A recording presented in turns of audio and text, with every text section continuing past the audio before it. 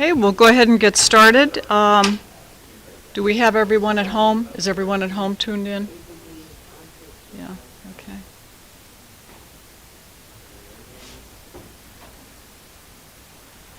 Hello, everyone. Oh, there's Hector. Okay. Okay, everybody's present. We'll go ahead and get started. I call to order the meeting of the Manassas Park Governing Body for June 16th, 2020. First, we have a statement. Per the General Assembly's approval of the Governor's amendments to the biennial budget, the governing body may now meet electronically without a quorum actually assembled in a single location, and without the in-person governing body members voting on the participation of those who are remoting in. The following benchmarks for the meeting this evening have been met.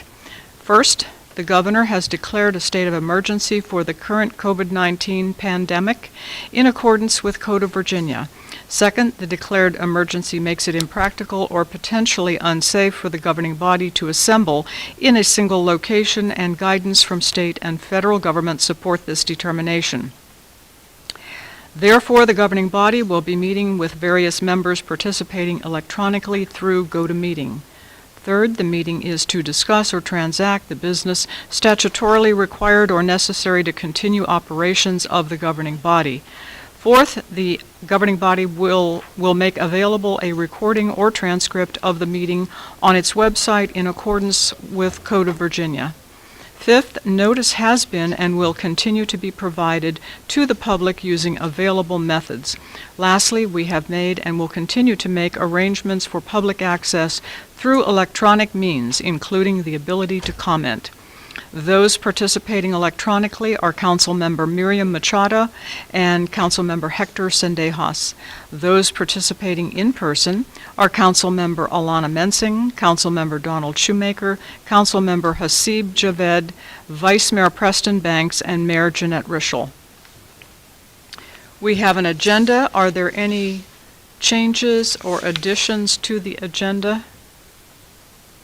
Okay. Mayor, I just point out that the assignment I will present tonight, there's been a revision to the assignment, which is in one of the acquisition of the track. Okay. And I'll explain that. Does that constitute an amendment to the agenda? No, it's still the same item. It's just been modified. Okay, okay. Do we have a motion to approve? So moved. All in favor?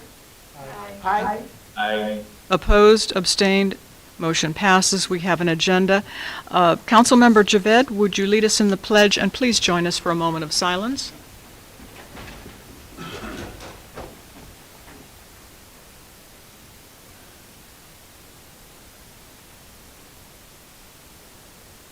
Pledge of allegiance To the flag of the United States of America and to the republic for which it stands, one nation, under God, indivisible, with liberty and justice for all. Okay. Has anyone signed up to make public comment? Oh, excuse me, thank you. Mr. David Wilmore, would you like to go to the podium? Yes, state your name, address, and there is a 3-minute limit on speaking, and city attorney will be the timekeeper. Well, good. I thought it was 30 seconds, so I can speak more slowly now.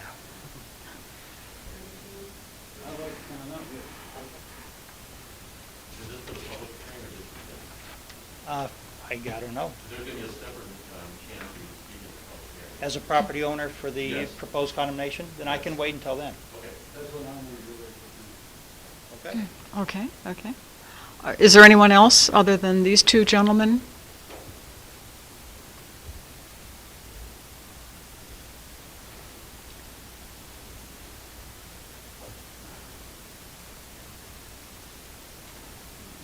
Lena, were there a couple other folks on there signed up?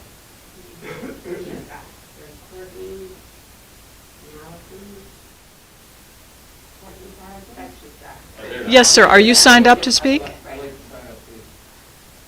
Okay. You are signed up, or you would like to sign up?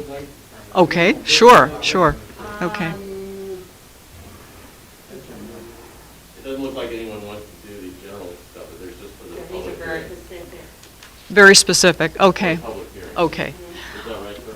Well, we have received via email 5 comments, of which I believe only one is from a Manassas Park resident, so I will go ahead and read these into the record. First one is from Mr. Michael Carrera, no address given. I ask that you vote against approval of the Manassas Park downtown development in each phase, provide transparency, gather additional input from the community. The city management and elected leadership updated the community of the Manassas Park Downtown Development Plan on June 9th, 2020, provided a limited virtual town hall without elected leadership on June 10th, and the governing body is voting 7 days later, June 16th, on the entire downtown development plan, holding a vote 7 days after a release of a $39 million city hall plan does a disservice to city residents. It is opinion that this process has been the least transparent and least truthful from city management and elected leadership that City of Manassas Park has ever seen. Next is Mr. Alan Cole, no address listed. This is an inquiry email via, okay. Please do not approve the demolition of the Connor House until actual construction is even started on Route 28, and any alternatives. There should be a halt to more apartment complexes. This is the only historic property in this town. Yes, there are many others around the area, and is on the National Registry of Historic Places. Do this the right way and publicize what you are doing. Next is Mr. Chip Rohr. I believe Mr. Rohr is from Manassas City. It appears that you, as Manassas Park City Council, are prepared to take action that would result in the probable destruction of historic Blooms Grove, otherwise known as the Connor House. Blooms Grove is probably the only truly historic building in the city of Manassas Park. It is on the national and state historic registries and lends its name to multiple subdivisions in the city. It certainly deserves preservation and promotion as long-ignored asset to the city, an asset that properly used would attract tourists who buy gas and eat meals and shop. Thousands of Civil War tourists flock to the Manassas National Battlefield Park each year, but Manassas Park has never invested in drawing them into the city. Why destroy the opportunity that, with nearby Signal Hill, would bring additional revenue into the city? Please do not destroy this significant part of the area's history. Respectfully, Edgar E. Rohr. The next is from Ms. Judith Molinelli, who is a resident of Manassas City. No other address given. I received an email from a woman who spoke to apparently on Saturday about Connor House. It had the good news, almost unbelievable news, that someone apparently had stepped up at the 11th hour and has offered to pay for moving Connor House to a location where it will get even more visitors. The benefactor will also pay for restoration and the move at no cost to Manassas Park. This is fantastic news. My concern is that unless this offer is in writing and the benefactor comes forward now, this is an empty offer that could easily be withdrawn. Remember, you are voting on this tomorrow. Please write back to me today to let me know the details of the offer so that I may share it with interested parties. It is easy to get a written commitment that identifies the benefactor. If you then publish it online on the Manassas Park website, you will reassure voters and preservationists that this is indeed a bona fide offer. This can be done in a day if the offer is genuine. Who made it? Why it is trustworthy? Roughly when will the move begin, etc. Unless the benefactor comes forward on the record, this will be perceived as a tactic to deflect criticism while you rush the property sale and plan through to a premature vote. And the final comment is from Mr. David Edwards. He is from the Virginia Department of Historic Resources, sent in a letter of concern. It's a longer letter. Our city clerk will print this into the formal written record. I'm not going to read it now. Okay. Is anyone signed up to make general public comment right now? Okay, so these are all specific to the public hearing. Okay. Okay. Okay. Next, we are moving on to unfinished business, and the first one is vote on comprehensive development agreement for Phase 3. But I beg your pardon? I do. I just wanted to know if you wanted to make a brief statement first. Okay. Okay, okay. Does Dean, do you want to go first, or do you want me to go first? I am just going to highlight the changes that were made from when this was presented at the town hall, or the work session. Sure. Since then, we've been in negotiations based upon some comments that were made at the work session, and I just want to update you on that. It is the updated agenda item, and it's in, you can see that in the, I guess it's blue change instead of the red as it typically is, but let's see if I can get it up there.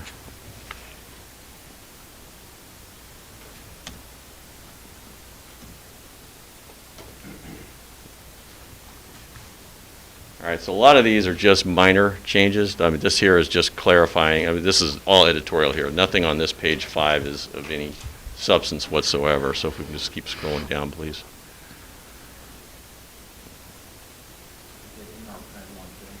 It is. It's.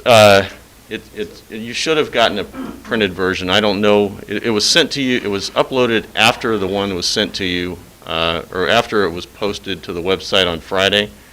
So I don't know if you've gotten that or not. So. I've read it online. Okay, good. I don't know what you have in front of you. So, if we can stop for a second, go up first, real quick. Okay, this one here is just very minor. This just it's talking about the $2,000 contribution. We just clarified that the builder could also provide that instead of the developer. If you could please scroll down again.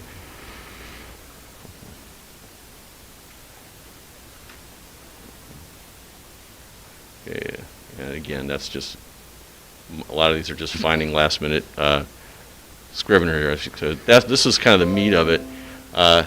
Councilmember Shoemaker, I believe you brought up the fact that we hadn't put anything in here specifically requiring that utilities go underground, even though it is in our comprehensive plan, and the zoning districts that you could zone properties within the city center redevelopment district, they all require that utilities go underground. We put it in here anyway, just to clarify, and the main reason is because this is in public right-of-way. It's along Manassas Drive. And if you'll note here, the developer and the city are sharing the cost, and we're doing it in stages. So there really are only 3 poles that need to be taken down. The one at the, I guess it was the southeast corner of Park Center Court and Manassas Drive, that's the one that's going down first, and it's going to basically require undergrounding utilities all the way from that point north to the southeast corner of the entrance into Alliance Steel.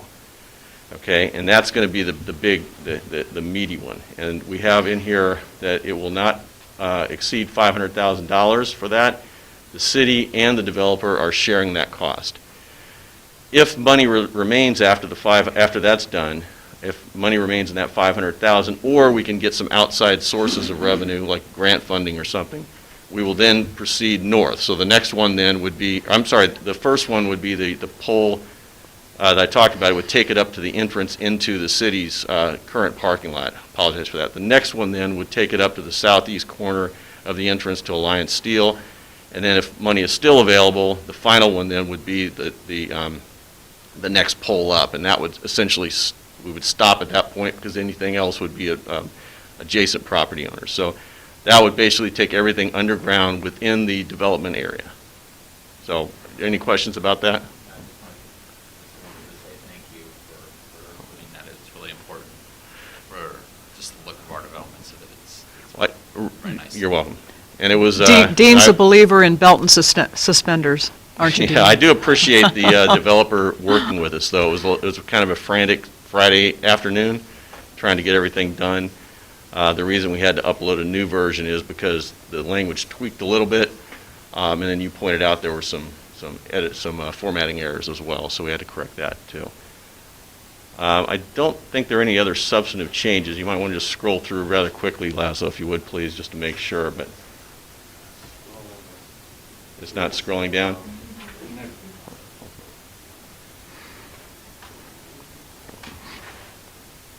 The only other one that he's not scrolling, but we took this out of the 5% cap for the interim budget.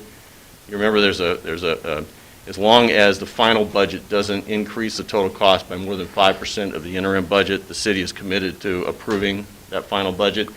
This pulls that out of there so it doesn't, because we don't know how much this is going to cost. We have to go to Novak. We need to find out what it was. We didn't want the whole thing to fall apart because, this cost was going to be excessive.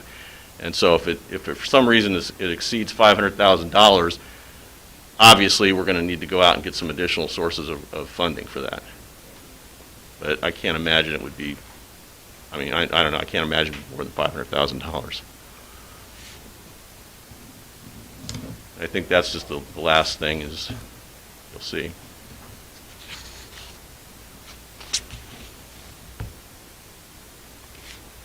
Got a question. Yes. So in regards to the underground utility, I remember that we have an issue with the underground in terms of the crosswalk sign after you pass, or towards the end of City Center. Is that going to come into play with what's proposed here? You're talking about, well, no, the crosswalks we have, you're talking about the failure of the lighting system for. Right. Yeah, that's something separate. Okay. That's different from this. We have funding that we got as part of our closeout with the folks across the street. We do have funding set aside to replace that. We're going to do that after the downtown development's done, so we don't have to, do it and then rip it back up. Any other questions? Okay. Right. That's Thank it? Okay, thank you. Thank you, Dean. I just wanted to make a few comments on the downtown development. This downtown development that we have before us was heavily researched and well analyzed using hundreds of staff hours. The overall project began with 5 town halls back in December 2019, and it's continued to evolve over the ensuing 6 months. Everything that did not jeopardize the city's negotiating position was discussed in public. In my opinion, this is very likely the most organized and thoughtful project to ever be presented to the governing body for a vote. So I want to thank and I want to congratulate everyone who has been a part of this project. This project looks at the downtown area holistically, and it does a great job of overcoming the challenges that exist there right now. This project has the potential to bring in millions of dollars into the city, beyond the $8.6 million in proffers. Real estate and personal property tax from new structures means there will be zero financial impact on current residents. So let me say that again, there will be zero financial impact to current residents because the retail and the personal property tax from new development will support building the city hall and the public infrastructure. In order to achieve financial stability, the city cannot stand still. Maintaining the status quo means we will forever be scratching for dollars to divide among city departments and the schools. Revenue is like a pie, and we cut that pie into revenue slices for all the departments and for the schools. This project will increase the actual size of the pie so that the allocated revenue slices will become larger. This project deals with problems in the downtown area. It moves commercial parking for Phase 1, commonly referred to as City Center, closer to businesses, per the recommended analysis. It addresses the unfortunate ground lease that tied up the use of the land in front of City Hall on Manassas Drive. It moves the VRE parking garage to the original recommended location, which will support commercial development. And it will provide a commercial anchor to attract other commercial businesses. This project addresses future capital needs. For example, a large capital need is the City Hall. City Hall is reaching end of life, and the maintenance and the renovation costs would be quite large. It would be a struggle for the city to pay for those costs if the status quo continues. The agreements built in protections for the city. In my personal opinion, the biggest protection is the lease to own. This means it is a lease and not debt. There has been a lot of misunderstanding about this. Under Virginia law, localities are obligated to pay all debts, but they are not obligated to pay out leases. For example, in a true debt situation, if the locality does not pay, Virginia intercepts funds, like sales taxes, and sends those funds to the creditors as part of what is called the State Interceptor Program. This does not happen when a locality fails to pay a lease. Because localities are able to default on a lease, this is why the city can place a non-appropriation clause into the lease. This is a protection for the city. We cannot continue to live in the status quo because it does not work and it will not work. The existing residential-commercial mixture with tax incentives in the downtown right now, that exist right now, has been in place for a decade or more, and nothing has happened. Not even a nibble. That tells us the status quo has no market viability. But when the city was willing to negotiate that percentage and to negotiate other factors related to the project, then there was interest. And that means that the changes gave this project market viability. There are no guarantees in life, that we know. But I believe this can provide financial stability for the city. And again, I want to thank everyone involved with this project. There was a lot of work went into this, and we know that.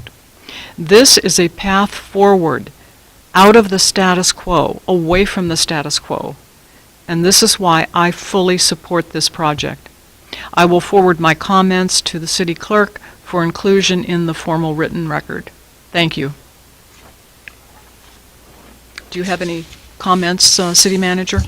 Yes. So thank you all for this. This day has been a long time coming. I remember when I was being interviewed just over 3 years now ago, and the question was posed to me, what are the greatest challenges facing the city? And the answer back then is still true today. It is our financial issues and our economic development, specifically the failure of City Center. We've done a lot since, but there's a lot more to do. We held a retreat in September of 2017 where I outlined specifically why we were struggling financially, kind of what were the reasons, and then why City Center failed, and what we could think about doing to kind of overcome that. And that really started a multi-year process to get us to this point. And really, we've been focused like a laser on our finances and on economic development. From finances, we've been incredibly successful already. We completed the audits. We got our books in order. We streamlined our budget, got that in order. We went from a negative $1.1 million position in 2016 to a positive $1.7 million starting this year. We reestablished our credit. We got the state to not declare us fiscally distressed. We improved the ERP, the failed ERP from 2015. We got to the point where we could pass the audit. We went through the peak debt year in the city's history in FY19, and we were still able to do a good pay raise in FY20. We refinanced that debt, where we saved $300,000 in FY20 and then another $700,000 in FY21. We negotiated a great deal with the county, where we got nearly $500,000 this fiscal year, which was a great help for us right now with the recession, and we got a park out of it as well, a very popular park that our residents love. So we've been tremendously successful with our finances. From an economic development standpoint, we've been working hard at it. It's been less visible, in terms of the successes, but we've been working hard. We started off by doing a thorough analysis of the market. What are the concepts that could work, right? Recruiting developers. Met with Mr. Ahmet here about 2.5 years ago. to really kind of start this process, right? Recruitment of developers and then negotiating deals. That's been a multi-month process of negotiating these deals that are before you tonight for a vote to start the process. Just like the financial success that we've had over the last 4 years was not guaranteed, right? A lot of the work started even before I got here. You guys were doing a great job, especially with the hiring of the interim manager and CFO. We really started a lot of the changes. But that was not guaranteed. Just like the next 4 years, as we move forward with economic development, the success is not guaranteed. But just like we took the right steps in financial management to get us to this point where we are today, what you have before you tonight is the first step that we need to take to give us the best chance to be successful over the next 4 years. Because to the mayor's point, if we're not successful, then we're stuck in the status quo. Just like if we weren't successful financially, we would have been stuck in the financial status quo. The same thing is true. If we don't take that first step in the downtown development, we're going to be stuck in this economic status quo.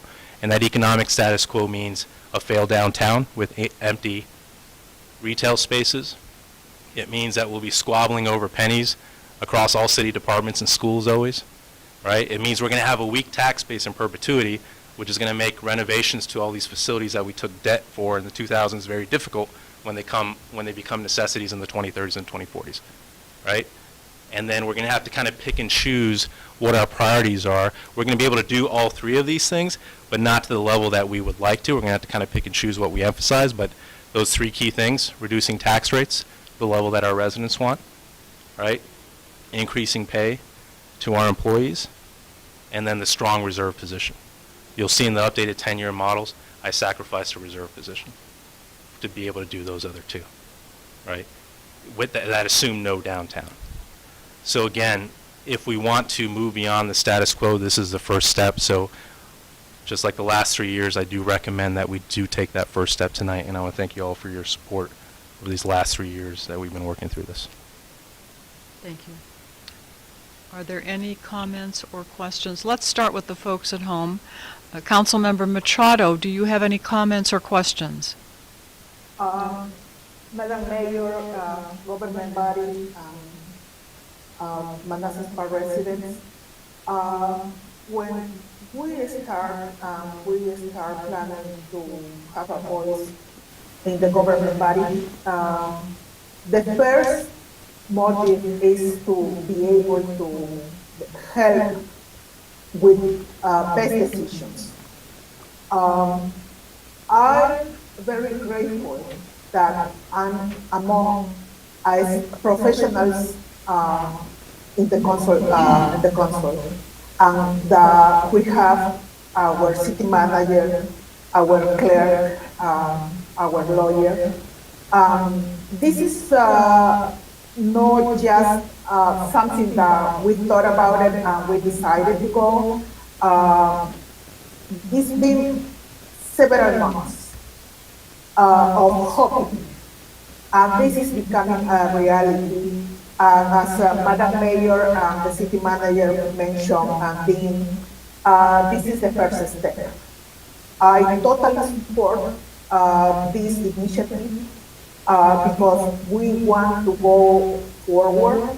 We want to support schools, our infrastructure, first responders, police department, fire department, and all city departments. Usually, the city of Manassas Park name is associated with the empty stores, but we want to change that. To change that, we need solutions, and this is the first step. I can repeat what the mayor and everybody else is saying.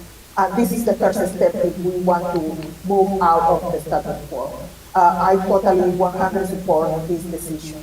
Thank you. Thank you. Councilmember Sendejas, do you have comments or questions? Yes, so I want to echo everyone's position. I do support it as well. As a long-time resident of Manassas Park, I'm blessed to be part of this community. I'm blessed to get the education I received from Manassas Park City Schools. I'm blessed to live in a safe community. Also, I'm blessed to live in a diverse community where I feel that I can talk to my neighbors without any fear. With that being said, over time, our city has gone through a lot of changes from the time that it became a city in the 70s and the 80s, and then in 2000s when we dealt with the recession. But our goal and as a city is to make sure that our residents are able to have a better quality of life. When we ran for city council, we made sure that we ask our residents what they want in their city.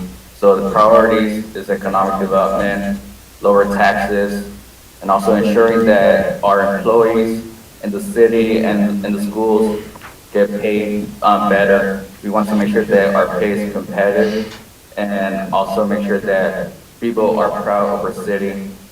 Also want to make sure that, we're able to spend our money in our city by, spending on commercial stuff within our downtown development.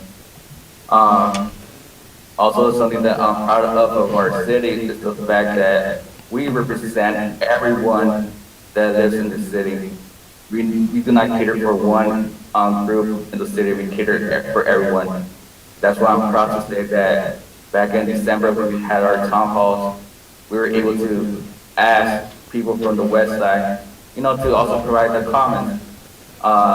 The comments are not only from social media, there's people that are not engaged in the social media, but they are engaged in what's going on in the city.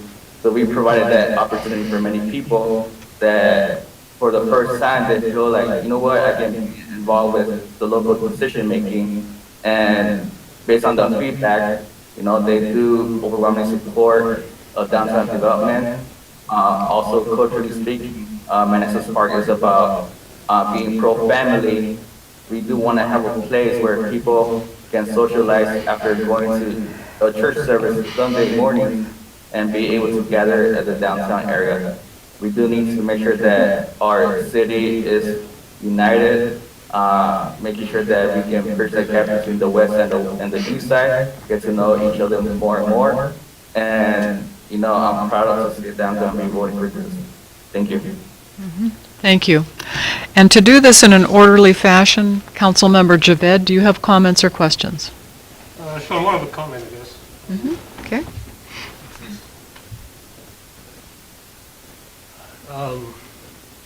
No, I support the downtown, but I see the benefits that we will receive from this downtown.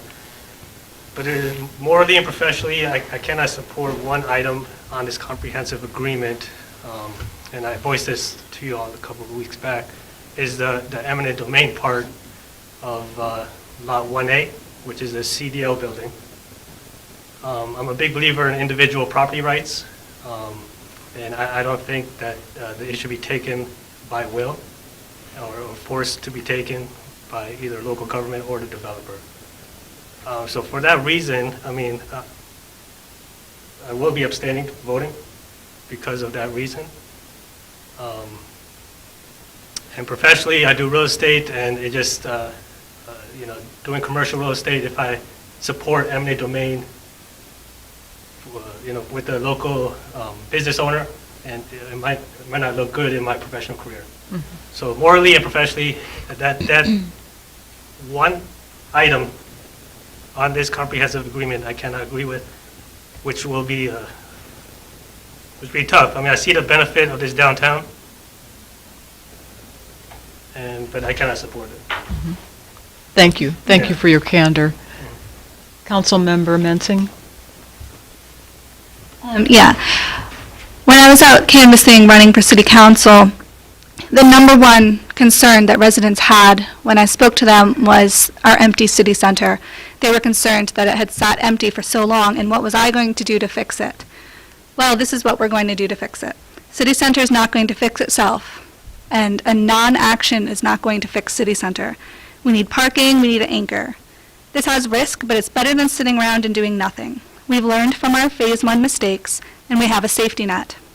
This will bring us an anchor, a new city hall, a VRE parking garage, library, tax cuts, staff raises, and school support. It will also bring jobs and opportunity to residents in Manassas Park. I think it's a fantastic idea, and I can't wait to support it. Thank you. Vice Mayor Banks. This is a big decision. We have went over this for a long time. And I want to thank city staff, Laszlo, Nikki, Dean, Keith, Chris, and everyone for having the name for your hard work on this. When I first got elected, my first year, 2011, I got this crazy idea. I said, let's bring all the commercial building owners and the brokers, commercial brokers in one room, and let's go over the reasons why Manassas Park is bringing businesses here. Ahmed, I remember you attended that meeting. All right? Never forgot what he said because it hit the heart. He said we need more rooftops. And you guys in your plan echo what he said, and that is the ingredient. And it was agreed upon in that meeting. And so what you're doing is correct. However, and there is a however in this, timing is everything. And we're looking at a recession that affects the COVID-19, unemployment at 14.7%.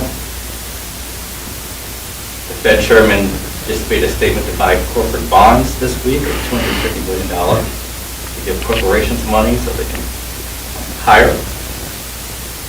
Right now is a time of great uncertainty, and it just increases the risk.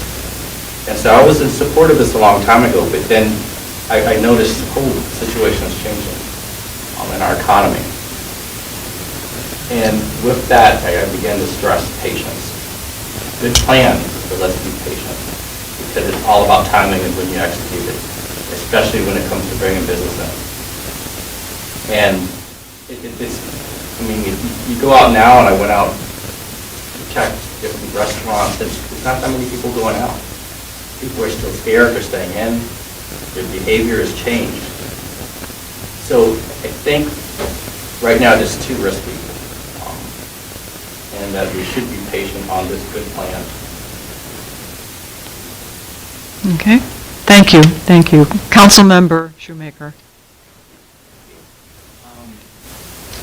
This is probably, I always used to say that the most important vote I took was the one we brought Laszlo on.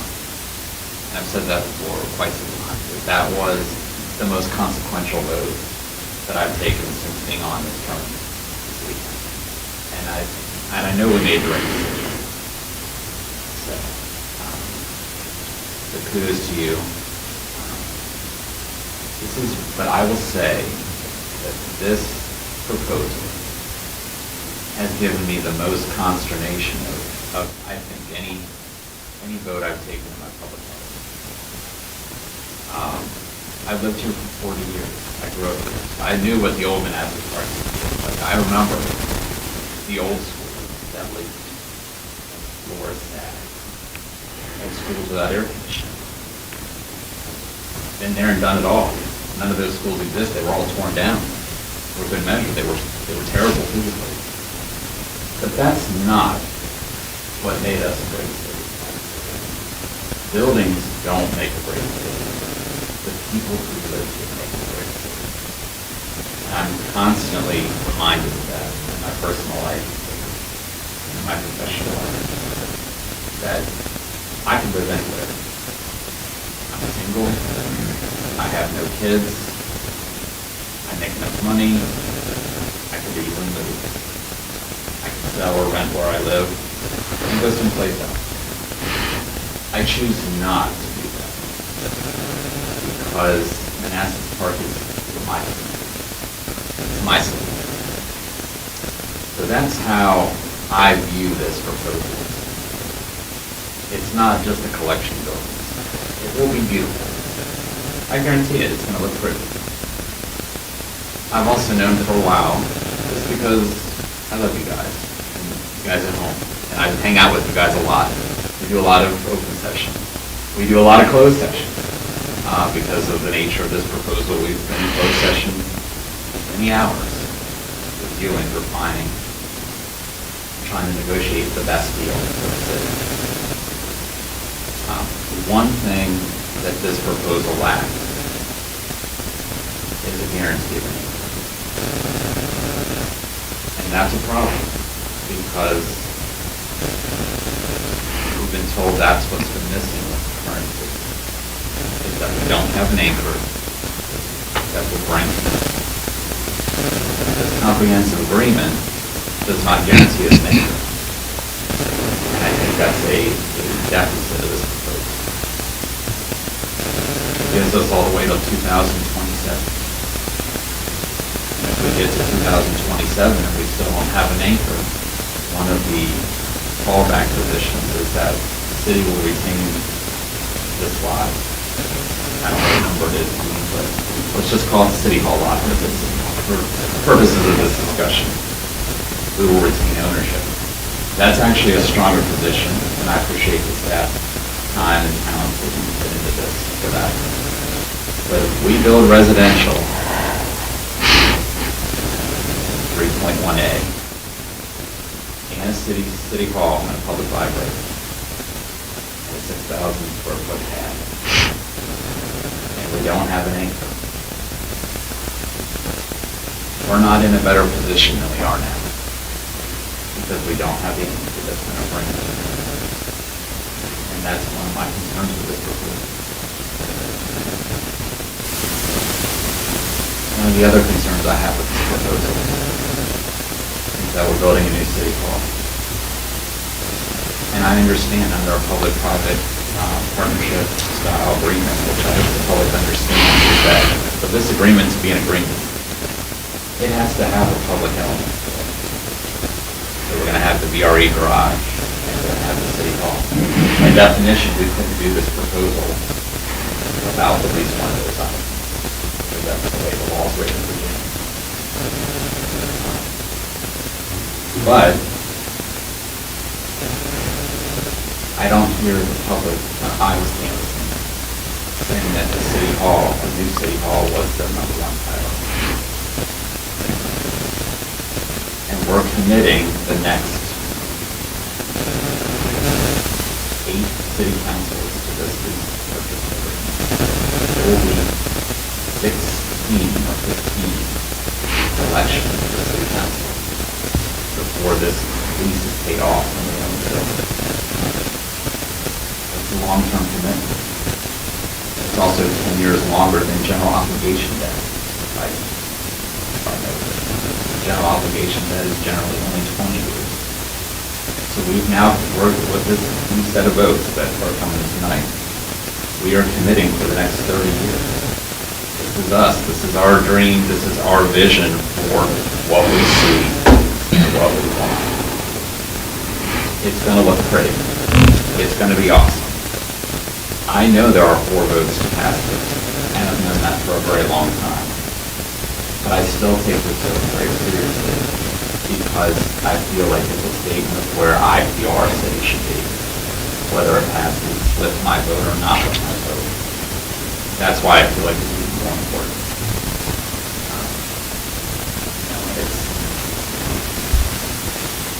This is the hardest vote I probably will take for a very long time, these sets of votes.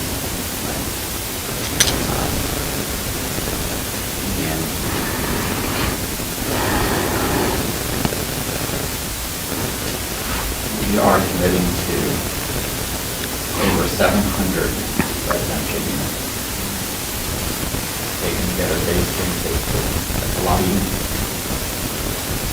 Somebody brought up to me, I live in a townhouse, but not a 2/2, was that in Manassas, their comment was they're not going to approve any more 2/2s because for fire risk, the people on the top only have one way in and one way out from the third floor. I never even thought of that until they said it to me. And I was like, that's an interesting concept.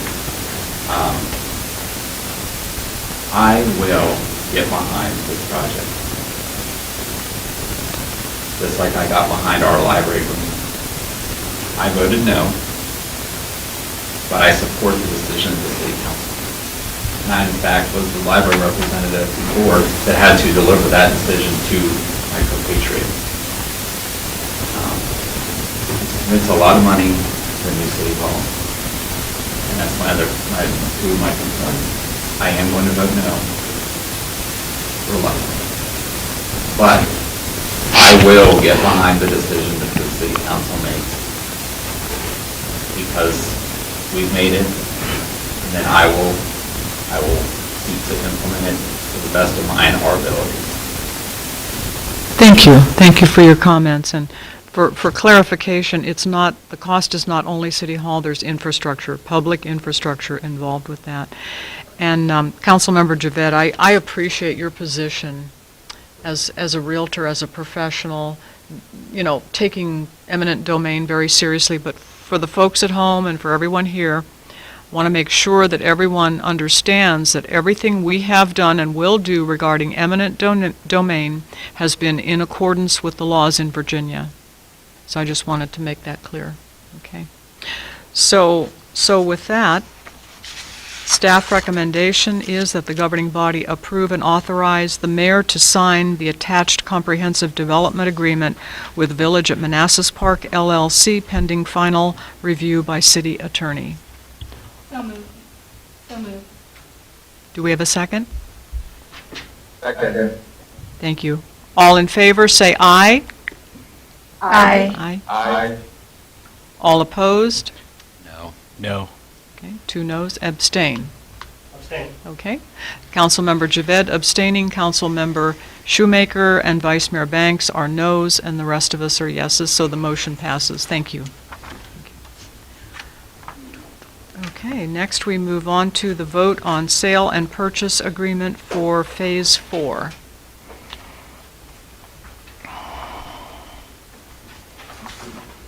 I'll bring my laptop up here. That's it. Again, we had some minor changes based upon the comments last week. If you go to page 10 of the agreement, Laszlo, page itself, I don't know what the page number is. Hector and Miriam, if you can log on to the YouTube channel, because every time I share it on GoToMeeting, we get technical issues, but you're able to watch this on the YouTube channel. Is it page 10? Page 10, right. Okay, thank you. So again, this was based solely on Councilmember Shoemaker's comments about underground utilities. It was the intent, I'm sure, always on the other side of Manassas Drive that you see, the wires, those are all for street lights anyway, and those are going to come down. They've already committed to putting the city center streetscape throughout this project. So those temporary lights that we have from Novec that are not really in keeping with the downtown look will be taken down once we get the new lights in there. Also, is it possible, and I'm sorry to interrupt, to move those lights to another location in the city to provide better street lighting on another street? well, so we have the ability to ask Novec to put those temporary lights up anywhere because it's part of our franchise agreement. Right. If you have a better location to put them, yeah, we can just tell them, because we do have to pay for the poles, and we pay for the cost. So you're right. If we want to just relocate them, it'd be nice to know where that would be before we start negotiating with Novec. Well, may I suggest, the section of Manassas Drive between 28 and Euclid is fairly dark. It'd be helpful to have some more lighting. Okay. Yeah, it's just there aren't many poles in that section, tall poles in Mickey. I don't know if you're familiar with the area, but there are bus stops there too, because Omni Ride stops in those sections in there, and also there are fire hydrants. And also for walkers, it just would be nice if we've already got them to just repurpose them in another section. So just to make sure it's clear that there's not really going to be any undergrounding of utilities on that side of the road, just because they're just going to take those lights down. The wires you see are just providing power to those lights. Right. Okay. And also, if you look up there, number 4, we just clarified that the streetscape includes sidewalks. I think that was always the intent, but just belts and suspenders again, just to make sure it was clear. And that's, the other changes in this document are just minor. So you'll notice right down here, there was a discrepancy between the number and the amount that was, actually listed in the, when you spell it out. So it's 24 cents instead of 23 cents. So little minor things like that, they don't mean a lot to you, but, if there's a discrepancy like that, it can cause a judge to look at other things and want to know whether the intent of the parties was actually met in the agreement. So those are minor things. You have any questions about the agreement overall? It's not the same as the previous one. It's not a comprehensive agreement. It's just a simple purchase and sale agreement. It is going to require that the properties are rezoned down the road. The master plan that was included in this will be what we use when they come in for the rezoning. So we're going to look at that rezoning, make sure it conforms with this, the site plan as well. So this is pretty much what you're going to get. Now the site plans are more specific with engineering specs, but it should look something like this. So we have two buildings, two residential buildings, and then one non-residential commercial or office building. And again, this is where the city is selling one parcel that has parking on it, and also the Connor House. We'll be getting additional parking, public parking, that'll be located just south of the existing buildings in Phase 1 of City Center. The plan is that hopefully that will help with those businesses in there by providing that parking nearby. That has been the consistent problem with the City Center retail. They don't have parking on their side of the street, and they don't want to cross the street over to the parking here in front of City Hall. So, any questions? Okay, let's start with the folks at home. Councilmember Machado, do you have any questions? I don't have any questions. Councilmember Sendejas? Not right now. Okay. Any questions here or comments? I do. Yes, Vice Mayor Banks. Dean, in terms of, I can't find the provision, noise mitigation from the train. And I mentioned this similarly for the other development, the 2x2s that was next to the train tracks. But this one in particular is probably the closest residential development that we've had, or we're going to have, next to the train horn on the train tracks. Because the horn blows right near that location when they get to Manassas Drive, or right before.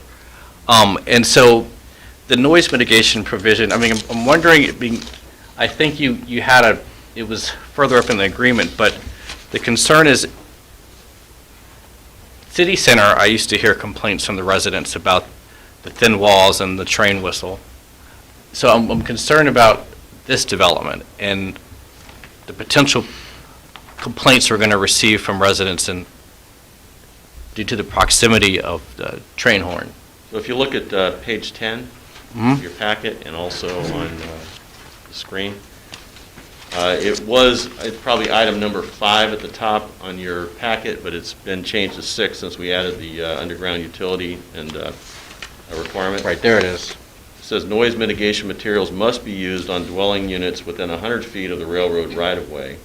And that would be something that Mickey Mickey and Calvin's office would deal with. So the review of the building materials, that's when that would come into play.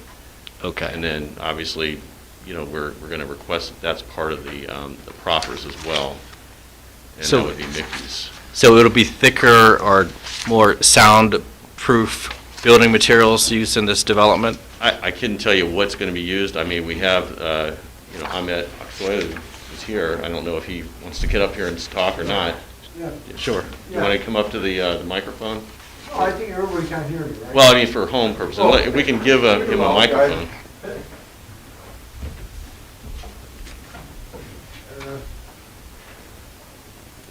If you do not build a building that could not mitigate the noise, we cannot rent any of those apartments. Mm-hmm. So it's a given that we have to build a building that could mitigate the noise. Right. I mean, if you don't do it, it would be to our, big loss. Mm-hmm. So How do they do it? You put more insulation, more sound bath insulation. You put different, more bigger insulated windows, maybe a little bit thicker glass. So there's ways to do it. Okay. So I've done it before. We have to do it. Otherwise, we can't rent the apartments. It'd be a disaster. Okay. Because the city's ability to get the quiet zone is very difficult to do. And we've Yeah, tried. we tried that Yeah, for many years, we and did. we had a problem with Norfolk Southern. Thank you. Yeah, they were not responsive. Right. Okay. Yes, Councilmember Shoemaker. I wanted to point out to the public, in addition to the last proposal, or the sale for Phase 3, as well as the sale for here, one thing that is different is that we are selling for market rate. Phase 1, they got it for pennies. Phase 1 actually was, they did pay a rate that was Right, not, Phase 2, they got it for a pretty good deal. Yeah, I mean, I'm saying is they didn't pay, and the city owned that land too. It was Connor Elementary.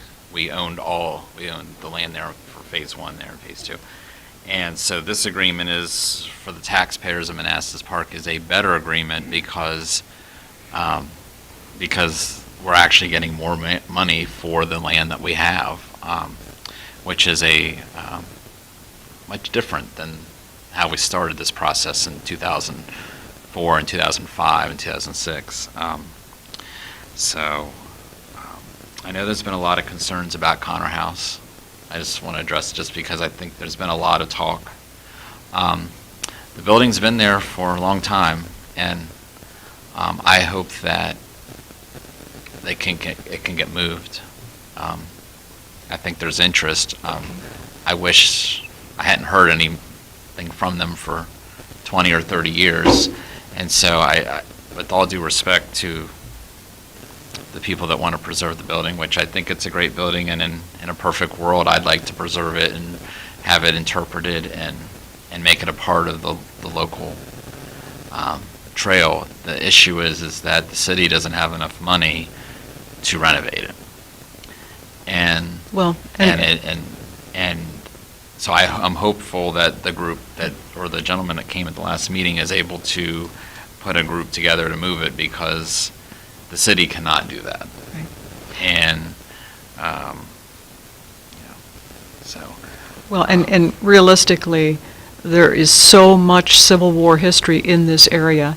The chances of us being able to get a little piece of that is very remote. And I just like you wish say, they- we cannot afford to do that. Right, I mean, and I fully admit we cannot Yeah. afford to do it, and. But it would be a nice outcome if Yeah. the gentleman could I do hope- that. As I say, I hope Yeah. that they can move it and do some great things with it. Mm-hmm. But it's, as I say, there's been a lot of local interest in the house. I just wish they'd have come through 10, 15, 20 years Mm-hmm. ago and not. And we really 3 don't know weeks how before. much interest. There are a number of very vocal people, let's put it that way, but we don't know how deep the interest goes in the community. We are totally unaware of that. Sure. I'm acknowledging that there Yeah. are people with that position Uh-huh. that are in our community and in the greater Manassas community, and they have interests. I'm just acknowledging for the record that there are people that are interested, and I hope that they're successful, because approving this sale, it either moves or it gets torn down. That's the reality. The house will either be moved or torn down with this sale of this land. Because the city-owned land that we're selling is, some of it is is Connor House. This also solves another problem of with all due respect to the landowners, just a blight in our downtown area. With cars. Garage. And one step above a junkyard. It's pretty bad. And so I realized the necessity for the sale. I'm not happy that there are going to be over almost 400 apartments on it. That's kind of this and the other last vote is just what is our vision for city center? And I really envisioned that we would have a lot more commercial and a lot less residential. And one of the waivers for phase 3 is that they were going to be able to build 82% residential. Even after we changed it to 75% in the run-up to this, they're asking for a further waiver. And it has to be market viable. I That's the understand. reality of it. I understand, but market viable means that the city's getting a lot more residential. After we've approved a lot of other residential and have not received the commercial commitments that went with that, including city center, including the Palisades and the adjacent non-commercial development, because it has not come through in 8 years. The 8-acre tract, which is what we call it, but it's phase 2. That was just given a waiver last year to allow a lot more residential. So that's, there's a lot of consternation with this vote in the last one because it brings in a lot more residential, and it's personally not my vision for city center, greater city center. I think Councilmember Shoemaker, and I respect your opinion. In a perfect world, there would be things that we would all require. In a perfect world, I would want the guarantee of a Boston market in the downtown area. But, you know, we have to go with what is market viable. And like I said before, a decade or more, nothing happened. With the way it is right now, the zoning it is right now, nothing happened, not a nibble. No. Yes. For anyone who's watching at home who's interested in Connor Housing as part of a nonprofit or historical society or wants to be part of helping the effort to meet it, please reach out to me. In our website, go where it says government and just go down to city manager and you'll find my email. I'm trying to just coordinate the efforts because we receive different inquiries, but I just want to coordinate it so that it's not just different groups trying to act on their own. And then, once we coordinate an effort, then we can work with the developers. Okay, thank you. Yeah, that would be the best possible outcome. Are there any more comments or questions? Councilman? Yes. I have a question.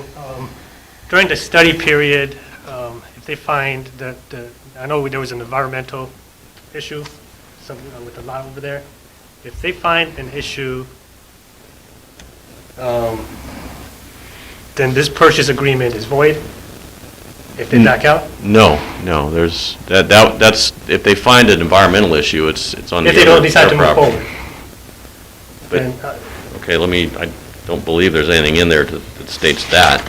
Can you point that out to me, please? I mean, it doesn't state it, but I'm just looking at paragraph 8, the study period. I mean, that's when most developers would, page 6, page 257. Well, they can pull out, yeah, I mean, if they Right. decide they don't want to move forward because of something they find, but So then once we that would sign get it, reverted back to the city? well, we would have never, so we're not required to sell the city-owned property until we get that parking Okay. area Right. that comes to That was us. my question. So that's a condition. So any environmental study they do, they're going to know the answer to that before they start building that parking lot. Okay. So yeah, it's possible they could pull out, you're right. Yes, please, you want to come on back up here, please? Yeah, sure. Thank you. We have all, Getting his exercise. we have already commissioned geotechnical engineers and soil companies to go do drilling there. And we spent about $40,000 so far since we put the pieces under contract. And we have found out that it's going to cost some money to clean up. And that is reflected in our agreement with Mr. Palco and the city. So we have taken that into consideration. What we haven't looked at is the other 2 parcels where there's car dealers and, body shops, and one is like a junkyard full of cars. Since we don't have it under contract, or we haven't done any study there, but those sites look more problematic for cleanup costs than, higher cost than the other 2 sites. So I mean, we are not going to back out of the deal. That's why, although it's part of it's not officially written, but so far what we have found is the deal is good. Okay, And a follow-up thank to you. that. Thank you. And ahead. just just to clarify, the two parcels he's talking about, they are the two parcels that are referred to in the agreement for the future public parking. You know, if it's too much hazardous waste there, or materials, we may not even move forward with that part of it. That's a decision that has to be made in the future. The developer is going to keep trying to acquire these parcels. At some point, the developer, if they haven't been able to acquire it for some reason, they can ask the city to do so, and then they'll reimburse us for it, because the intent is, at the end of the day, that there's public parking on those parcels. We would try to pursue grants as well for environmental cleanup. Okay. That's actually part of the agenda item later tonight about how we want to utilize grants to help the downtown. Sorry, to help the downtown. Work. Yeah, so I forgot to hit the green button. So for those at home, we're going to look for grants as well to help out with any environmental cleanup. And has the developer provided a list of covenants that he's proposing? That typically is done later on, and so when they will present them to us, and I will review them. And the big thing that we want to see as a city is that we have the right to enforce the covenants as a third party, so we don't get a slum in the downtown area, and that we would then get reimbursed for that cost. But no, that we don't have the covenants yet, and I wouldn't have expected them to have them yet. That's typically something that's done later on in the process for final site plan approval. Okay. Any follow-up? No, there's not. Okay, okay. Anything else? Vice Mayor Banks? Nope. What about at home? Don't forget people at home. No, I'm going around the table, Oh, okay. Any questions? Councilmember Machado, any last comments or questions? For the city center to be successful, we need phase 4. We need the parking, so we change the image of Manassas Park. And the city is moving forward. We are going to have financial advantages. The Concord Drive is going to be extended. We're going to bring more commercial buildings. In the long term, the goal is to reduce the tax rate for the city of Manassas Park residents. Thank you. Thank you. Councilmember Sendejas? I don't have any additional comment. Thank you. Okay, thank you. The staff recommendation is that the governing body approve and authorize the mayor to sign the attached purchase and sale agreement with Aksoilu Properties, subject to final review by city attorney. Do we have a motion? So moved. Second. All in favor? Aye. Aye. Aye. All opposed? Abstained? Motion carries unanimously. Thank you. Thank you. Okay. Moving on to 4C, this would be ordinance of vacation and abandonment of a portion of Park Center Court, the public hearing previously being held on May 19th. Thank you, Mayor.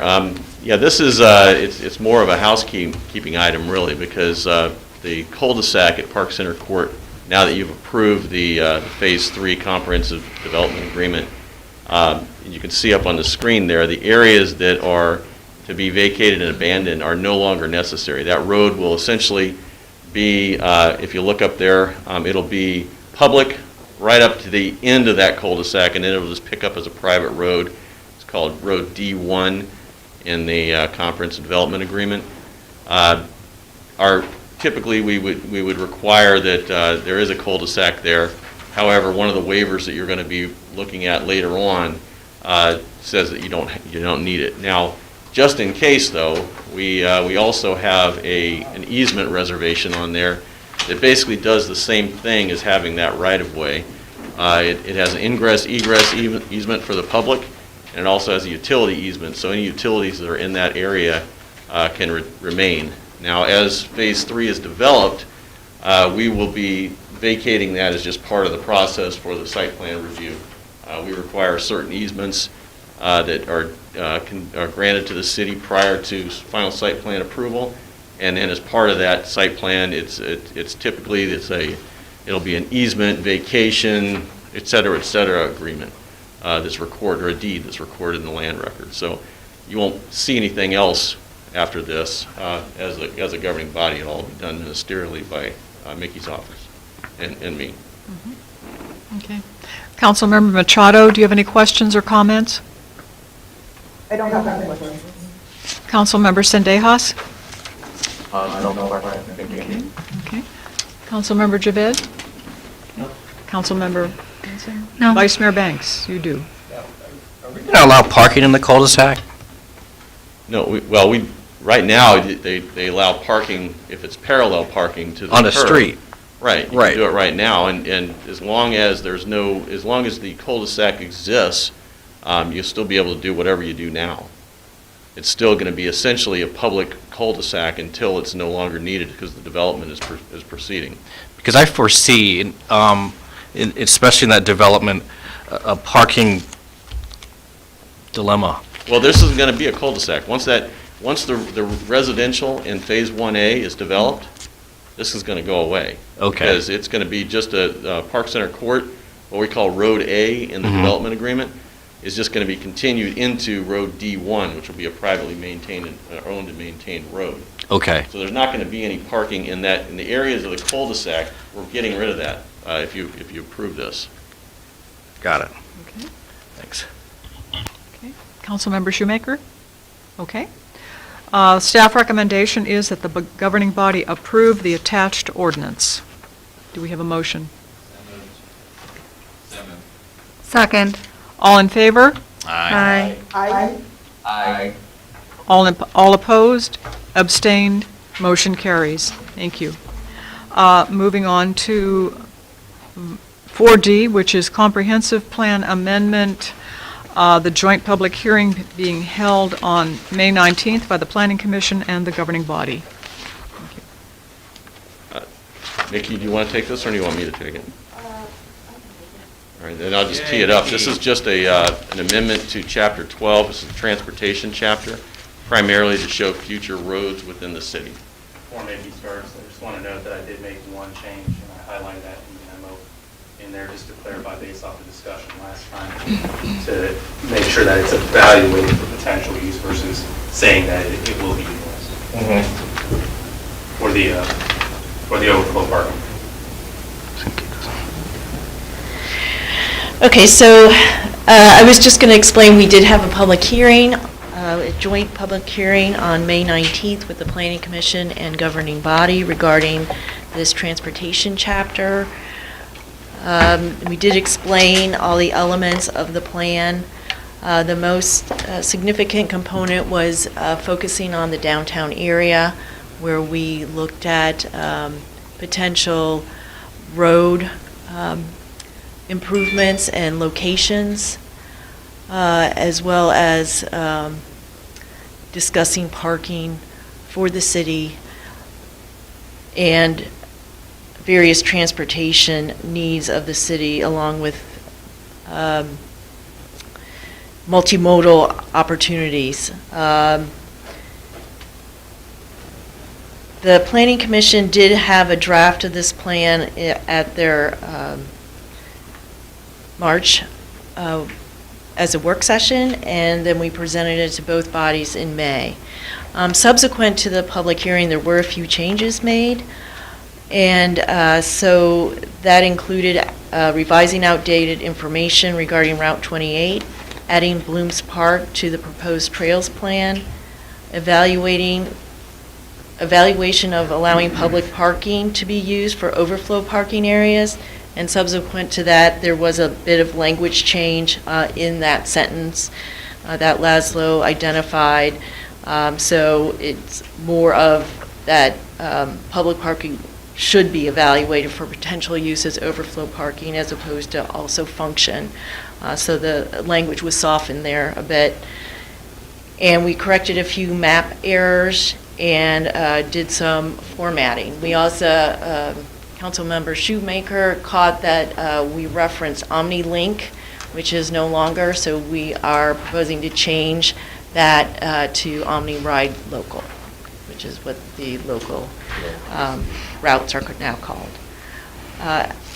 On June 3rd, the Planning Commission recommended approval of the transportation plan. At the time, when they voted on it, all the revisions made through May 29th. And staff is recommending to the governing body approval of the transportation plan as further amended to include all revisions made since the public hearing on May 19th. Thank you. Thank you. Councilmember Machado, do you have any comments or questions? I don't have any questions. Okay. Councilmember Sendejas? No question, thank you. Okay.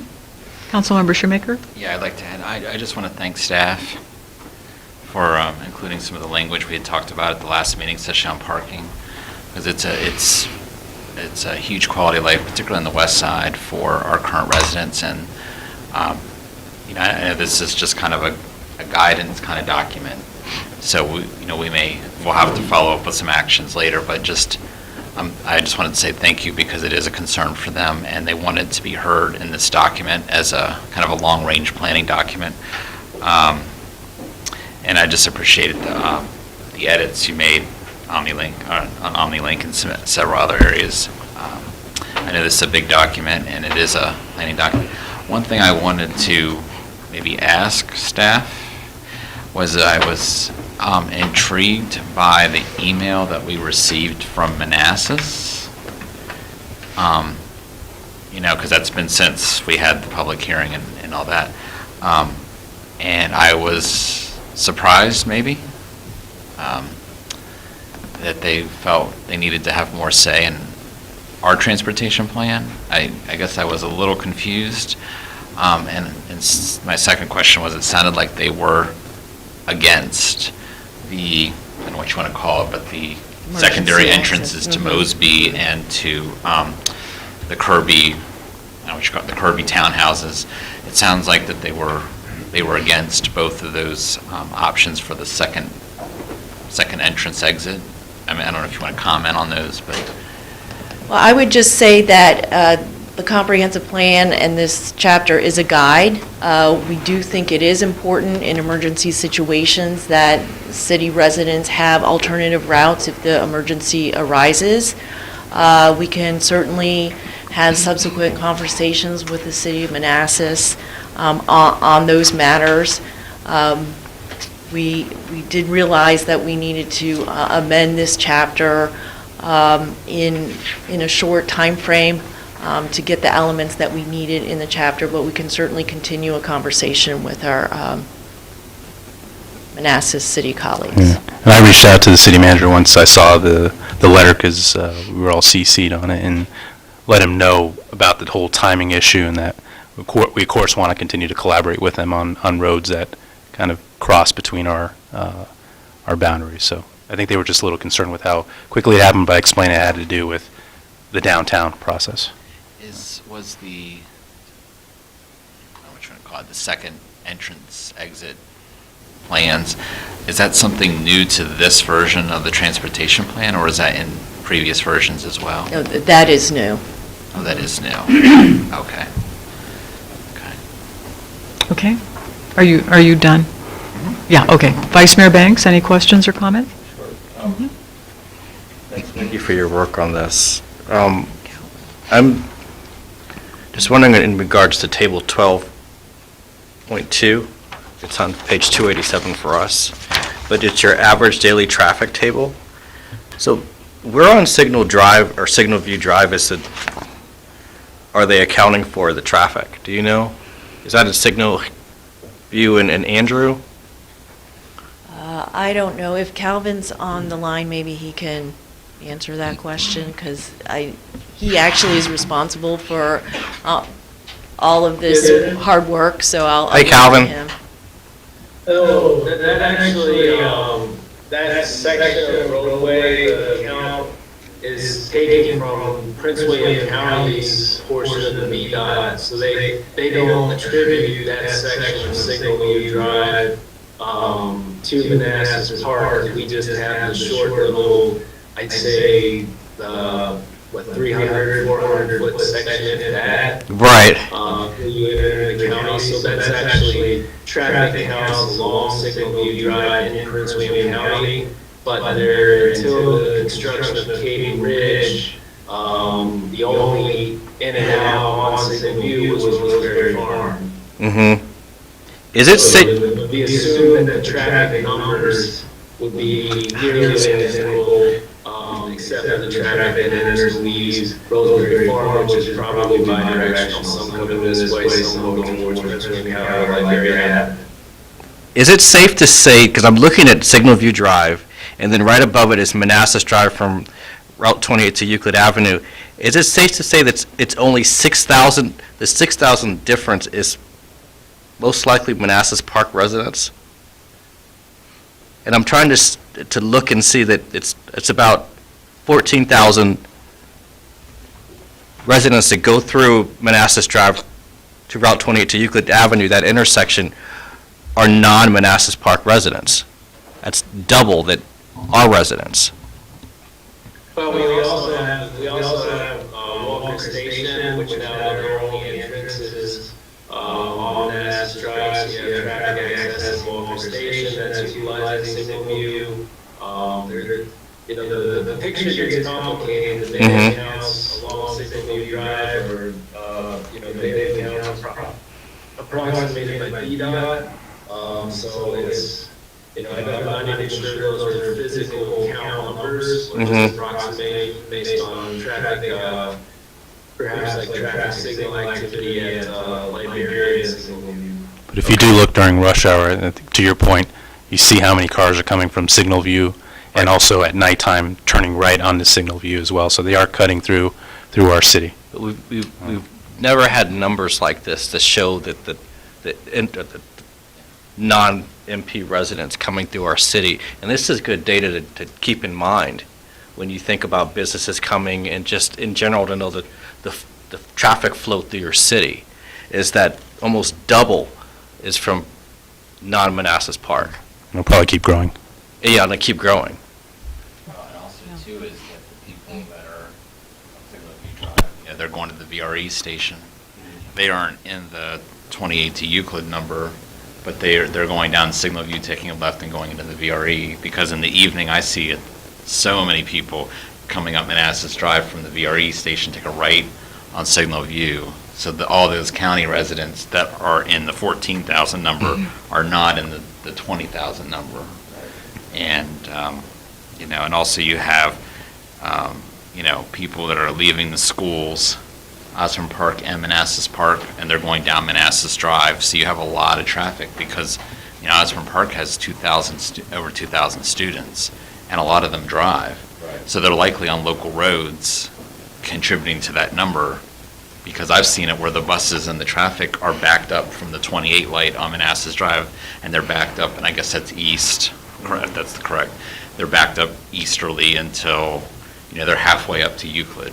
So they're in that number, and they're not in the Signal View number. So I think there's a lot of different crosstabs in terms of who and where and when. I think there's a lot of different people accounted for in those numbers. So I just wanted to bring it to everyone's attention. That's Okay. important data to Okay. keep in mind. Any other comments or questions here? Okay. You have another one? Sure. The question was in regards to the VRE, the railroad crossing. With all this development going on right now, what is the plan for, improving that crossing area? Sometimes we got the arms stuck, traffic backs up, and all this development happens. Looks like, there could be, is there a plan to kind of repave the road, kind of make it smoother, crossing over it? What is that in the works in this development?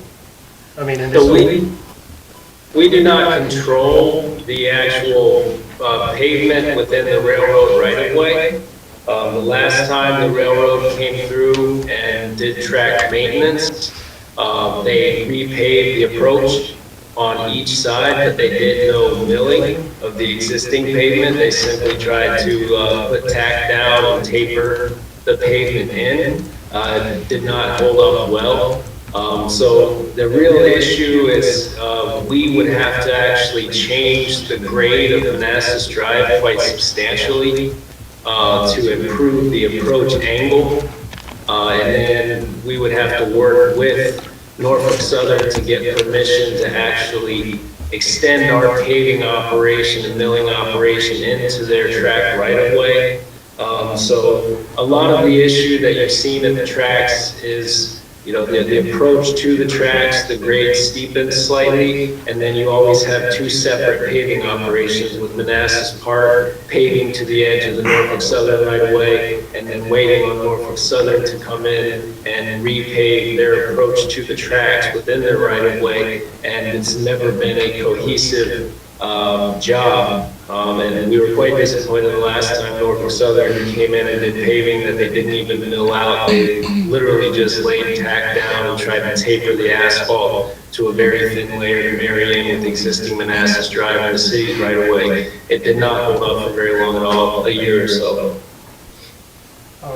Is it true that, I thought the right-of-way was conveyed to the city a couple years back? Or It became part of the city's jurisdiction, but the right-of-way still belongs to Norfolk Southern. I see. Thank you. Okay. Is there appetite to get rid of the speed table on Manassas Drive that's right after the railroad track? I've driven over it, the speed table is more jarring than the tracks is. Do we want to take the speed table out? All of those measures were put in to try to slow traffic as it came through the downtown. We, of course, are with more downtown development or even further encouraging pedestrian crossing of Manassas Drive. I wouldn't recommend that we remove any sort of traffic calming measures like speed tables unless other traffic calming measures are provided, perhaps reduced lane width, further development of the median, something to provide additional traffic calming that can replace the speed table. I think, because of the severe nature of them, people, experienced drivers that have traveled that way before do actually slow down as they come over the tracks and approach the downtown area. So they seem to serve their intended purpose. Like I said, are they ideal? No, but you would want to have other traffic calming measures installed to replace them, not just encourage traffic to remain at 35 to 45 miles an hour as it blows through a busy pedestrian area.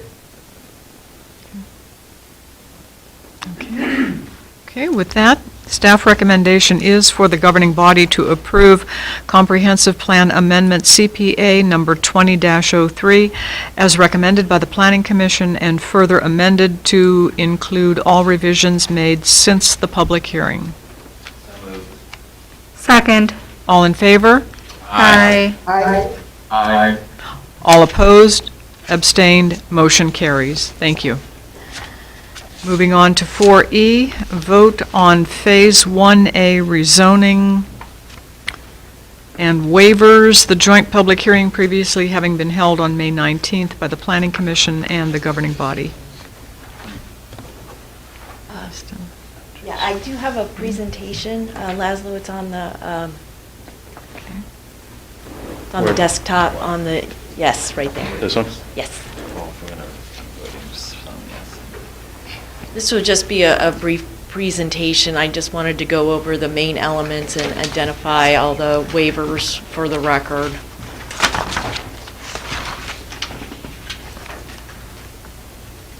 Okay. Next slide, please. Okay, this is the subject site. The request rezoning is to rezone 4 properties from I-1 to MUD, which is the downtown mixed-use district. And then we have the city-owned property, which is Zone PF, and that would be rezoned again to the MUD district. And As you just voted on, we do have about approximately 6,000 square feet of right-of-way that needs to be rezoned as part of this project, and that is to MUD as well. Next slide, please. Where is the 6,000 square feet? Where is It's in that bulb of the cul-de-sac. It's kind of like the, Oh. yeah, yes, Okay. correct.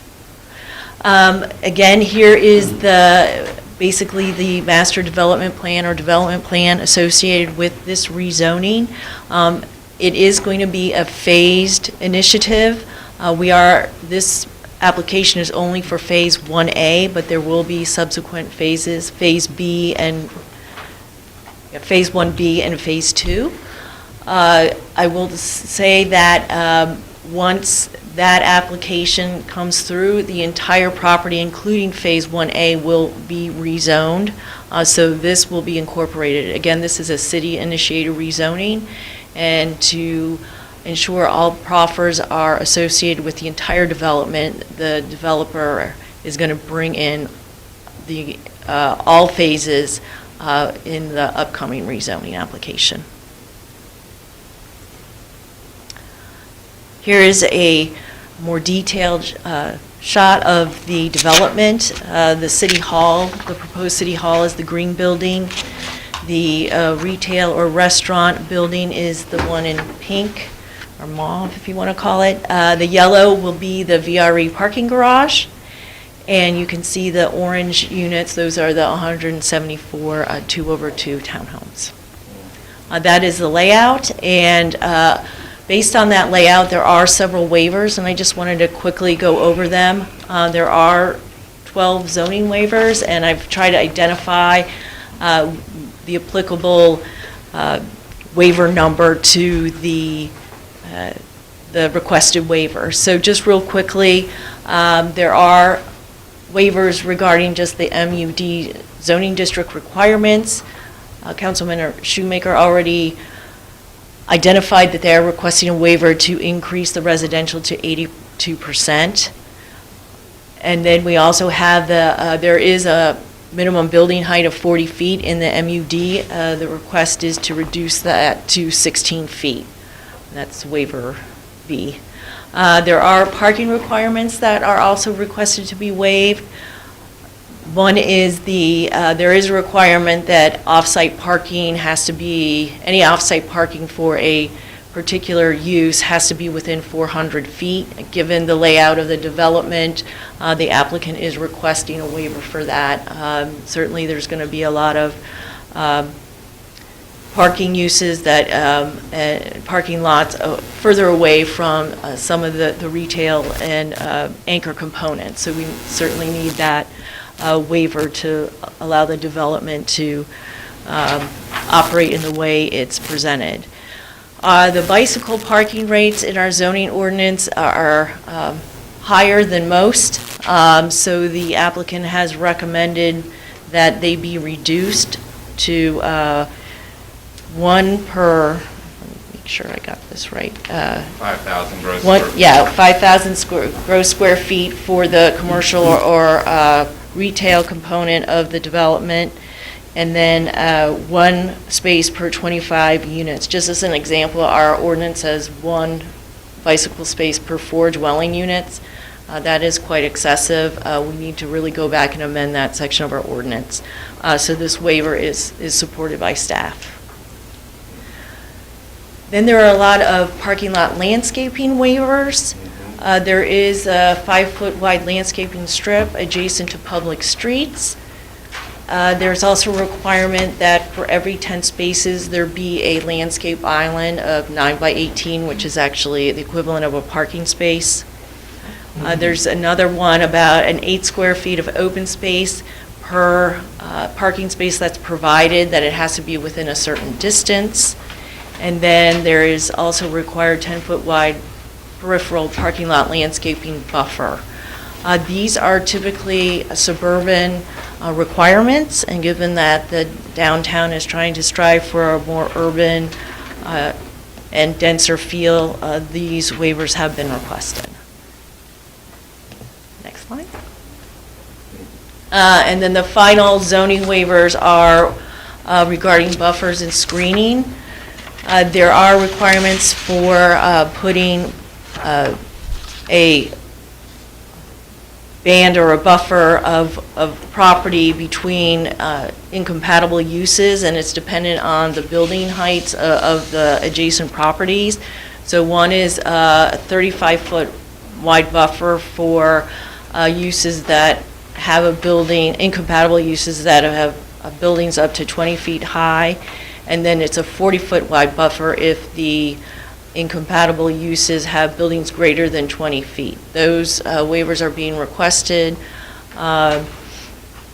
because of the nature of the development, and for example, this would require a buffer between the proposed city hall and the parking that's on the abutting property that's not part of this development, so those are why those waivers are being requested.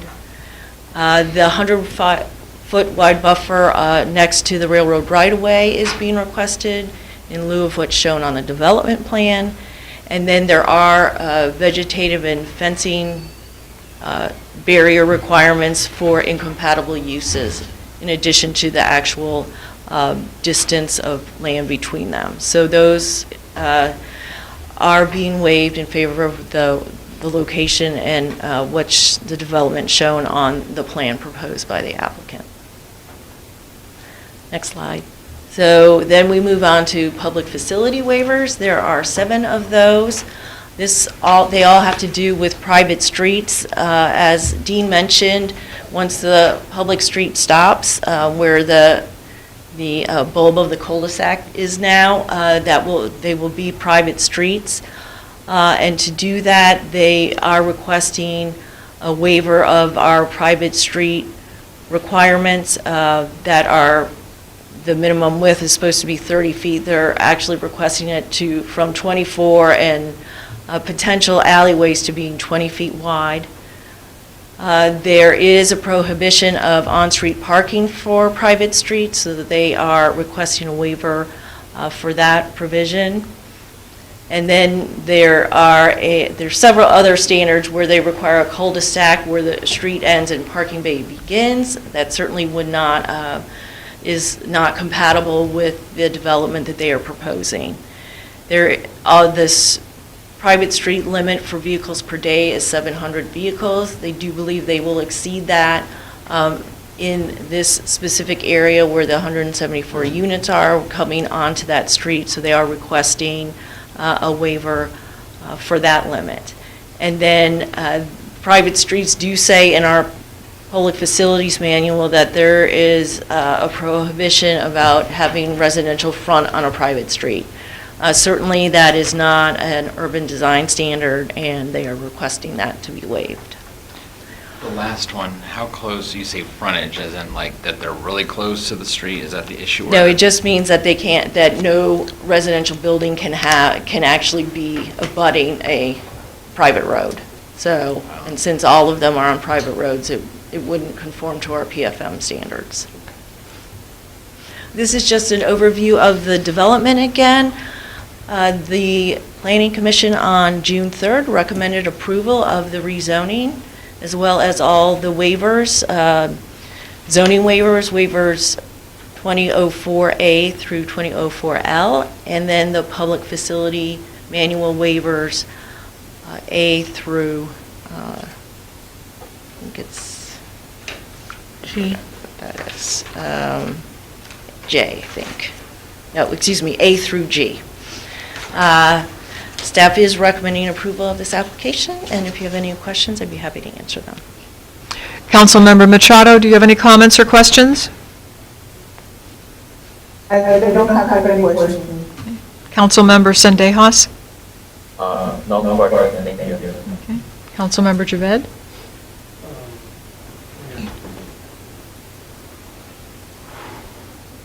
Did you want me to come back to you? Come back, sorry. Yeah, okay. Councilmember Mensing? Yeah. Vice Mayor Banks? Yeah. So the sidewalk waiver, so what sidewalks are being, the screen just went out. But, So what sidewalks are going to be then? Sorry. One side of the street only on this stuff. Yeah, that's under the public facilities Right. waiver. Which ones are going to be removed and which ones are going to be placed in this development? Leave that. Most of these are along the proposed alleyways, because they're not going to have sidewalks there. Those are really the back entrances to the units. So those are really functioning as driveways, so the having sidewalks behind there doesn't make a lot of sense. From a practical standpoint, you really want the sidewalks to be along the main areas of the development and certainly in front of the townhomes as opposed to the rear. So when you mean the alleyways, you mean like, can you point to one so I can have a good reference? Yeah, so there's,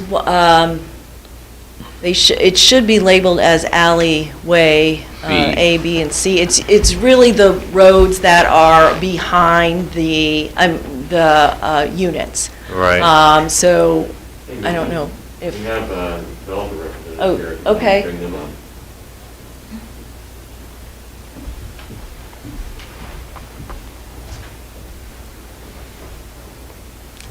My name is Jonelle Cameron, and I'm here on behalf of Norton Scott, and I'm with Walsh Colucci. But if you look on the exhibit where it shows proposed alleyway D, that's the best example. So that has the parking where you would park your cars. Along that street, there would not be a sidewalk on both sides of the street. It really goes around it. So those are examples of where the sidewalks would not be located. But is there gonna be a sidewalk like right here along the side? Yes, so that, on that side of that one building, right there, Laszlo, if you look, you'll see a sidewalk on the side of it, but it's not in front of where the driveways are. Okay, I see. That makes sense.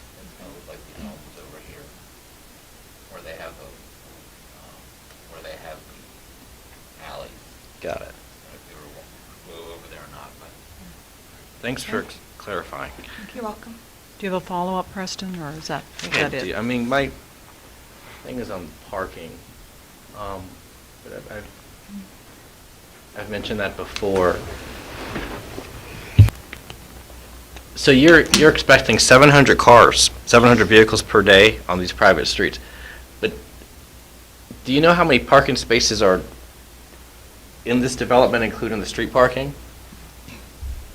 The application, I believe, said there was 550 provided spaces within this development. Now, that may have decreased due to there was one property that was included in the original development, but I know that that property was taken out. I don't know if we have an exact number of parking spaces. That will be further refined when they come back in for the rezoning of the entire site. Mm-hmm. But that includes the garages and the driveways. If there and are on-street. dedicated spaces in the VRE garage for this development, that will certainly be on the plan. We don't have I think you those meant for the units. details at this time. I think you meant the garage. Not for the units, VRE right? garage. I meant the 550 The spots you're counting. Individual unit Oh, the garages. individual garages. Right.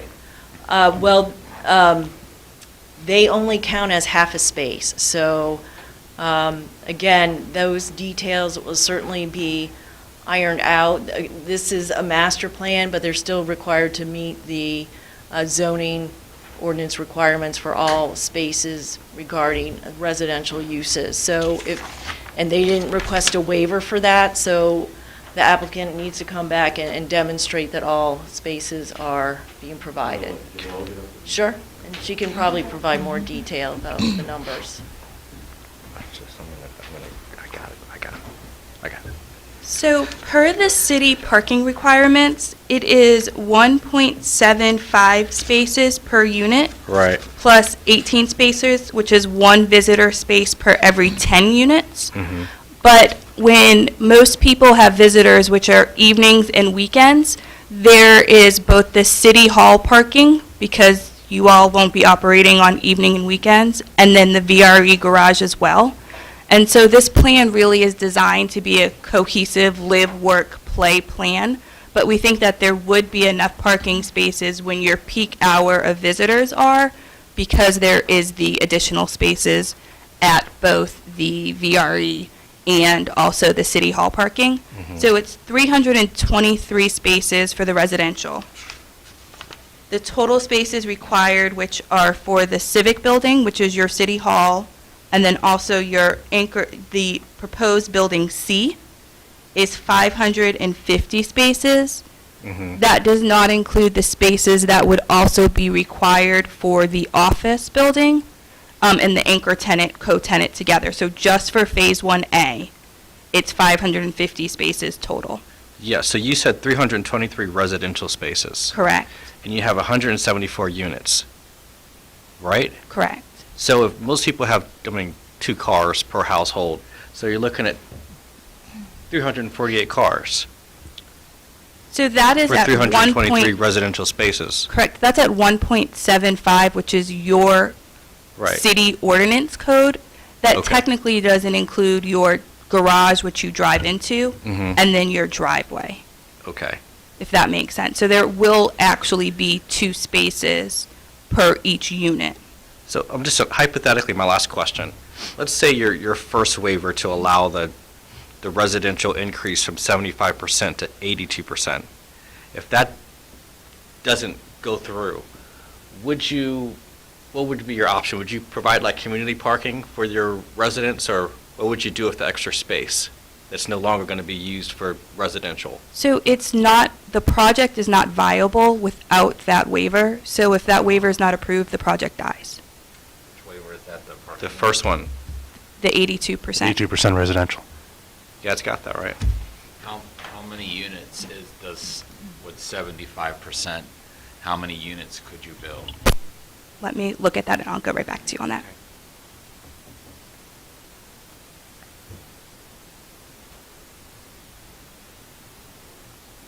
Am I allowed to speak?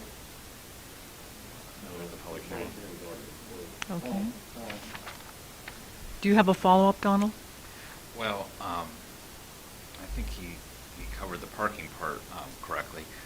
I'm interested on waiver D, E, F, and G.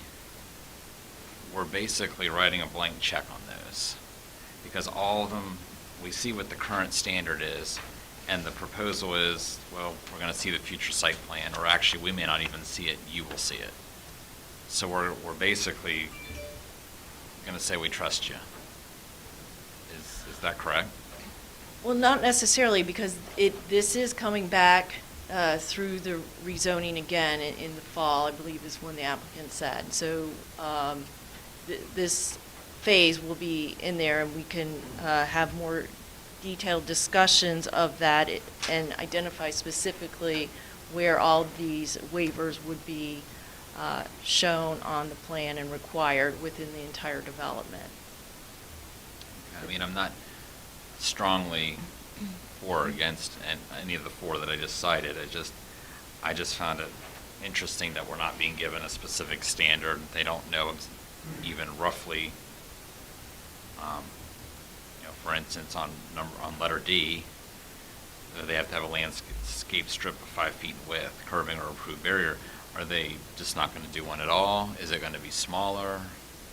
Are they going to plant some flowers? I mean, I'm just, as an example, is what are they looking to change it to?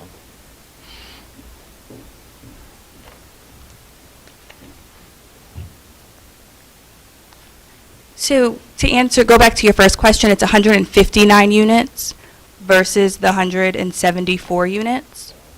And when we talk about, I just wanted to be a little bit more specific when I said the deal dies, it's a financial package together, right? So Laszlo mentioned it's really the tax revenue that comes from it. So it's looking at everything as a whole, not just the residential units. And if you look in your packet on page, I guess it's not in this one, 3 of 5 maybe of the actual plan, it's that colored exhibit. It generally shows the locations where we would be providing landscaping, And when we come back in with the rezoning for, if this is approved, and we come back in for the rezoning for both Phase 1A, Phase 1B and Phase 2, at that time, it wraps in this one as well, and you all will actually see a landscape plan associated with that that shows the areas where landscaping would be on site. So then why don't we wait until that time in order to approve a waiver then? Since we're being asked to So the approve a deal waiver is, for a planned site unseen. the deal is structured, and Matt Marshall, he's also on the line, so he might be able to help with where the locations are and whether or not it would be flowers. But the deal is structured in a way with that comprehensive agreement that it's a phased approach for this Phase 1A rezoning in the event that you all decide not to move forward with the plan as a whole or to rezone Phase 1B and Phase 2.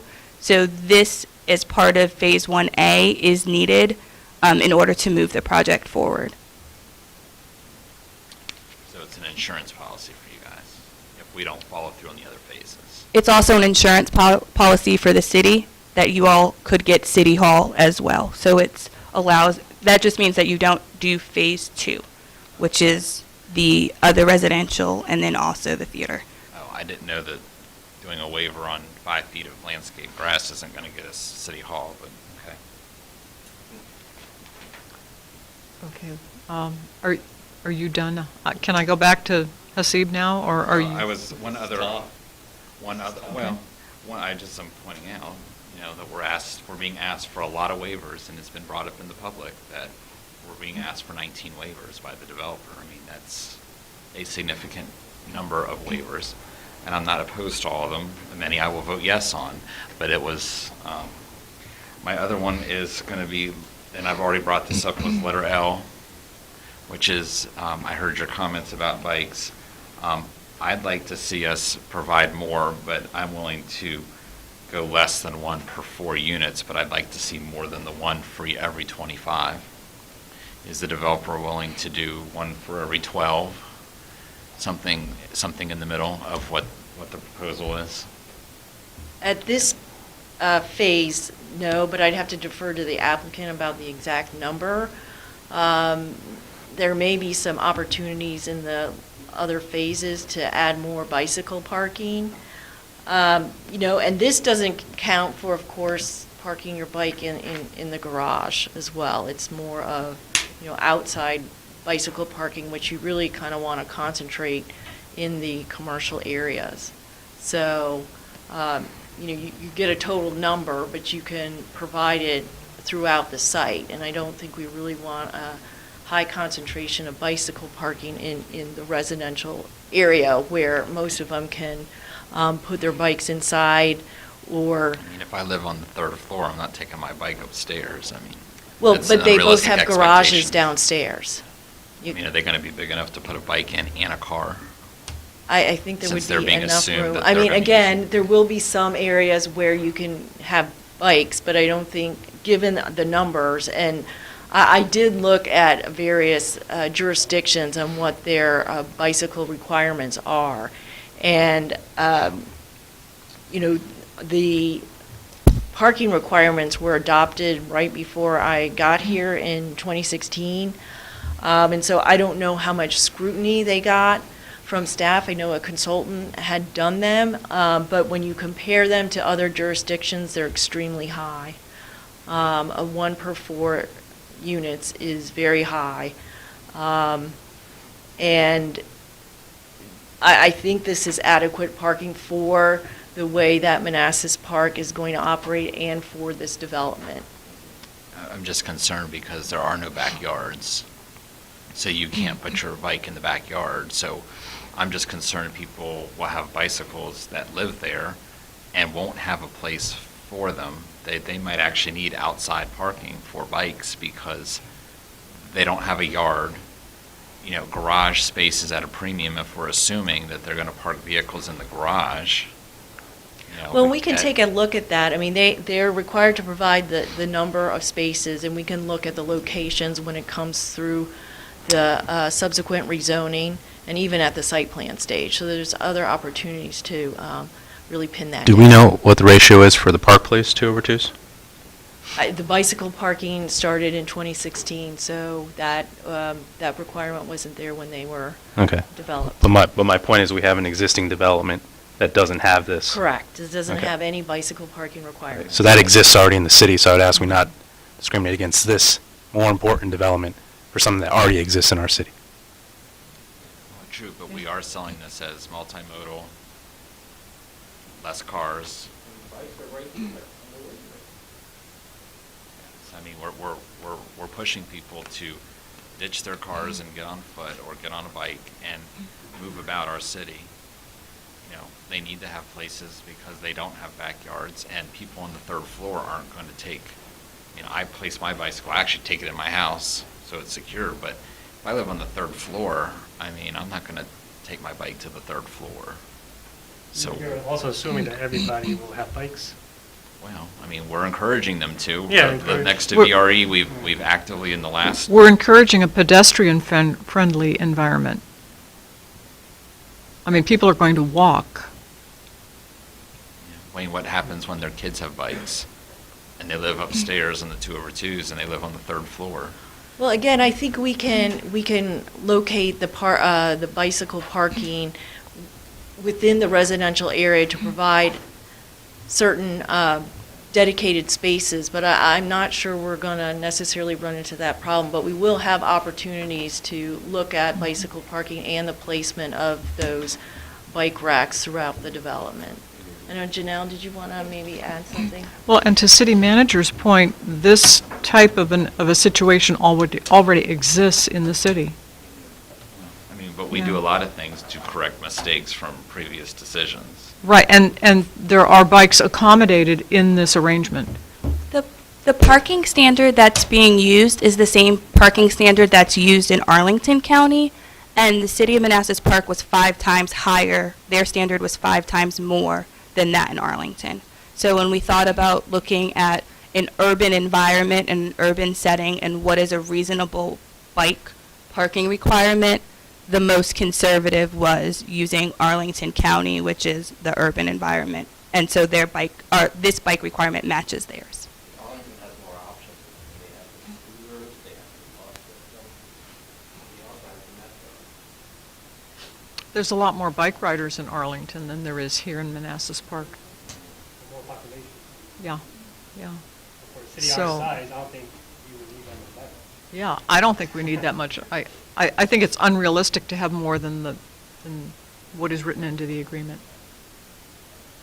Okay, so, can we move back to Councilmember Javed? I mean, it's Okay. fine, you could- Yes, go ahead. Go ahead.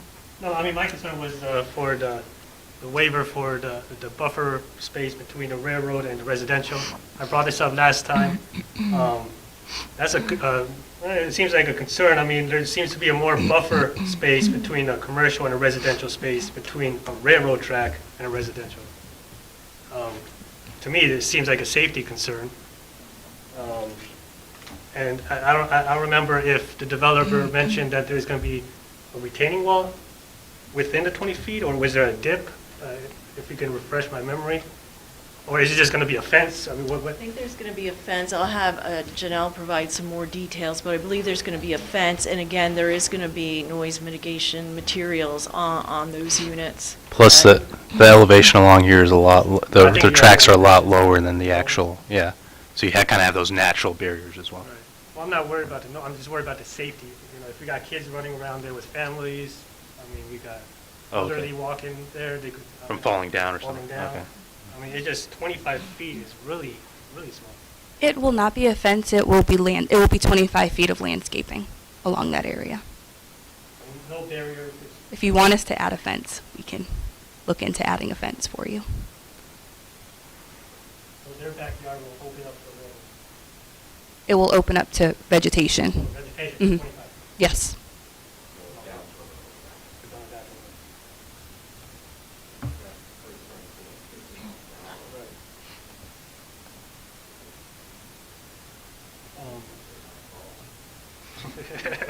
Basically, yeah. The last question was, is the Lot 1A included in this rezoning today, or? No. I have a question. You've mentioned several times that it's 60 mile an hour for the train. I was under the impression it was not 60, that it was lower. Does anyone know what the speed, the permitted speed is for the trains passing on the tracks? I know at one time it was 35 miles an hour, but I don't know what it is right now. I think it's because of the big turn that they're coming around. Okay. Going into it, that slow down going into it, or speed up coming out of it, but by the time they get to that area, they're not going to. Okay. 60, 25, 35, when you get that train, it's a big impact. Not a good day. No, we're not saying it's not. I'm just saying there's more time to get out of the way of a 25, 35 mile an hour train than there is a 60 mile an hour train. If I were crossing the tracks in my car, I would rather have the train be traveling 35 miles an hour. Yeah. The train's still not going to stop. It's not going to stop because of physics. Right. So, I don't know. I mean, I think it's a safety concern of not having some type of barrier there to protect them in case they fall. Oh, yeah. This is supposed to be pedestrian-friendly, bike-friendly. We're going to have events there. I mean, you have a major railroad track right along the line, and not having some type of barriers is kind of concerning. I guess I just want to add, like, I think 25 feet's not very far. Like you're to that wall, I think. right. I mean, that's how kind of close you are. I think a fence would make me feel better. Yeah. I think a fence would probably be ugly, but Yeah, you're right. Or some type of wall. But it's safer. maybe like Did they say that they would consider a fence? That they would? Yeah, I think the applicant, Okay. okay. Okay, I should thank say you. yes. Thank you. I guess I'm concerned. I guess I'm concerned if there's any kind of incident or accident or derailment, like that doesn't, like that they could hit some of those houses, those 2/2s that are right next to the track. That's my concern if they're only 25 feet away. That's my actual concern, is that the train leaves the tracks somehow and actually runs into some of the ones that are on the, for purposes, it's the bottom of that map. That's actually my concern, is that, because them traveling so fast and the weight of the train, because they're very heavy. I mean, will the units not fit with the 100 feet buffer? No, it would not work. Like, So the comprehensive agreement that was approved included this master plan that shows those there. So if they can't build those there, then again, it's going to fall apart. It just won't go forward. I mean, I don't mind if it's area we could agree to. I mean, then that's fine. I did get a nod from the applicant. I believe the fence is to be considered. Not the applicant, I guess we're the applicant, but. Is it possible, when you look at the map, there are 7 spots? 1, 2, 3, 4, 5, 6, 7. To maybe get rid of like one, like the end unit of each of those. Instead of at 174, maybe at 167, and just provide like, I guess they're 2/2, so I guess it's double that. Well, bear in mind in the comprehensive agreement, any unit that is not built here, it's a reduction in the amount the city gets. So just bear in mind, I mean, everything was based upon that unit count. So all the financials and everything else are based on that unit comprehensive agreement, which was approved tonight. We'll also be submitting design guidelines with our submission in the next 2 weeks for the second phase that will apply to the entire development, and we will address some of the landscape issue there. So again, it's 25 feet to the right-of-way for the track. So just to be clear, it's not 25 feet to the track, it's 50 feet to the track. There is significant, if you've ever walked over there, there's significant topo there. It's a lot higher, and obviously we don't want to do anything that's going to jeopardize the safety of people living there. Just a reminder, we are selling these units, so people don't have the choice necessarily to rent and then move. So the stakes are a little bit higher for us as the developer and for the home builder that comes in to make sure that it's viable. Because again, once you own it, you're kind of locked in for a while. So we will address it in our design guidelines, and I think we'll have a chance to have more dialogue about this with those. And again, those will apply retroactively to the whole development. So. Okay. Any other comments, questions? Okay. Okay, there are 3 motions. The first staff recommended motion is that the governing body approve rezoning RZ number 20-04 as recommended by the Planning Commission. Do we have a motion? So moved. Do we have a second? I'll second. All in favor? Aye. Just for the rezoning. Rezoning. So it goes from what, industrial to MUD? Right. And all of it's going to be MUD. It'll be PF and industrial to MUD. It'll all be MUD, yes. Okay, I just wanted to be clear about that. Okay. Councilmember Machado and Sendejas, are you still with us? Yes. Okay, Yes. okay, Aye. okay. Thank you. So it's been motioned and seconded. All in favor? Aye. Aye. Aye. All opposed? Abstain? Motion carries. The second motion is that the governing body approve waivers WAI number 20-04A-L as recommended by the Planning Commission. Do we have a motion? We're going to vote on all of them together. You don't There are have 3 to. separate, I'm sorry. You can vote on Go ahead. the waivers individually. They were clumped together for convenience, but if Okay, you okay. want to vote on them separately, you can certainly pull them apart. Well, what would the governing body like to do? I mean, there's. Each one separately, or? Some are all or nothing. I mean, some are ultimatum in nature, so we've got to clarify that as well. What do you mean ultimatum? For instance, the A, it's you either go for that, or if it doesn't pass, then the project is. Well, I think most of them are that way. I mean, these are all critical for the layout that you have before you. Right, including that landscape one. With the Planning Commission, we broke them apart. I'm sorry, The what? Planning Commission broke each one separately. Did they? Okay.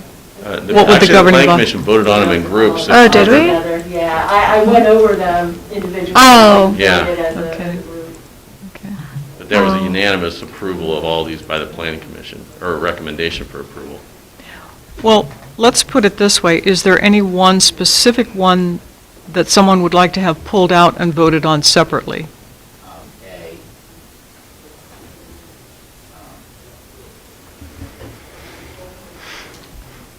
A. Okay. Why don't we, We've got a little more. And L. A and L? You're voting on B through K as a block, and the other 2 individually. Okay, okay. And for the fence part, Since- how can we get a guarantee? I mean, they're going to come back and talk to us about that? Well, I don't know how we, unless they're willing to go, I mean, this is a city-initiated process, so, I mean, we can always say we're going to put a fence there. We're the city, it's our rezoning application, so we're the applicant. But I would suggest that maybe you put in that some sort of security measure is if deemed necessary, because as has been stated, there's a very great drop-off from where the houses will be down to where the railroad tracks are. So it may not be necessary. But then again, it might be. So why don't you leave it up to the site planning process for safety concerns? And then maybe we can address it then with the rezoning 1B and 2, a little bit more fidelity, because that'll actually be the applicant at that point. Fair enough. So do we want to vote on A separately, L separately, but B through K? Sure. Okay. Okay, since the motion has been altered, City Attorney, would you state the motion? The motion would be to approve waiver 20-04A as presented. Okay, all in favor? Is there a motion? Is there? Oh, I'm sorry, is there a motion? So moved. Second. Second. All in favor? Aye. Aye. Aye. All opposed? No, no. Two noes, okay. All abstain? Motion carries. Okay. The next motion would be waiver 20-04B through K as presented, with the caveat that on waiver 20-04F, that safety considerations will be taken into account at the time of site plan. Okay, do we have a motion? I thought it was Was H. it dash H? I'm sorry, dash H, not F, it's H. So moved. All in favor? Aye. Aye. All opposed? Abstained? Motion carries. The final is waiver 20-04L as presented. Do we have a motion? So moved. Second. All in favor? Aye. Opposed? Okay, opposed? No. 2 noes, abstain? Motion carries. Okay. So that takes care of number 2. Right, now we have public facilities manual waivers, A through G. Is there a desire to pull those apart separately as well? Okay, nobody, no comments? Why don't we just vote on them as a block? Okay. Okay, that would be public facilities manual waiver 20-04A through G as presented. Okay, do we have a motion? So moved. All in favor? Aye. Opposed? Abstained? Motion carries. Thank you. Thank you very much. Okay, moving on to acquisition of the Leatherberry Tract and conveyance of Lot 4-2, public hearing having been held on March 19th. Laszlo, could you pull up the assignment that was uploaded? Yeah.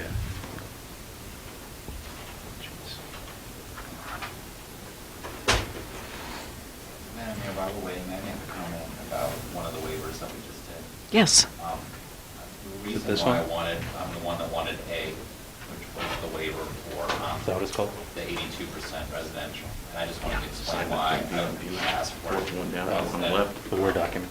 We took your advice a while back, the 40-60 split, and as you said, that it wasn't economically viable to get a developer to come in. And so we actually passed it a different standard to the 75%.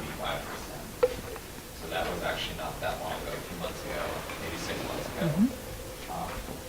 And I did that very hesitantly, but we looked like we had a plan in front of us that was going to meet that requirement. And so that's why when we got to the 82% with the current proposal, that's why I voted no, because as I reference back to the original phase 3 vote that we did, that I didn't envision City Center to have that much residential. Okay, so let me clarify that. Back when we voted it to 75%, staff told us that there was a possibility that it would go higher. So we all knew at that time. But that's why I wasn't interested in going above the 75%, because I felt like we had already made a big concession from 40% to 75%. So And I say again, we were told. Okay. Please Yeah, the proceed. 75% was primarily based upon Phase 2, if you remember, just to make sure they weren't out of compliance, because that was originally done with an incentive program that ended up falling apart. All right, so what we have here is, as part of the comprehensive development agreement that was approved tonight, there's what we call a land swap, but it's not really, it serves the purpose of a swap, but it's actually got a couple of different parts. So one is we will get assigned to us a purchase and sale agreement for what we've called the Leatherberry Tract. So the 3 parcels across Park Center Court from City Hall on which the VRE station is to be built. And the second piece of that is then the city would then own all the property that's part of Phase 1A, and we need to do a boundary line adjustment to create all the parcels that will eventually be conveyed or ground leased to VRE, and then also conveyed to the village of Manassas Park. And then we have to approve the conveyance of that as well. So if you look here, we actually have 3 things that are on the agenda tonight, although there's 4 things, I believe, that we're asking you to vote on. Yeah, so we have approval and authorization of the mayor to sign the assignment, and I'll go over that in a second. Approve the acquisition of the Leatherberry Tract per the assignment.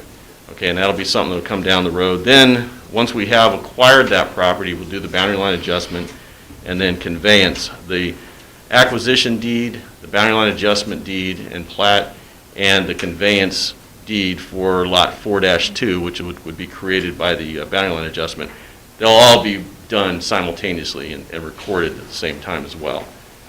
So, with that being said, what was in your agenda packet on Friday has been modified a little bit, basically because, as you can see, let's see, Liza, if you can pop that up, please. So I wanted to make very clear that the city was not going to assume any of the obligations of the village at Manassas Park, except for the obligation to purchase the Leatherbury tract for the $5 million, which is the stated purchase price. As part of the sale of Lot 4-2, we would be getting $8.7 million, okay? And so $5 million of that's going to be set aside for the purpose of buying the Leatherbury tract. That's why they all have to occur at the same time.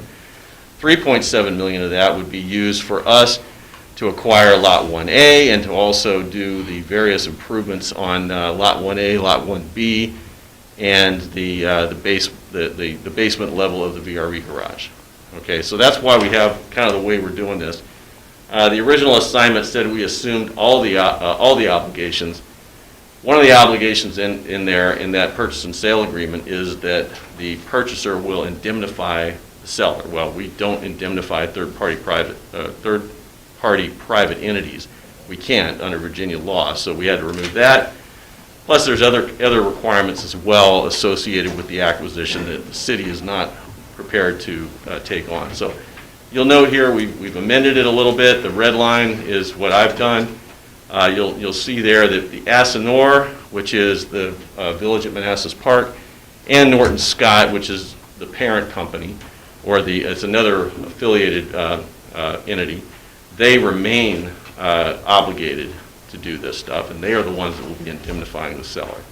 So that's the main difference there. So with that being said, then we can move forward with the remainder of the agenda items if you have any questions. The deeds for all the conveyances will have to be approved by me at some point. It's a very standard language, however. Typically for the city, we have to show an affirmative acceptance of any property that's conveyed to us. So like, for instance, an easement, we have to accept that easement. Same thing with property, so we'll probably, although you're acknowledging it, you'll approve it tonight. If you do, we may want to go ahead and put a signature on there saying that we accept it. And that's something we may or may not do. That's why you'll notice in the recommended motions that I've put that language in there if required. So any questions? Okay. Councilmember Machado, do you have any questions? I don't have any questions. Councilmember Sendejas? I don't have any questions, thank you. Okay. Councilmember Javed? Okay. Councilmember Mensing? No. Vice Mayor Banks? Councilmember? I just wanted to add, because it seems like a very dry process, but this is actually getting us the land that the VRE garage will sit on. Just for people at home that are following along, the Leatherbury tract is actually where the VRE garage will sit. So we are paying, our contribution is that we're buying the land. And if you look up on the screen, Lot 5-1 is the lot that's actually going to be created for the VRE. And it's created from the Leatherbury tract, but not all of the Leatherbury tract will be conveyed over to the VRE. You can see a portion of it is going into what's called Lot 6, which is the lot that we're going to be building City Hall on. A little portion of it is going to what we always call the Bays tract. It's currently 4-1, it'll become 4-2 at the boundary line adjustment, and that's the reason it's now 4-2, because we've added a little sliver of land there as well. And on top of that, we're also incorporating, even though the vacation and abandonment of the right-of-way by operational law, it automatically becomes part of the adjacent property. We've shown that on here as well, just to make it very clear to everybody that those properties are now include that former right-of-way.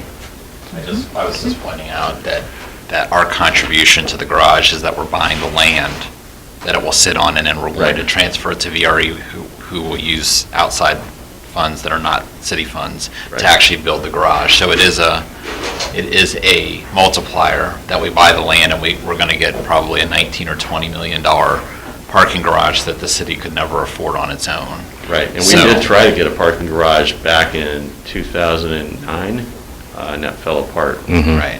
I just was pointing out that we couldn't afford a parking garage, but with us buying the land, Well, right. we're able to multiply the effect, and And, we're able to get it. and you're correct, the land is the in-kind contribution to the VRE garage, just as the Bays tract was the in-kind contribution at the time, at the previous Right, location.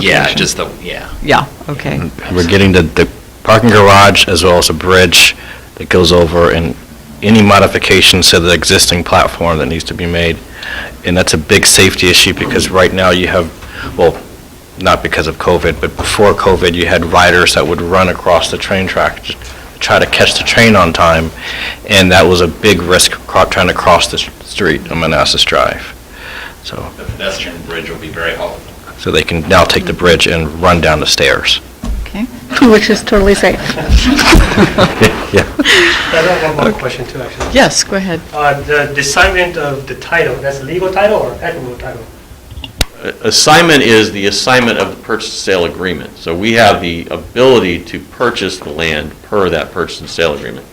We actually will acquire title when we close on it. Right. Closing has to occur no later than July 31st, so it'll be a rather quick process. Right, I was just asking if it will be a legal title? Yes, we will legally Or own is the it property. The assignment basically itself physical is, title, like, yeah, we'll have the deed. It'll be a deed assigned, and it'll get recorded among the land records, and we will own it in fee simple. I'm not really sure what your question is. Maybe I'm not asking properly. The assignment itself is just the right to buy. Right, I understand the assignment. But then when we It's do the title. close on it, we will own it. The title of the property will be in the name of the city of Manassas Park. And it'll be our property. The same as if you buy a house, Right. you have title, fee simple ownership that's shown by that title. Do you have a follow-up? Well, I'm not sure I understand your I mean, it's two types of title, I believe. I don't know, I'm not, it's been a while, but legal title, right? You have the legal rights of everything, and then there's equitable title, where you don't have land right use. We're going to have legal title. It'll be legal title. Okay. Equitable is not, it's not legal. It's Right, that's why I'm fairness asking what concept. type of title is being assigned after the sale. Legal title. Well, they're assigning the right to acquire it. Right.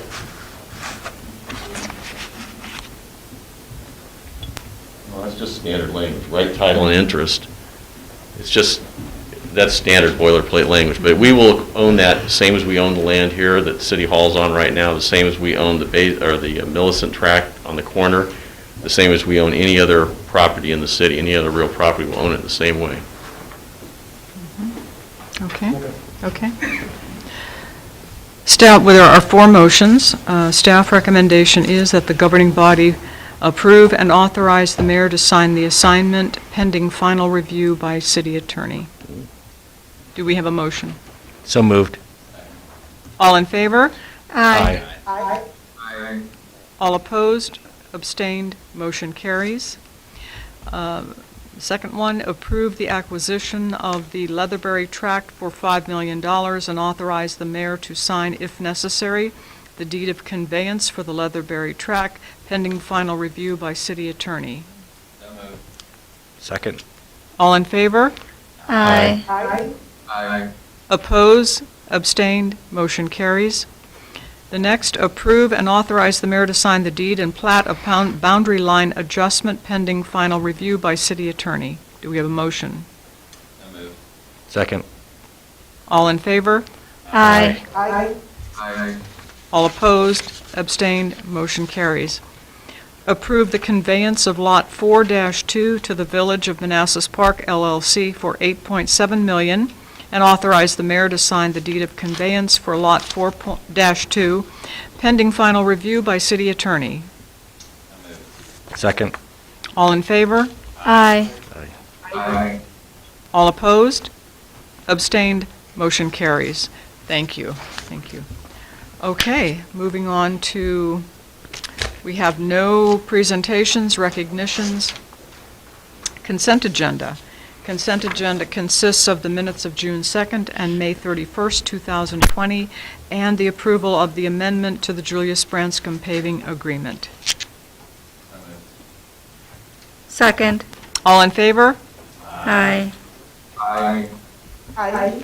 All opposed? Abstained? Motion carries. We have a consent agenda. Okay, moving on to, we have two public hearings this evening. The first public hearing is consider the acquisition of Lot 1A Connor Center for public use. I declare the public hearing open. I'd love if you could please pull up the master plan. Oh. So the master plan is, that was in the comprehensive agreement that you approved tonight. It shows a portion down at the lower left, southwest corner of Phase 1A. It is Lot 1A. It wasn't part of the rezoning. The reason it's not part of the rezoning is because the city doesn't own it.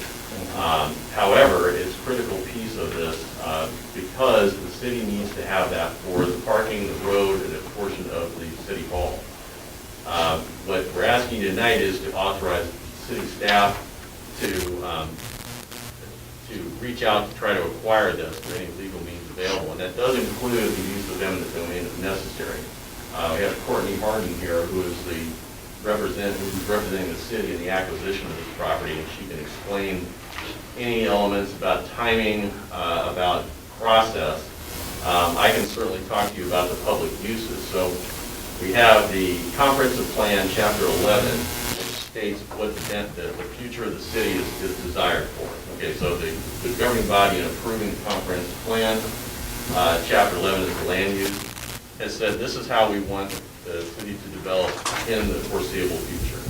Okay, and that has basically said we wanted to have the mixed use element in the downtown area. So this is part of the city center redevelopment district.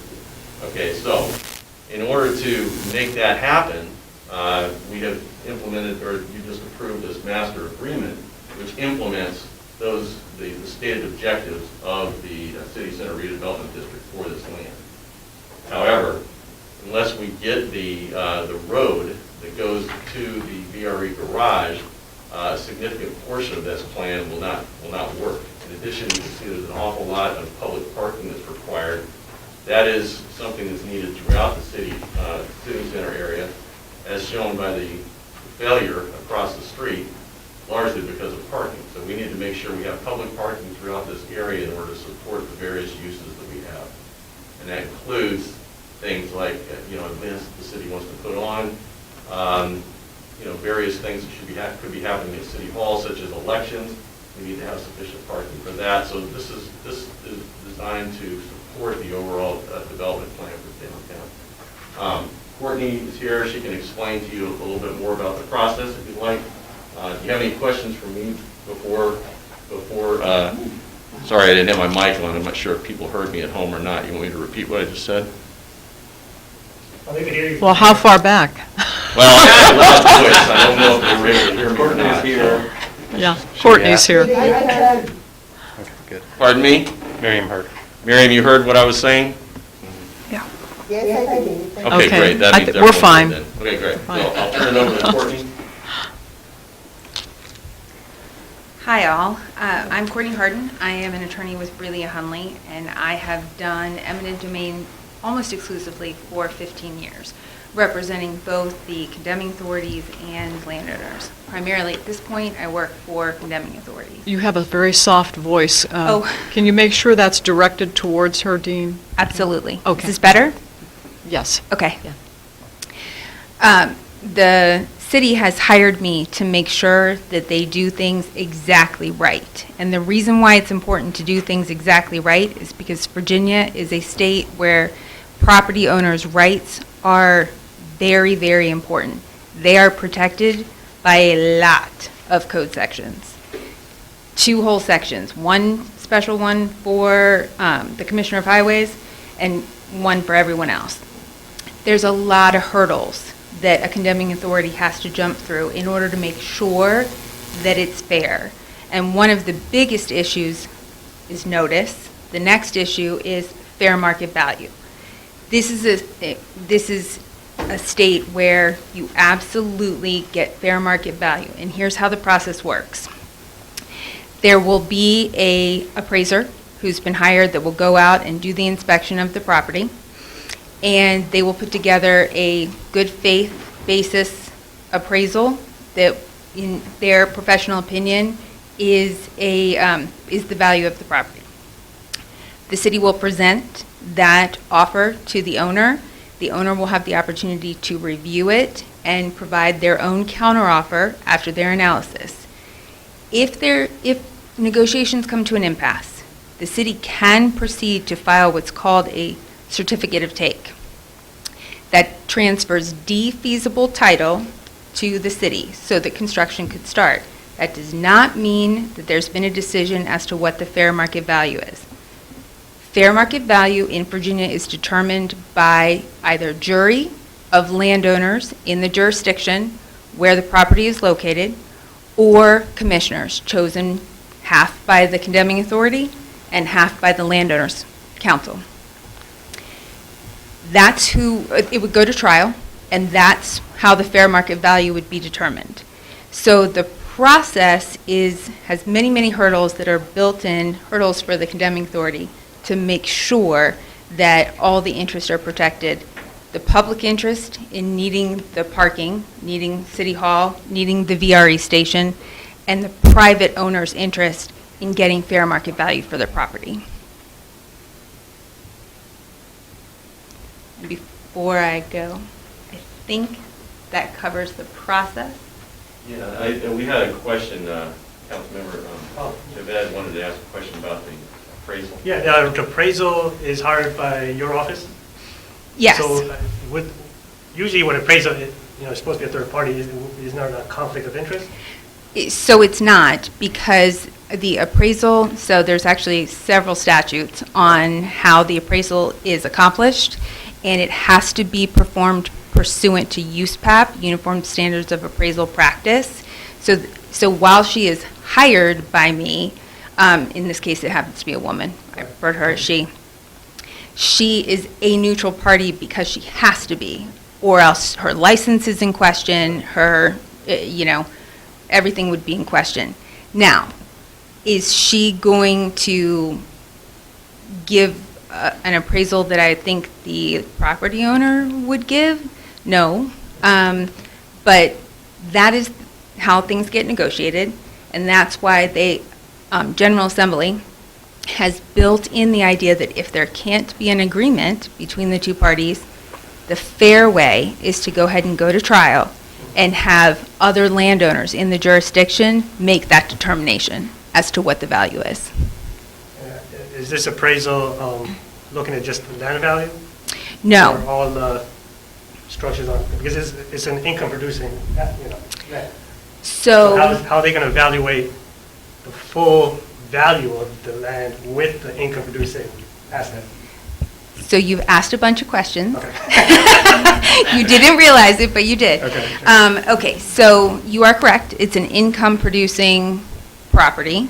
And generally, now I'm not an appraiser, but what I have seen is that there's three ways to do land appraisals. Comp, comparable properties, cost, which is generally only if you're dealing with new construction, brand new, you don't have any comparables, or the income approach. And the income approach looks at other related entities also in making income the same way. There's a cap rate that's applied. So there's a lot of work that goes into it. This appraiser I know generally does both an income approach as well as the sales comp to make sure that she's checking. It's one of the reasons why I think she does a thorough job.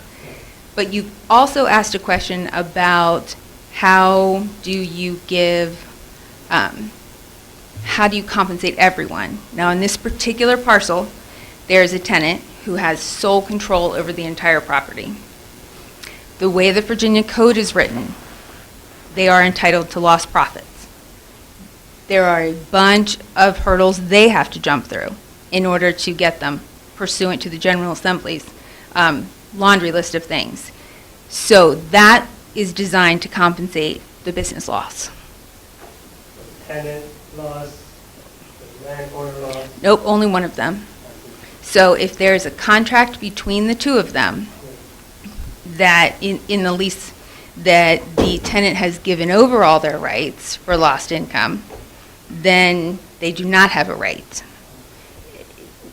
which often lease agreements do have. So that's one of those things. But we don't know. This is a very early stage, and we don't have all that information yet.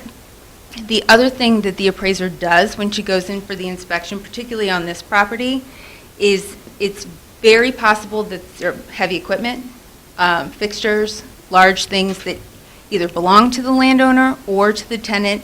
They will need help moving. So there are relocation benefits for both the tenant and for the owner of the property. There's a whole list of relocation benefits as well. So if there are huge pieces of equipment that either, and this is a hypothetical, would need to be stored for some time before a appropriate property is found, that's one of the things that they can be offered. So in Virginia in particular, the statutes are truly designed to cover as much of the cost and inconvenience and to truly compensate landowners and tenants for essentially us using their land, the city using their land, taking their land. Okay, now it's time for questions. Councilmember Machado. I don't have any questions. Councilmember Sendejas. No questions, thank you. Okay. Councilmember Javed, do you have any questions? No. Or were they answered? Yes. Okay, super. Councilmember Mensing? No. Vice Mayor Banks? Councilmember Shoemaker? May I ask, we're still early in the process, have you been able to speak to the parties that are part of this, or will be part of this, or their attorneys, I don't know, whether you had direct contact with them or through their own counsel, have you had discussions with them, are they interested in selling? So I have not had any contact with the tenant as of yet. The landowners have retained counsel, and she and I have set up a time to talk, but we have not substantively talked about it yet.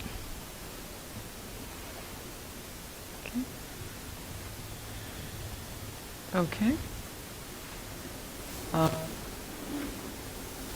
If there are no further comments or questions from the governing body, we will go into public comment. I'm uncertain whether the folks who signed up for this public hearing or for the next public hearing. The next one. The next one, okay. Okay, seeing no intent to have public comment, last call, even though you're not signed up, would you like to comment on this particular public hearing? Okay. Okay, in that case, seeing none and hearing none, do we have a motion to close the public hearing? Second. All in favor? Aye. Aye. Opposed? Abstained? Oh, you don't want to close the public hearing? Oh, it's public hearing. So. Yeah, yeah. Well, I do have questions, but yeah. Okay, we can close it, okay, okay, thank you. Okay. We will move on to the next public hearing, which is acquisition of declaration of protective covenants and restrictions. I declare the public hearing open. All right, I'm waiting for, there's a couple of documents there, yeah, if you click on both out, let's see. Yeah, that one and that one there. There should be another one down a little bit lower. Behind those two. Down a little. Yeah, there we go. All right, so this here is a screenshot that shows, outlined in red, the properties that have been subjected to the declaration of protective covenants and restrictions. that the governing body placed on these properties back when it owned it and before it sold these properties to private entities. You'll notice that just about half of Connor Center, to the north of that, does not have covenants on it. What that means is those people, the owners that have property to the north of that, they can do whatever they want with their property as long as it conforms with the city's comprehensive plan and the zoning designation for their individual property. The same generally holds true down in the areas outlined in red, except that the covenants allow a neighbor who doesn't like what they want to do to actually challenge it if it's not in conformance with the covenants. For our purposes, it is in direct opposition to the general plan we have for the, especially the area that we just approved tonight for the comprehensive agreement, but also, and Laszlo, if you can pull up the one, the one in the middle there. Yeah, that one there. Now that there, whoops. Now that one there shows the area in blue that is planned for the city center redevelopment district. Okay, those properties there right now, although they can come in and get rezoned to either the planned unit development district or the downtown mixed use district per the comprehensive plan, one of the neighbors could challenge that and require them to keep it industrial. Okay, that's what the covenants do. They don't provide any more rights to the property owners. They actually restrict the rights of the property owners. All the orange/red rust color up to the north, those are all the properties that are in the Connor Center redevelopment district. Those are all, you can zone those either to I-1 or I-2. They're all currently zoned I-1. We did create an incentive zoning district a few years back that largely encourages like defense industries stuff, manufacturing and such. We haven't really gotten anyone to take that. We've had that on the books for probably 10 years. Nobody's taken that either. So basically they're all doing whatever the zoning ordinance allows them to do. This is not going to change if we remove these covenants. Okay, the covenants, like I said, all they are is an additional restriction on what a property owner can do with their property. So for right now, it says basically in perpetuity, every single property in there has to be industrial. Well, land use changes. I mean, so right now, if we do this, if we approve, or when we develop the downtown area, you'll see, and let me just walk up here and point this out. These properties here are what we just approved tonight, okay? You'll notice these properties here are all adjacent. Maybe those guys in 10 years might want to go ahead and redevelop their property and take advantage of the market that might show that industrial is no longer the highest and best use for that property. With these covenants, they can't do that, okay? For us, and the reason we're condemning these, or probably going to have to condemn them, we want to acquire them, but we're likely going to have to condemn them just because there's so many owners. The reason we want to do it is because it directly conflicts with not only what we have planned in the city center redevelopment district in our comprehensive plan, which we're required to have per state code, and we're supposed to update every 5 years to make sure it still is what we want to do in the future. It restricts the city's legislative ability to approve these for its own property, and then also, if an adjoining property owner is going to fight this, would prevent the property owners themselves from doing it. It comes into play for us right now because what you have just approved for the new the phase 3, any one of these property owners could challenge that. So we need to get rid of this, and they're not able to get title insurance for any of this because of that ability. So that's why we are proposing this. And again, Courtney is here.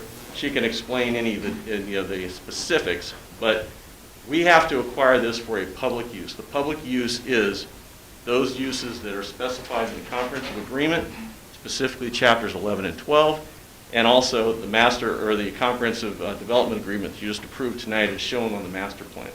Those are all public uses, and the city has the legislative authority and obligation to approve public uses that are deemed to be for the best interest of the citizens and other property owners. So that's kind of my piece. I don't know if you want to say anything, Courtney? Something real quick. So restrictive covenants are truly a different animal from taking fee title, okay? These restrictive covenants state, it's the purpose of these covenants and restrictions to encourage industrial development of the property. That's it. In accordance with a well-considered plan in order to promote stability of manufacturing. That's it. So what these do is they limit everyone to industrial, every landowner, including the city. And they empower your neighbors to keep you from taking advantage of momentum, the comprehensive plan, property values, the VRE station, all of those things. The questions that we have gotten over the last couple of days is, well, what's the impact? What happens if I want to continue my industrial use? Or what happens if I want to have a new industrial use? It's all fine, so long as it is within the zoning and that it meets the requirements of the comprehensive plan. That doesn't change. The only thing that comes out is in your chain of title, these restrictive covenants. That's it. Thanks. Point something else out? No, I don't have things. So I've been the city attorney since 2002, and not once in that time, and I suspect for quite a period of time before that, has the declaration ever come up in a rezoning or a conditional use permit application or a site plan revision, a site plan amendment, a site plan itself. It has never come up because it is a private contract between all the property owners. The city has nothing to do with it. Even though the city is the declarant, okay, the city owned the land and placed this restriction on there before it sold it. We don't have anything to do with it. So really, it's your fellow property owners that would be enforcing this, not the city. All we care about is what's in the I-1 zoning district for all you guys. So if you go into our zoning ordinance and you look at what are allowed, the by right uses in there, you can do every single one of those, and there's nothing anyone here can do to stop that. If you submit a site plan for any one of those by right uses, Mickey over there, she has to approve it as long as it conforms with the zoning ordinance and the public facilities manual. You can actually go to court and get a judge to issue a writ of mandamus ordering her to approve a site plan if she doesn't. That's how important this is, okay? So the zoning district is what really drives it. Now, there are conditional uses in there. Conditional uses are considered to be approved, or they're considered to be favorable uses. So the governing body can't just say, well, we don't want that use in there. No, the only reason they would be able to say no would be if the impacts were going to be so great and the owner wasn't willing to mitigate them, which is exactly what we do right now. So these covenants do nothing at all for the property owner to allow you to do anything that you aren't already allowed to do right now. All they do is restrict it. So, I mean, I'll be happy to speak with anyone here after the public hearing if you want some clarification, but I want to assure you that these covenants don't do anything for you except allow you to tell your neighbor what they can and can't do with their property. Okay. Thank you. Thank you. Comments and questions, Councilmember Machado? I don't have any questions. Okay. Councilmember Sendejas? No questions. Okay. Councilmember Javed? So if these covenants are lifted, then they could do residential, they could do commercial. Well, as long as it's, so the way land use works is the comprehensive plan is what the city goes through to determine what the future land use is, okay? So right now, the majority of the properties in Connor Center are all planned for industrial use, right? You couldn't go in there and try to rezone it to residential. It's not in conformance with the comprehensive plan, so therefore it cannot be approved.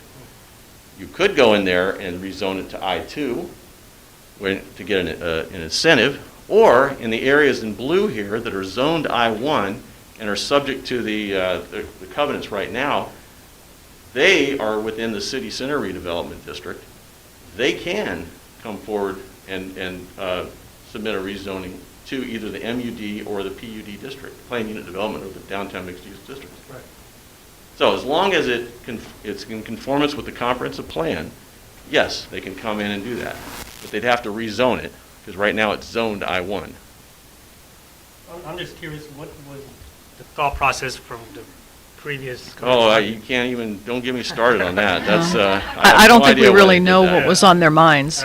Yeah. Well, and it's interesting to me that they did it for only a portion of the phase one. So let me come back up here again. You can kind of see how this all developed in these little bits and pieces here, okay? So this is, one phase, and then going around each one of those cul-de-sacs. For some reason, if you go back to that screen that shows the overall O'Connor Center in the highlighted red, the one on the left there. So for some reason, they came up with this really weird thing, and this one here is kind of weird because they went ahead and did a re-subdivision afterwards that consolidated parcels into this one parcel here, and then they changed the end of this road. So the road used to come all the way down here. I have no idea why they did this weird little thing here, and then they carved out, Park Center Court. I have no idea what they were thinking, but if you look here, this is all constrained. This is not. So why do these guys up here get an advantage over you guys down here when your properties are actually closer and you might be able to benefit from redevelopment rights that you can't do right now if your neighbor doesn't like it? So I can't tell you why they did it. I could go into a long story about what I think of that. So Is that okay? Yeah. Okay. Councilmember Mensing. Vice Mayor Banks.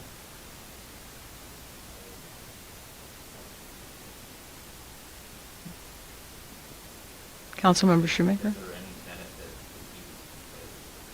for who? It might be beneficial if one neighbor doesn't want his neighbor's property to, or one property owner doesn't want his neighbor's property to be able to develop, in a different way. That's the only benefit I could see. Sort of like right now, honestly, a grudge fence? It could be, a way for a neighbor to prevent another neighbor from benefiting. But honestly, the process in place in Virginia protects owners, because let's say that we went and changed the comprehensive plan so this entire area was going to be residential. And you don't want to do it. You don't have to. You could keep doing exactly what you want to do. You're grandfathered in. We could even change the zoning. Let's say we did a comprehensive rezoning. We rezoned the entire area of Connor Center to office. You still have the right to do what you were doing before. Okay, you're grandfathered in. So the city doesn't have the ability to tell you to stop doing what you're doing right now, no matter what. Okay, so this, the process for a comprehensive plan usually involves a lot of input from the residents and the owners of property. It's a public hearing requirement. The planning commission, the planning director typically work long hours to get the thing to where it needs to be. Then has a public hearing with the planning commission, then it goes to the governing body and is approved then. Then, and only then, can everybody start rezoning their property. And I'm telling you, we've had this, the city center redevelopment district right now covers all the properties either side of Manassas Drive and some back in there towards Owens Drive. They're not coming in here to rezone because it doesn't make sense for them. They're happy being industrial right now. It's just that they can, if they want, down the road do this. And these covenants are an additional impediment, an encumbrance on the property that could prevent them from doing that. So, Did that answer your question? Yeah, Mayor, you want me to take questions from people, or do you want them to come up and present their questions? However you want to do it. Well, wait a second. Vice Mayor Banks, did you have? Okay, so. I had a question from the lady. Okay, so we're now at the point where we can receive public comment. Mr. David Wilmore? Well, real quick, did you just want to ask me a question, or do you want to come up here and speak? Okay. Okay. Saying that we're grandfathered in, what happens if, for example, I wanted to remodel my building? Who's industrial? But I get, remodel my building, would that interfere with the grandfather? Well, that depends. If you cannot expand it's called a legally non-conforming use if you change the zoning, okay? And I'm telling you right now, we're not going to comprehensively rezone anything. It's just it's a royal pain in the rear. We wait for property owners to do it. But let's say that for some reason your property was a legally non-conforming use or grandfathered in.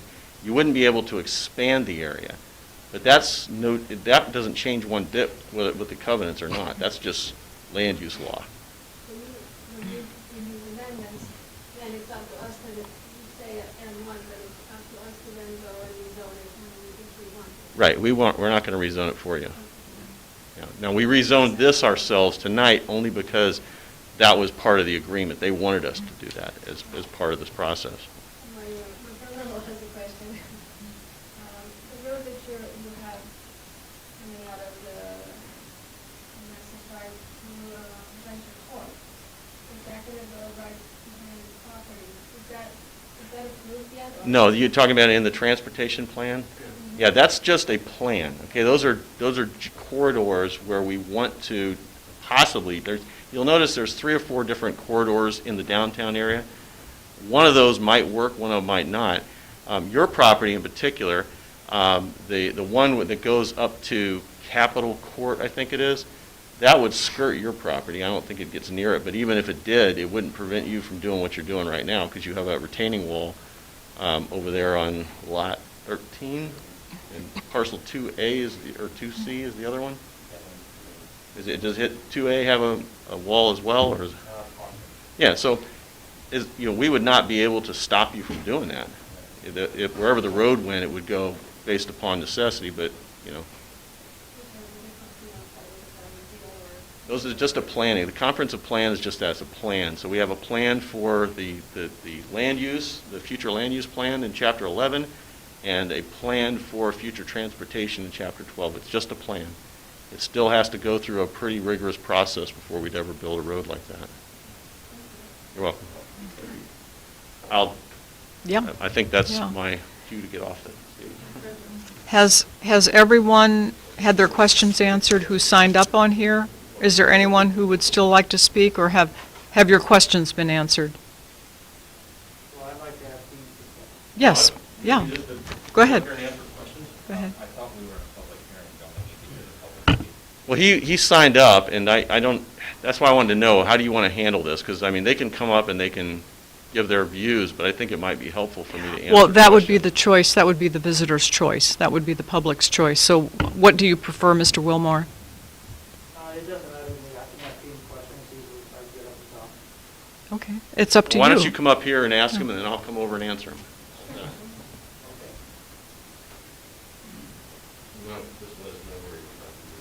Certainly. My property's on Owens Drive, and it's the triangle shape. Dean, I think, knows where it is. Okay. So right now, I'm comprehensive plan for mixed-use development or planned use development. If I decide to go for rezoning, the master plan allows me to do that. My property's vacant land, so it's very malleable. Right now, I'm applying for a site plan approval and for something called a contractor's yard, which is companies park construction equipment or storage equipment, and that's a heavy industrial use. At some point in the future, I could try to rezone my property to something that fits the mixed-use development or something closer to a city center. But in the meantime, I could easily change that, also change my property from a contractor's yard to a self-storage facility or a warehouse.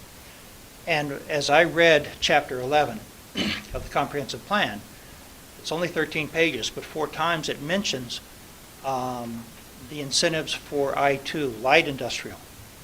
And so my question was, if we're condemning the original covenants and we're adopting the guidelines of I-2, what happens to those of us, even though we're grandfathered under I-1, what happens if we want a permit to change to a different I-1 use?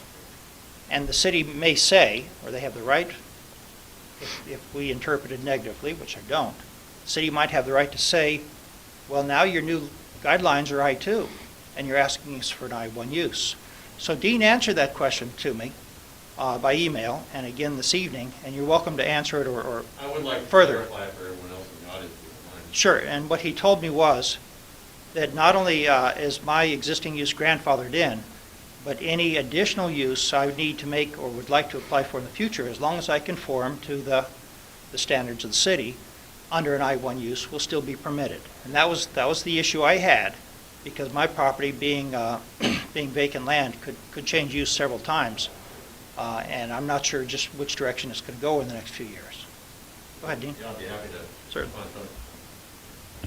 So if you are currently pursuing a use that's permitted in the I-1 zoning district, and it sounds like you've been talking with staff and that is the case, nothing's going to change. The comprehensive plan talks about the light industry as a preferred use only because we created this I-2 incentive zoning district. So what that means is if you are willing to rezone your property, again, we're not rezoning it for you, you want to rezone it. If you rezone it and you have certain uses, because when you rezone it, you're taking out some of the more heavy industrial uses, okay? You're taking those out. You're making it so you're not able to do that. We want you to do that. We're incentivizing you. We're not telling you to do it. So if you decided you want to rezone your property as the I-2 district, which conforms with the comprehensive plan, you could do that, and then you would submit an application for the incentives. And the incentives are, we waive your rezoning charges, any site plan fees, permitting fees.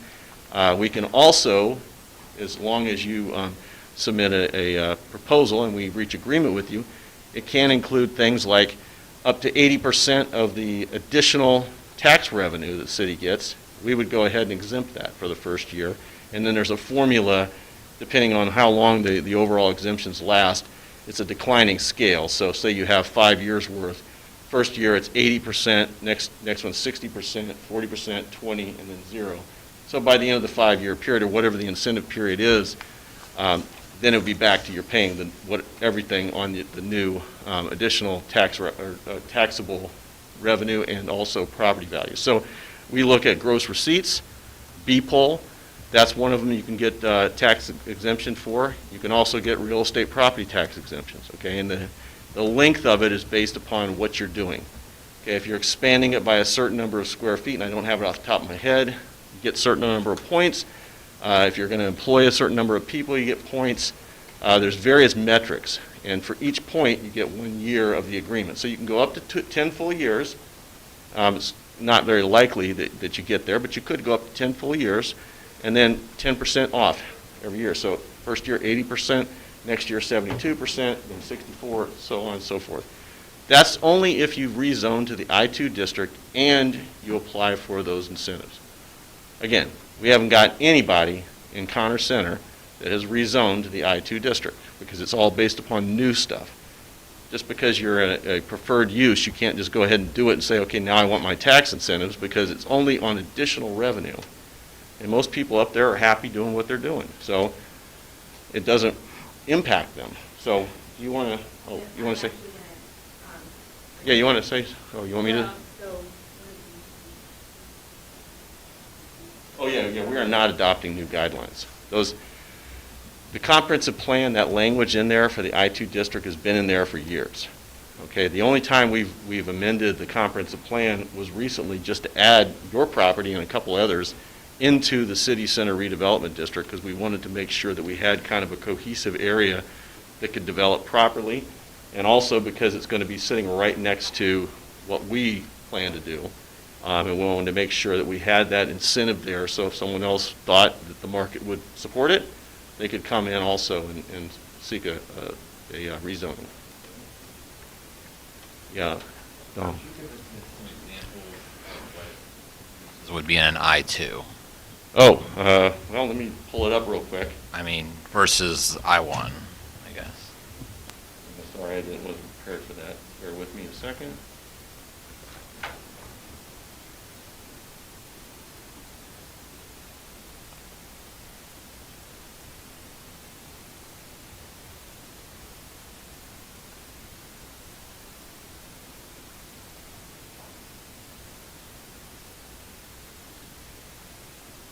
Awkward silence. All right, so I-2, I'll tell you what we're allowed to do there. So by right uses in I-2, all permitted uses in the PF Public Facilities District, except for fleet storage facilities.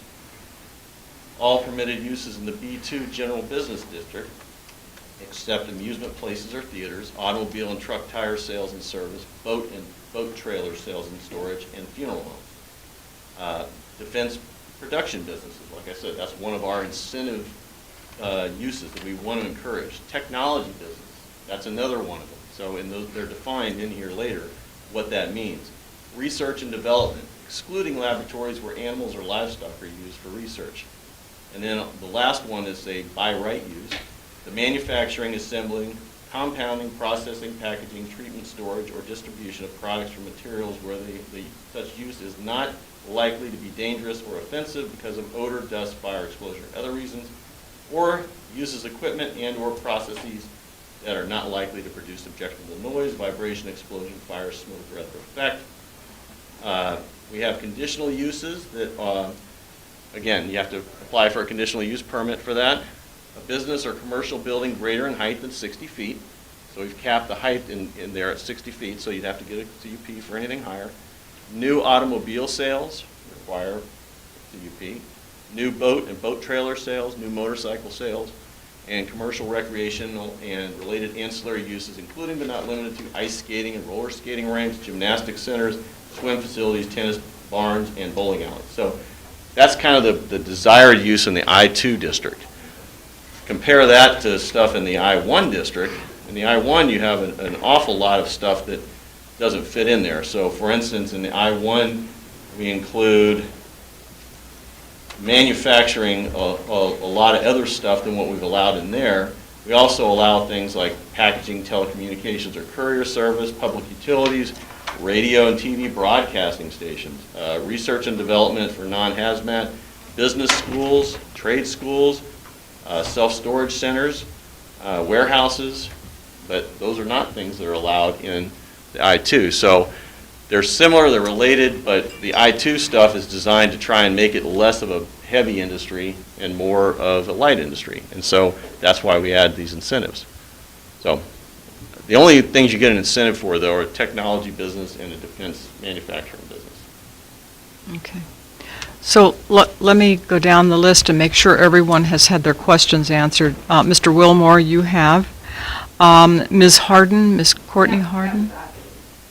I beg your pardon? Allison and Courtney, they just signed up by mistake. Oh, okay. So Allison, you're Allison. Yeah. Mr. Ted Crabtree, have you had your questions answered? I think he left. You left? Okay. Mr. Patrick Boyle?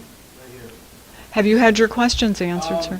I just want to make sure I hear it again. I'm on the other side of the pond on Venture, so I think I'm going to kind of take those. You're saying that there's no chance of housing going in here. Just on the other side of the pond, right next to the railroad track. I am 25 feet from the railroad track.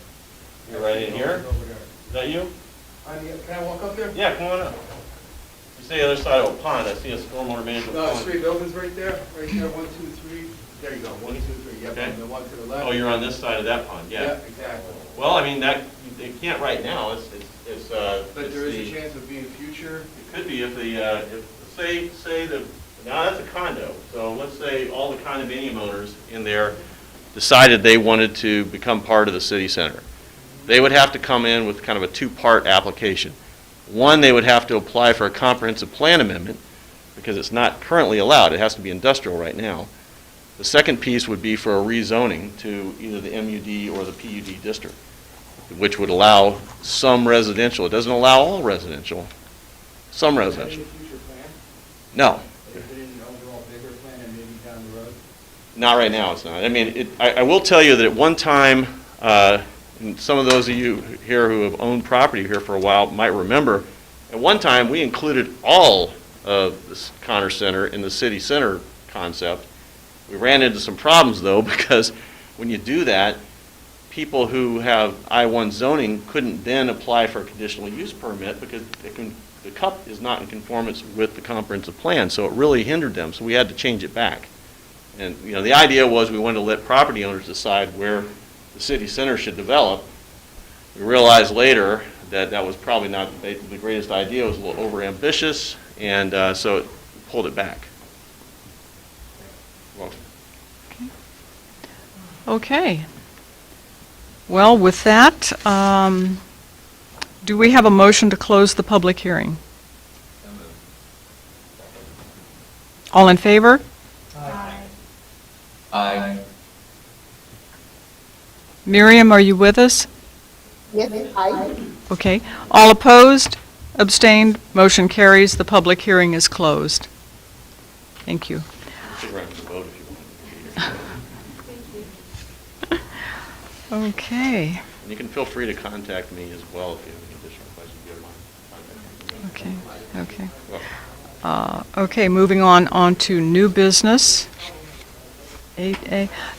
Let me ask a question. Does the governing body feel the need to take a 5-minute rest? Yeah, I could use the rest. Oh, okay. Council members Machado and Sendejas, we're going to take a 5-minute break. Please stay with us. We'll do it. We'll make the break as abbreviated as possible. Okay. Absolutely. Thank Yeah. you. Thank you. Dean, is there any legal mumbo jumbo that I have to do to go into a recess, a 5-minute recess? I think you've already done it. Okay, no. No formalities then. No, it's your meeting.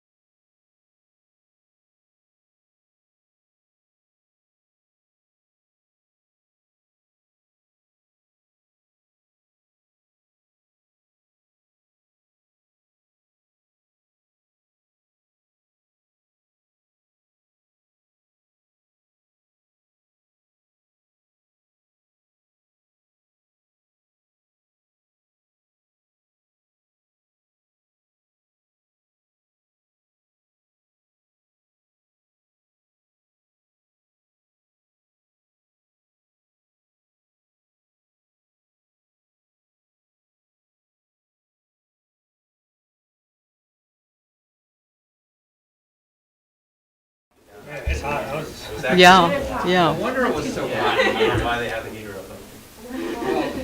Okay.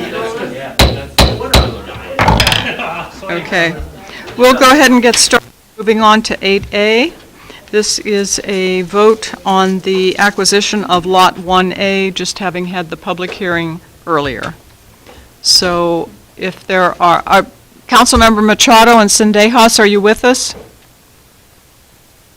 Yes. Okay, thank you. Okay. So I think all of our questions were asked, so I think we can go on to the vote. Staff recommendation is that the governing body approve the attached resolution. So moved. Second. All in favor? Aye. Opposed? No. Wait, is this for the Lot 1A. Lot 1A, yeah? Yeah. Okay, I'm sorry, what was your vote? No. No. Opposed. Okay, so that's one no. Any abstentions? Okay, one no. Okay, motion passes. Moving on to 8B, vote on the declaration of protective covenants and restrictions. We already covered that. I don't think there's any questions left. Okay. Wait a second. Okay, staff recommendation is that the governing body approve one of the two. So which one is the correct one, The one that City that Attorney? assumes that the master, or the conference agreement is approved, I think it's the second one. Let me pull it up real quick here.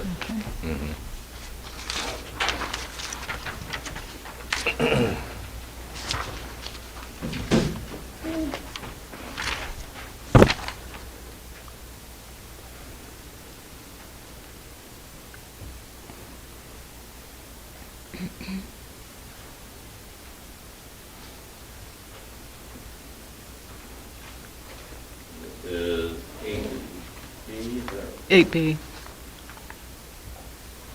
what? It was 70.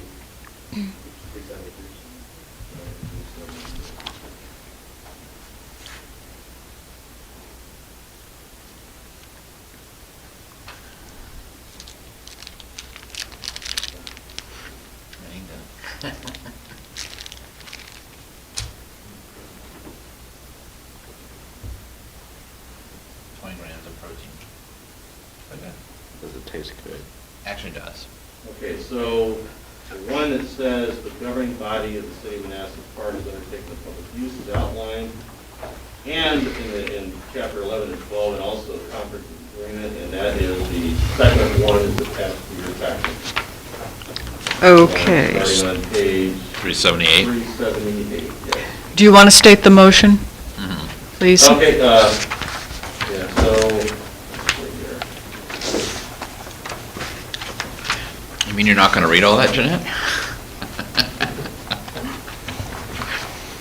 Okay, so I guess it would just be the governing body approved the second, the resolution, the second attached resolution that includes the comprehensive agreement that was approved tonight by the governing body.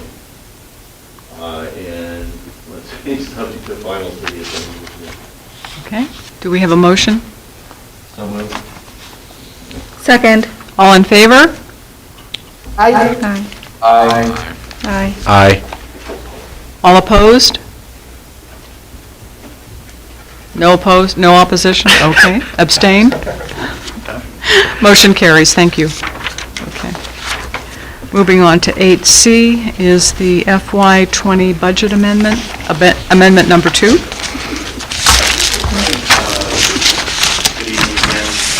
So tonight, we have two budget items before you, the FY20 budget amendment 2 and then the FY21 budget later on in the meeting. So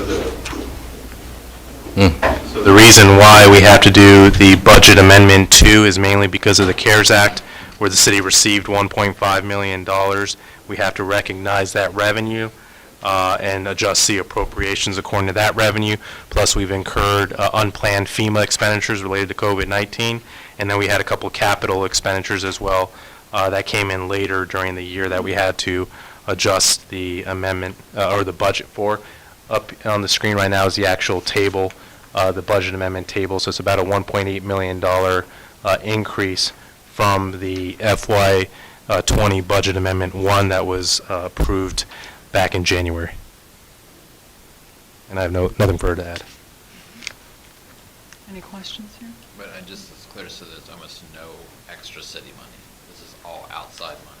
Well, yes, actually, yeah, you're right, because even the transportation stuff is MVTA money. Right. Yep. So is the debt service adjustment, is that the only thing that's us? That would be, yes. Right. Just for the clarity for the public, is Yeah. that we're not increasing spending from our money.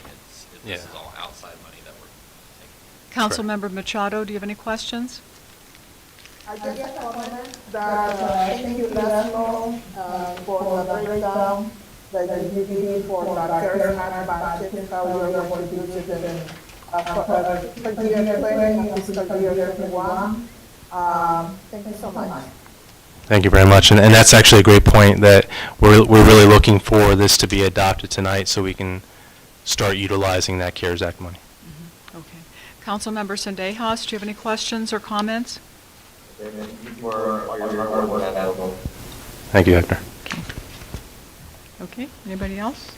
Okay, staff recommendation is to approve the attached ordinance adopting the fiscal year 2020 budget amendment 2. So moved. Second. All in favor? Aye.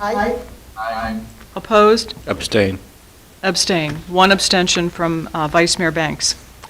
Okay, motion passes. Thank you. Thank you.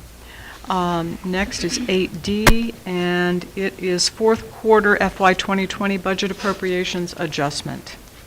So with the FY20 budget amendment 2 approved, we're now asking for the actual appropriations adjustment so that we don't exceed what the original appropriations amount was for quarter 4. That was passed late March. So it matches the budget amendment 2 exactly. Councilmember Machado, do you have any questions? No, I don't. Councilmember Sendejas? No question. Any questions here? No? Okay.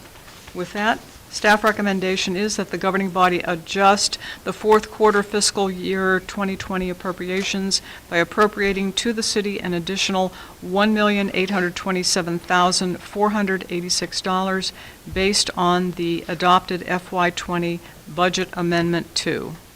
So moved. Second. Okay. Second. Second, okay. All in favor? Aye. Opposed? Aye. Okay, opposed? And Vice Mayor Banks abstains. Okay, motion carries. Thank you. Next, we have FY20 audit engagement letter. So this is a pretty simple annual thing that we do. This is actually a cost that will be incurred in FY21, but we're asking for permission to start and to get approval right now. It's currently in the current version of the FY21 budget. The $53,000 is the estimate based off of those 475 hours. We stayed, I believe, just under that for the FY19 audit, so the goal would be to do that as well. But this is so that that Pon and her team can start working with the auditors on the week of June 22nd to get moving on the audit and hopefully be done on time for the first time in I don't know how many years this year. So now that we're caught up. Is this earlier than we've done before? I think we usually approve it around this time, and so Pon has been trying to start as early as possible. The main difference is that since we wrapped up last year, like each year we're finishing sooner. So the goal is this year to finally actually get on time. However, we don't know what the COVID-19 impacts are going to be with being able to do this because we're not sure. They're going to try to do as much remote, but we haven't heard yet anything from the state about whether there's an extension to be provided for everyone to do their audits because of the impacts. But our goal is to try to be done by November 30th. Again, it's a very painful process for our finance team because of our ERP. Even though we made the improvements to be able to finish audits, doesn't mean it's an easy job. It's a very long process for staff to get through the audit, and hopefully in the future, if we can get to a much better ERP position, it'll be a little bit easier. Have those upgrades to the ERP already been done? They're still a work in process. They have weekly meetings. I attended last week's, so they're making great progress completing phase 1. I think they moved on to phase 2 now of the implementation. Okay, any questions, comments? Okay. Any questions or comments, Councilmember Machado? I don't have any questions. Okay. Councilmember Sendejas? No questions, thank you. Okay, and seeing none here, staff recommendation is that the governing body authorize the mayor and the city manager to sign the attached engagement letter with Robinson Farmer Cox Associates Certified Public Accountants so that they and our finance department can begin working on the FY20 audit pending final review by city attorney. Second. All in favor? Aye. Aye. Opposed? Abstained? Motion carries. I didn't hear Hector. I said aye. Oh, you were an aye? Okay. Maybe your microphone was turned off. Okay. Okay, moving on to 8F, continuing project manager role for new city hall. So as part of the current draft of the FY21 budget, the part-time project manager position is funded at $0. That's because that position was created by the FY20 Budget Amendment 1 to specifically help us with the retrofitting of Building B. That's on your screen right now as part of Blooms Park for the registrar. Unfortunately, so we did end up hiring former Chief Evans, John Evans, for that. He did a great job of putting together an RFP very quickly, getting contractors interested. Unfortunately, the bids that came back from the RFP were much higher than the quotes that we had received just 6 months prior, so that killed the project, unfortunately. But Chief then helped us with the small retrofitting that we had to do for Building A to get the library up and running. So we worked with Jay and Don and the whole team to get that going. But that's currently slated for FY21, that position to go away. With the approval of the Phase 3 Comprehensive Development Agreement tonight, part of that, of course, is the new City Hall. There's going to be a lot to that development, much more complex than what we were trying to do here. And because we went with the 3-story option versus the 4-story option, we're going to have to evaluate Building B for a storage unit, which is much easier than what we were planning on doing with the registrar. So we want to see what minor improvements need to be made for Building B to make that work as a storage unit for City Hall. We're going to have some storage space in City Hall, but we want to make sure we have enough, so we want to evaluate that. So the project manager, what I'm recommending is that we keep them on FY21 through FY23 at $25,000 a year, part-time role again, just to continue to coordinate that staff effort for reviewing the plans. So we're going to get, constantly engaged with the developer as they get to 10% design, 30% design, and that means that each staff component needs to evaluate their floor plans for how things are going. So there needs to be a kind of a coordinating effort for that. So that's why I'm recommending that we continue the part-time project manager role to help lead the new City Hall planning effort, and then also to plan and implement the move from this building over to the new building, hopefully in January of 2023. Well, please thank Chief Evans for his willingness to stay on with us and continue to do this type of work, because he did a fantastic job on the previous. Any questions here? No, because this is a project manager role, so, theoretically, I would assign it to Keith or Chris. They're already pretty overwhelmed with everything else that we got going on, and this is a big task that requires singular focus from one individual, that this is Chief what they're Evans focused on. has previous experience. He has expertise, having overseen the police station project. The problem is, if we assign this to someone who has a ton of other responsibilities, it's just on the list of other responsibilities. Whereas if we have this one person that's all they're focused on, then we know we're going to get maximum effort for this important move. Yeah. Usually doesn't the developer provide?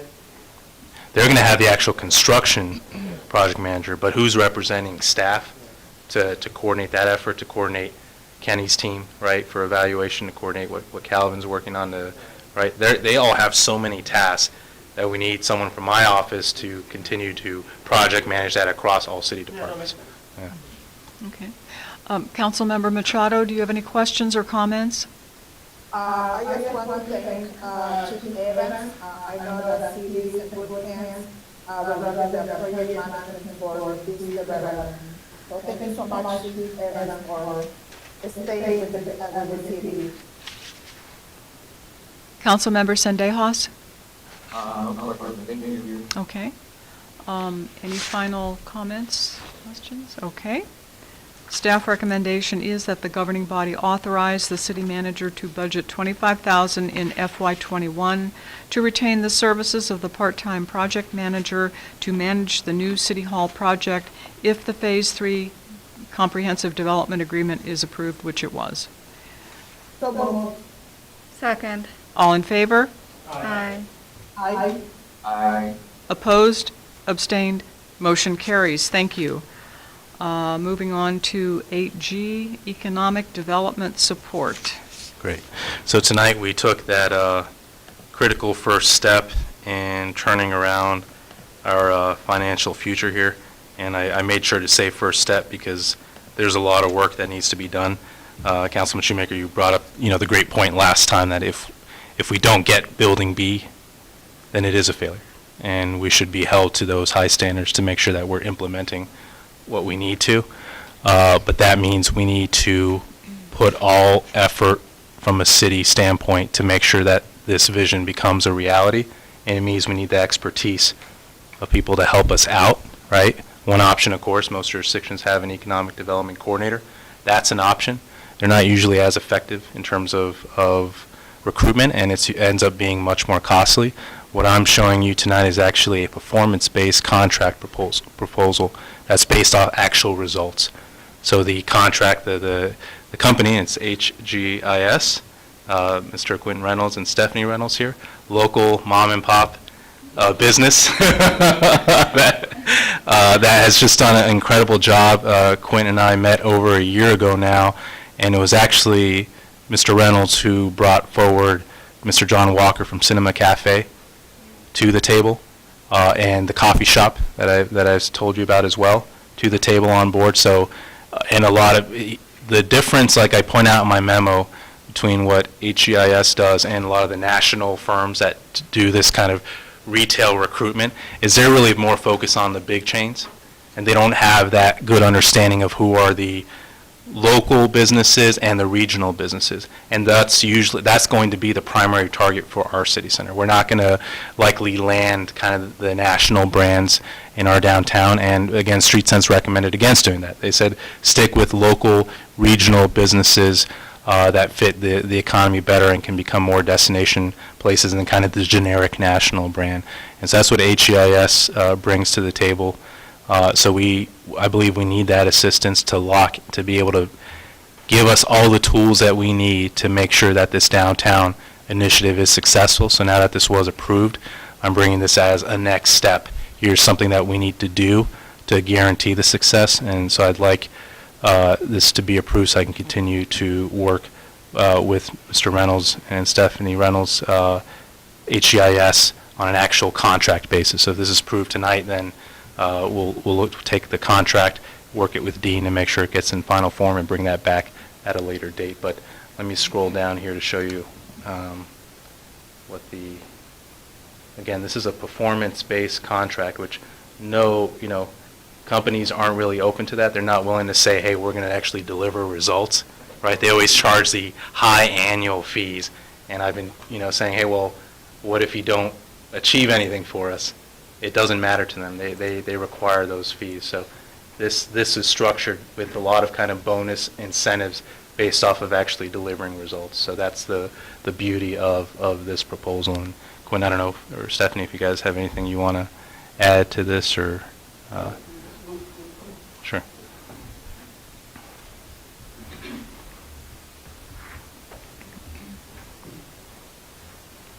Hello, everyone. Thank you for giving us the opportunity to come before you. Just a couple of things. Earlier tonight, one of the council members mentioned that he put an emphasis on the importance of the anchor tenant, which is, in this case, the movie theater tenant. And Stephanie and I work with a lot of national and regional chains, Studio Movie Grill, Cinépolis, AMC, Alamo Draft House, and there was interest, but they really weren't pushing the conversation forward. However, Mr. John Walker, the CEO of Cinema Cinema Cafe, thank you. I have all these movie theater groups in my mind.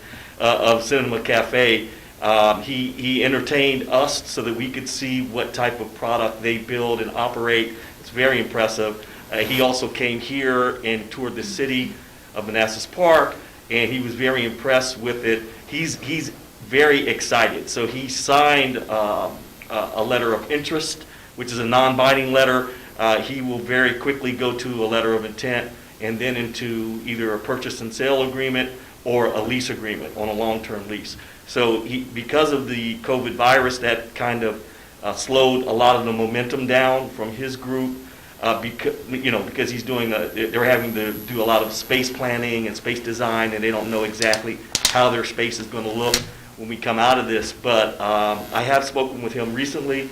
He is still very, very interested in deploying his movie theater within the city of Manassas Park, and that's what we need in order to gain the momentum to make this project a success. We're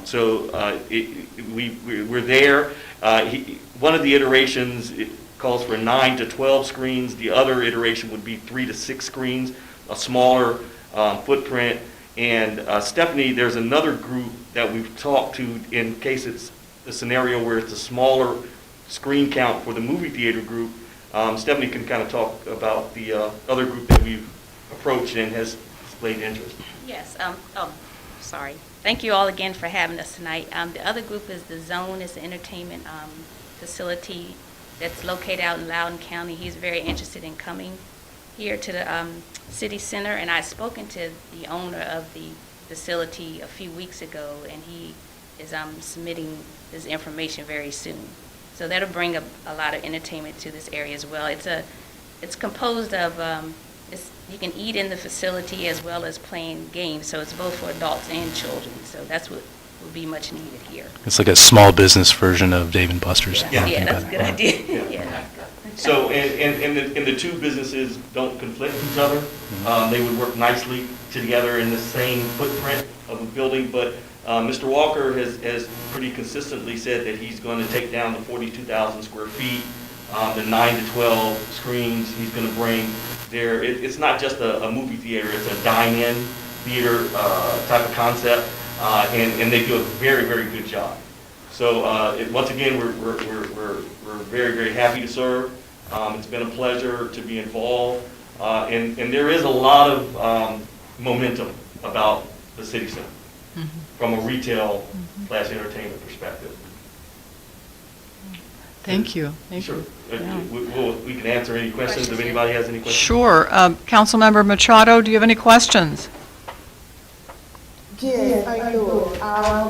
What is your experience with neighbor localities? Who are you providing services to? So we don't work with a lot of localities, but we do work with larger development firms from a land acquisition perspective mainly. So Stephanie and I work with Lerner Corporation, and that had a retail component to it. We work with several national as well as regional builders, multifamily builders, mixed-use builders. Right now we have about 800 lots under contract that we represent the acquiring entities from various groups. We've been doing land acquisition for the better part of 16 years. And we also have, as Mr. Palco alluded to, we have a good feel for this city and this area. We live very close. We don't live in the city of Manassas Park, but we live right on the opposite side of Signal Hill Park. So we're almost in the city of Manassas Park. Don't worry, we'll have a new 2/2. And so we approach CJ Finn's, Okras, Foster's Grill. So we kind of understand some of the other local restaurants to fill the 6,000 square foot space that we've got to have absorbed. We also approached the coffee house, who's also committed. They've signed a letter of interest. They're going to move very quickly to a letter of intent, and they are going to come. They're very excited. They're a local company. As a matter of fact, the owners live in Manassas Park. Yes, so they do. you know, that's kind of our experience. But we haven't really worked with a jurisdiction. This is our first time working with a governing body. But and it's been a joy. It really has. Thank you. Councilmember Sendejas, questions, comments? I don't have any questions. Thank you. Okay. Councilmember Shoemaker? I'm excited. It seems like you have a lot of experience, and it seems like you have a lot of experience locally, so that would be, it's beneficial to us Yeah. that you understand the area well. So it's going to be good for our development. Yeah, it's a great project. It really is, and it's going to happen. I mean, you know, the owner of the movie theater group, Mr. John Walker. Cinema Cafe. Yeah, thank you. It's a late night, yeah. The owner, he's very excited. You know, so it wasn't. We're just really working now with structure.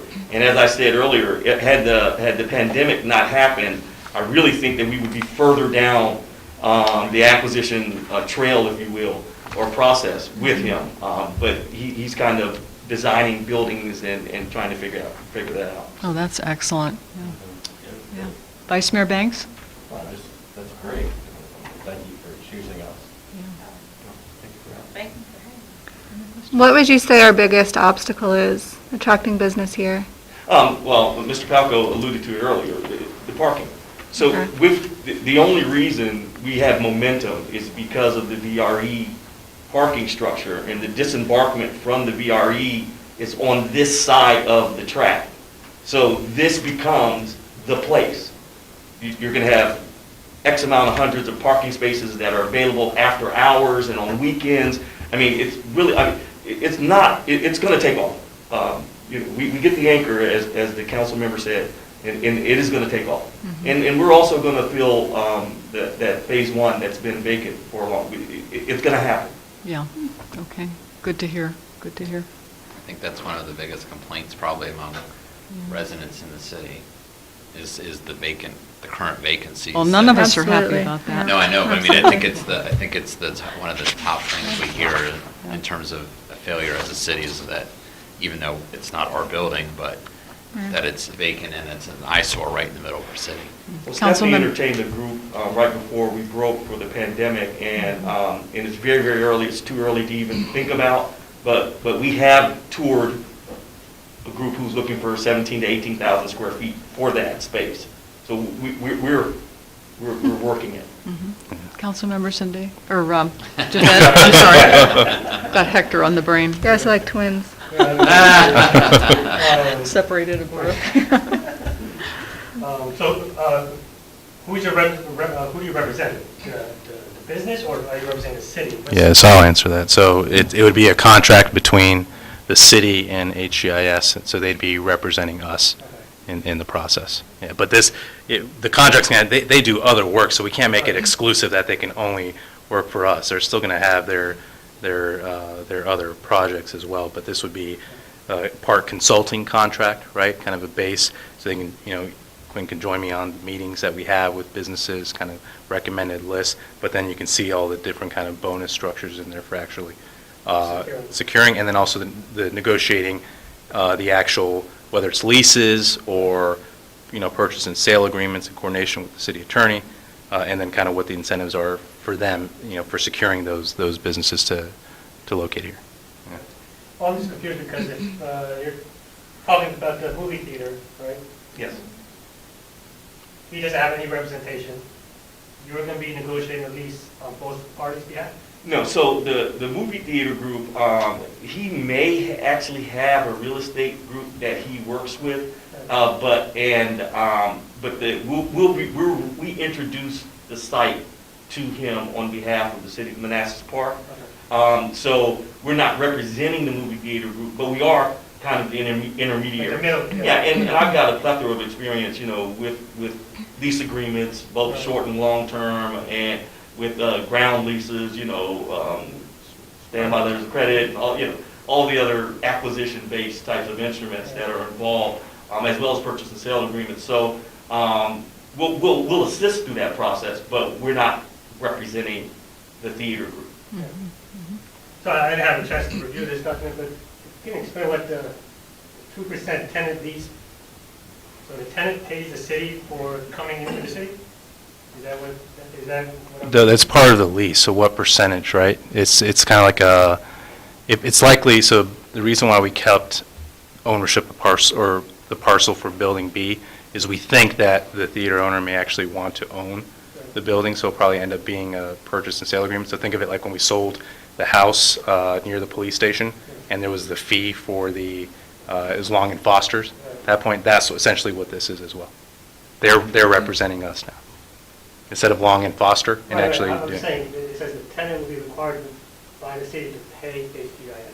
Yeah, so. Yes, the so tenant's you're required. We're not actually paying getting- it. Yeah, you're actually getting the best of both worlds. Yeah. Typically, the seller or the leasing entity has to pay Yeah, us. basically, the But the seller- way we're structuring it, Right. and the groups have agreed to that up front. The groups are paying us, so the city of Manassas Park is not paying us. Right, that's what I'm saying. Yeah, it is Normally, abnormal. it's the seller that pays the That's- commission. You are correct, it is abnormal. We're not losing money. That's the goal. In this Yeah. case, it's backwards, because now we Yeah. have the tenant paying commission, that's kind Yep. of odd. But It's it's part of the in deal. a good way for the city. Good for us. Yeah. I mean, but also the city is giving these groups access to a brand new town center, Right. which is being built with access to 500 cars on this side per day, 600 cars on the other side of the railroad track. All of this 2 over 2, so we're really telling in exchange for them paying our fees, we're saying we're introducing you to a tremendous opportunity where you have a captive audience, because don't forget, there's not a lot of movie theater, restaurant, entertainment type of entities here. Right. So if they deploy as the movie theater, for instance, they're the only show in town. Yeah, and remember, Co-brokering with other brokers, you said? No, well, I mean, so on phase one, Right. that building, they do have a broker, so Stephanie is Oh, one. yeah, phase one, yeah. Yeah, right, so. For this phase, I guess. So- Say if I brought a client to you, Yeah. do I get paid a broker fee? Yeah, sure, I mean, Oh, okay. yeah, I So, mean, but it comes from the tenant, though? from my but it tenant. comes from the tenant, because the city of Manassas Park has already designated that it won't pay any broker's fees, so, yeah. yeah, and remember, Right, it is reversed in a good way for the city of Manassas Right. Park. we're incentivizing Building B as well, so they're getting a great deal, which is why if you look at the contract, there's other fees that they have to pay as well to the developer, if they're developer fees as well, reasonable developer fees as well that are part of it as well. It's a unique, but they're getting a great deal that they can't get anywhere else. Yeah, and this, I don't know if tenants will pay their representation fee and then another fee for HGIS, just to go in that spot. Well, Councilmember, if you look at the structure on Building B, for instance, I Right. mean, so they pay $1 a year in lease, they pay open book for the construction of the building, open book. Or they can purchase it on basically, and the other parking and ancillary infrastructure is already put in place. It's a tremendous, I mean, That's a the deal. 2% to us is really. That's peanuts for them, yeah. They're not paying for the parking and, That's a yeah. good deal for Building B. Right. But for the other tenants, Well, so the coffee house, for instance, they're a Yeah. smaller group, their space is right around 2,000 square feet. Yeah. But, and the city of Manassas Park is incentivizing them because they're next to a library, a brand new library that's almost has a shared space type feel because they're on the first floor with them, in conjunction with them. So now when they have their poetry readings or their jazz readings or their very different types of entertainment, it's kind of like a co-op. So they get potential customers from the city hall, which is baked in, from the library, from the other citizens of the city of Manassas Park who are coming to the city hall to pay bills. It's just a great thing. So, like I said, I look at it as them having a captive audience, and that's kind of what's the motivation behind them making the decision to. No, yeah, I see the vision. But if I'm with a tenant looking at market feasibility, here, this development, but this development has additional fee.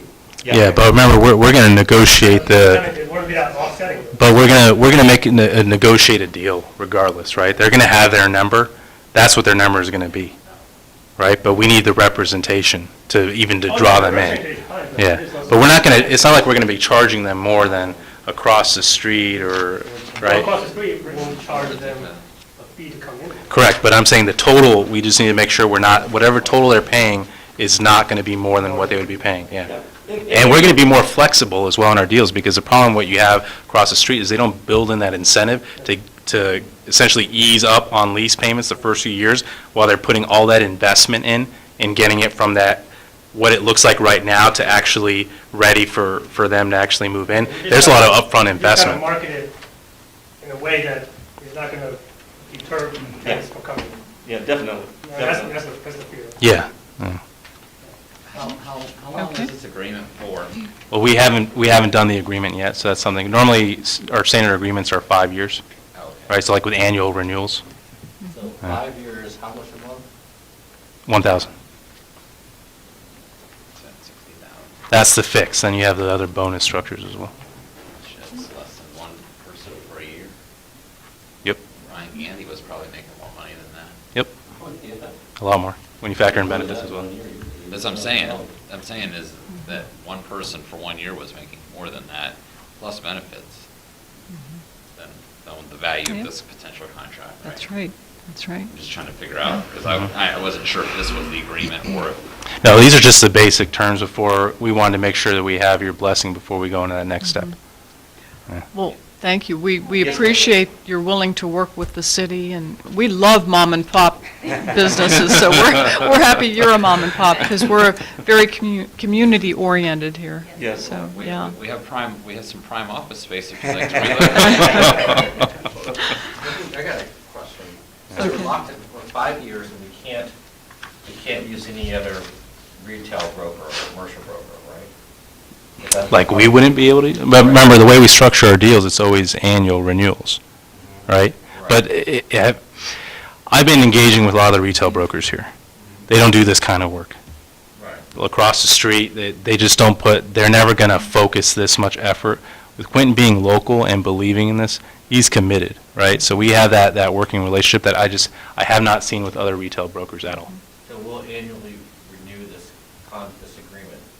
Yeah, I mean, ultimately, that you guys will vote on the final term, but usually, Dean, correct me if I'm wrong, we usually structure these as 5 years with annual renewals. Yeah, the way we usually structure it is 1 year initial, okay, then 4 additional terms, and the city manager is usually the one that decides whether or not to extend it. Now, it can come back to the governing body, but it's kind of a pain, because then we have to schedule it on the agenda, and sometimes we have to do it like that. But again, it's a performance-based contract, so the majority of the actual returns for them, it comes from actually delivering results to us. Yeah, and it's not going to take us, but I mean, we only have, so we're if everything works out, we've already had spoken for 42 plus 2, so we have another 10,000 square feet or 12,000 square feet that we need to have absorbed, and that's going to go quickly. And we're also going to lease phase 1. I mean, the momentum, you're doing the hard part, which is deploying the parking and having the vision, and then bringing in more citizens as a captive audience for these businesses. Right. And they live just around the corner. We do. Okay. Not the way, I mean, it's currently structured. These are the terms. Do you have any follow-up questions? No, I was asking if there was a retainer fee. No.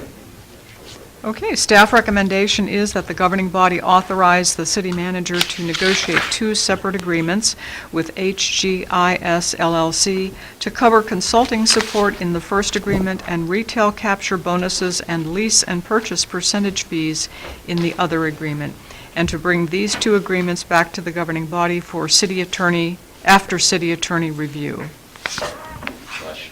So moved. Second. All in favor? I was going to make a comment, or, Wait, I'm sorry, folks. Donald wants to comment. Go ahead. There's some appetite maybe to make the contract less than 5 years. This is I going to be see a no reason multi-year to do that. process. Yeah. No.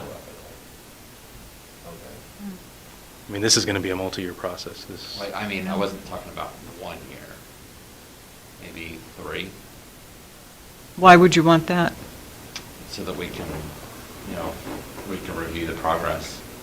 Well, Donald, every year you can terminate it every year, so we don't have to go for full 5 years. You say terminates every year, then renewal every year. Correct. For the 5-year period. Yeah, You guys aren't- Dean explained that a little earlier. Yeah. So if you're not happy with the results, then you just tell me. You guys just vote to say no, don't The way renew. I heard it was for 5 years, not with the renewals. No. 5 It's- years, then the renewals start. That's, No, that's what I heard. No, the initial period is 1 year, and then there's 4 renewal periods. Oh. We don't usually go longer than 5 years total. Oh, okay, I'm sorry, I misheard. Okay, I'm okay. sorry. Okay, Madam okay. Mayor, I would like to Yeah. add a comment. Yes, go ahead. Yes, we want to have this downtown development successful, so this is a good thing to have. Thank you.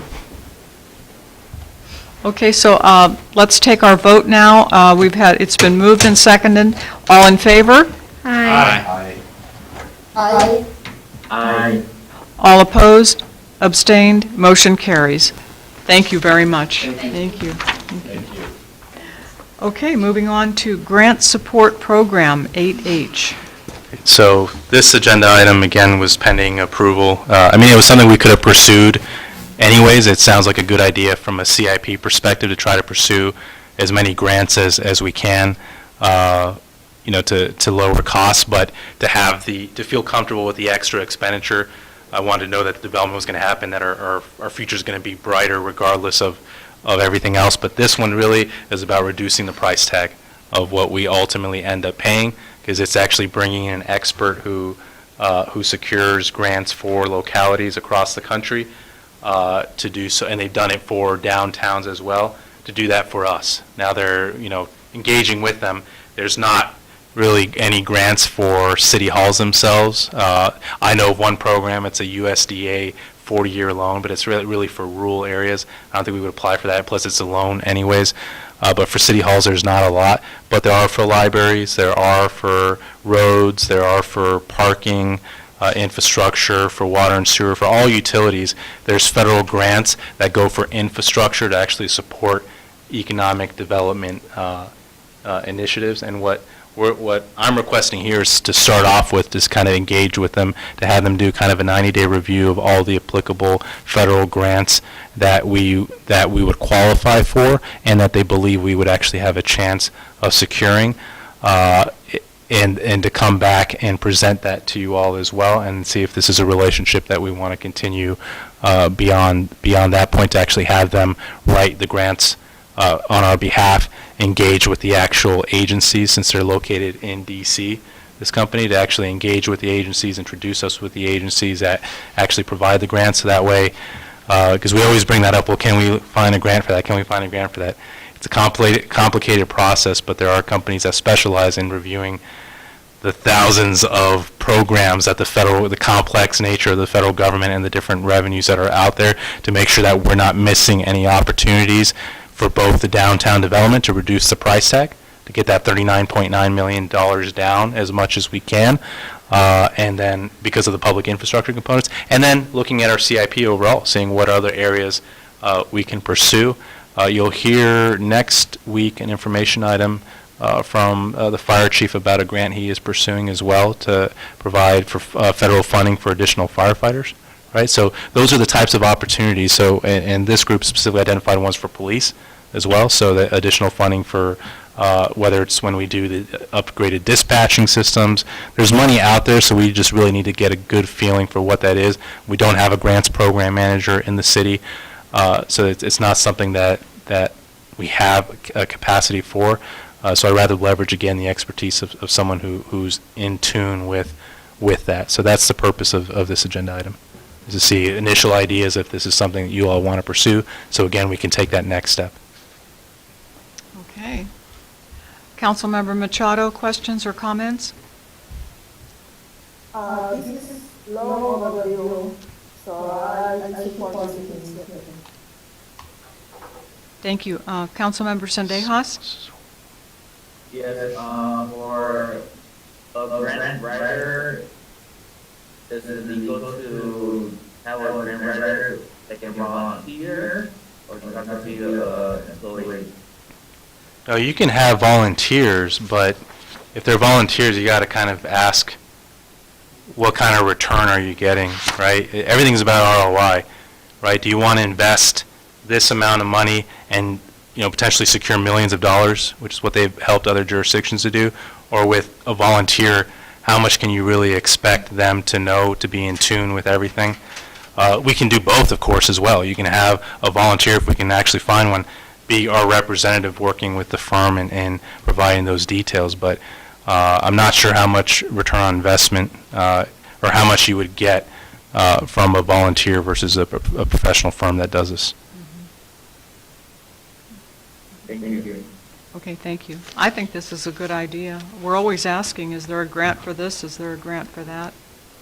And there's no way that an existing staffer could take on this load. Yeah. This is tremendous detail. Well, you take advantage of the economies of scale of a company that specializes in this and does this for a lot of jurisdictions who are in DC, who interact with the federal agencies, where if you hire someone that they're not going to necessarily be doing that. So these folks probably have a tremendous database. Yeah. Yeah. Okay. Any questions? Yeah, I got one question. I mean, how does this align with the flat budget, though, that we're doing? Because this is going to increase. Yeah, that's why I asked that these items be placed before the actual FY21 budget, right? There's different things that we've talked about, but we have to go back, and that's why I would request that we don't vote on the FY21 budget tonight, but we do want to discuss it, because I know there's been ideas brought up about what else we can do with the budget, but certainly we would have to go back and adjust for the project manager, for the consulting, economic development. Actually, the economic development consulting is already in the budget, so that one we don't have to worry about. That one's been in the budget for the last few years. We've just been, it was at 90,000. We cut it down to 30,000 as part of budget savings, but we have that 30,000 still in for the economic consultant. So it's really the project manager 25,000, and then the 19.5 thousand from this that we'd have to add back into the budget. Yeah. But again, I see it as kind of a return on investment. So this is 19,000 for 90 days, and then 60,000 for the rest of the year. Yep. And what are we anticipating that we will get back? So the grants, Or so save? if, with the packet, and I know this was posted separately from the packet, but they provide plenty of examples where they've secured kind of millions of dollars, you know, for localities. So they can secure us a few $1 million. They've already kind of they've generated a return on investment for us. So is this a one-year agreement? Well, we can, again, we'd probably structure it similarly, where it would be the annual renewals. But again, we want this to be performance-based. If this is going nowhere, right, we're done. We don't want to just keep throwing money away without actually getting returns. Okay, so that kind of incentivizes them too. Correct. Okay. Absolutely. So that's just a trial period. Yeah, that's the trial period. Let them engage with you also. They'll actually come here. They'll present the different ideas for what grants they recommend that they target for the city. They actually do the writing for us. Of course, they engage with the departments, have those conversations to help kind of draft the narrative, but they do the work for us. Questions? Comments? I don't know, I'm a little concerned. I mean, this all looks great, but I mean, I don't know. I just feel like sometimes we throw money away, sometimes because yeah, all these things are great, but every jurisdiction's looking at programs like this for free money. I mean, you know, I'd have to see, I don't know. I mean, I'm looking through all their successes. I guess this is in the last year or two. I will say other localities are getting it, and we're not. Like when we looked at the fire grant, the Chief Sober did a great job with that. Other jurisdictions in Northern Virginia, who are much more wealthy than us, they're getting hundreds of thousands of dollars from that fire grant that we haven't applied for. That was one grant that we missed out that other jurisdictions are getting. So what else are we missing out on? Yeah. And Donald, there's always the 90-day trial period. I mean, I guess, Yeah, but I also look at, this is money we're not giving for raises, our employees aren't getting any raises, and so I'm like, we literally are making trade-offs, like, every dollar we spend on something else, we don't get. I understand, I appreciate your saying that, but think of this as an investment, because if we get even $250,000, $300,000, that's going to save us money. That's city money we do not have to use if it's grant money. Yep. Could you give us an example of something that let's say we can't fund now, but we would love to have money for? Well, we're going to go after the grants for the actual parking infrastructure that are part of Phase 3. So if you reduce that price tag now, instead of paying the $1.3 million, let's say we can drop it to 1.1. To the mayor's point, now you have $200,000 extra each year from the development that now we can apply for tax cuts or for pay raises. So that's exactly the purpose of this, is to secure that money that then frees up our budget for the other goals that we have. Yeah. Okay. But it's a risky thing, right? But we should be pursuing grants as a city. We just don't have that capacity, and I'd rather do it from a professional who specializes in that than risk. I mean, think about if we had to advertise for a position. Well, we'd have to advertise the recruitment process, what we'd have to pay, onboarding, will they have this level to do this, right? So you'd be spending a lot more than this from hiring a position, and then what's the return on investment with that as well? I just think because we've embarked on this aggressive plan within the new city hall, the downtown, the infrastructure, I think we owe it to our residents to try to reduce that price tag. Absolutely, Yeah. just Yeah. color me a little hesitant, just that there's all this free money and all of a sudden Manassas Park's going to have all these millions of dollars extra. I mean, I don't want to say I'm Pollyannish about it, but I understand that we may get something, but we may not get what we might hope to get. Yeah, no, you're right, but even the mayor's point, if we get $250,000, then we've already seen a profit from the transaction, so that's how we have to look at it. And there are grants out there, and I've only been here for 3 years. We haven't really been aggressive with grants these past 3 years. I don't know what happened before my time, how aggressive the city's been in trying to get grants, but from what I've seen here, that hasn't been the case. So I think we should try it out at least, especially now that we have these initiatives and we're trying to save as much money as we can. Hiring a grant person would never be able to do what this company could do. Well, right. I No, mean, this company understand has that. depth. The grant person coming in, they wouldn't have that. No, I'm not saying we should Yeah. hire a grant person I'm not saying that at all. Yeah, okay, I'm just questioning, making sure that this is a good investment, yeah. because dollars are scarce. I understand what Donald was saying. I mean, that's why we did a flat budget. We took away pay raises. Positions are still frozen.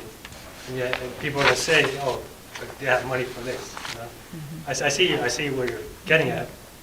But like the mayor said, I mean, it could be a benefit later down the road. You know? What would be? But, I mean, he's right. I mean, it's going to perceive as, you know, we held this back, but hey, we just found this money to do this.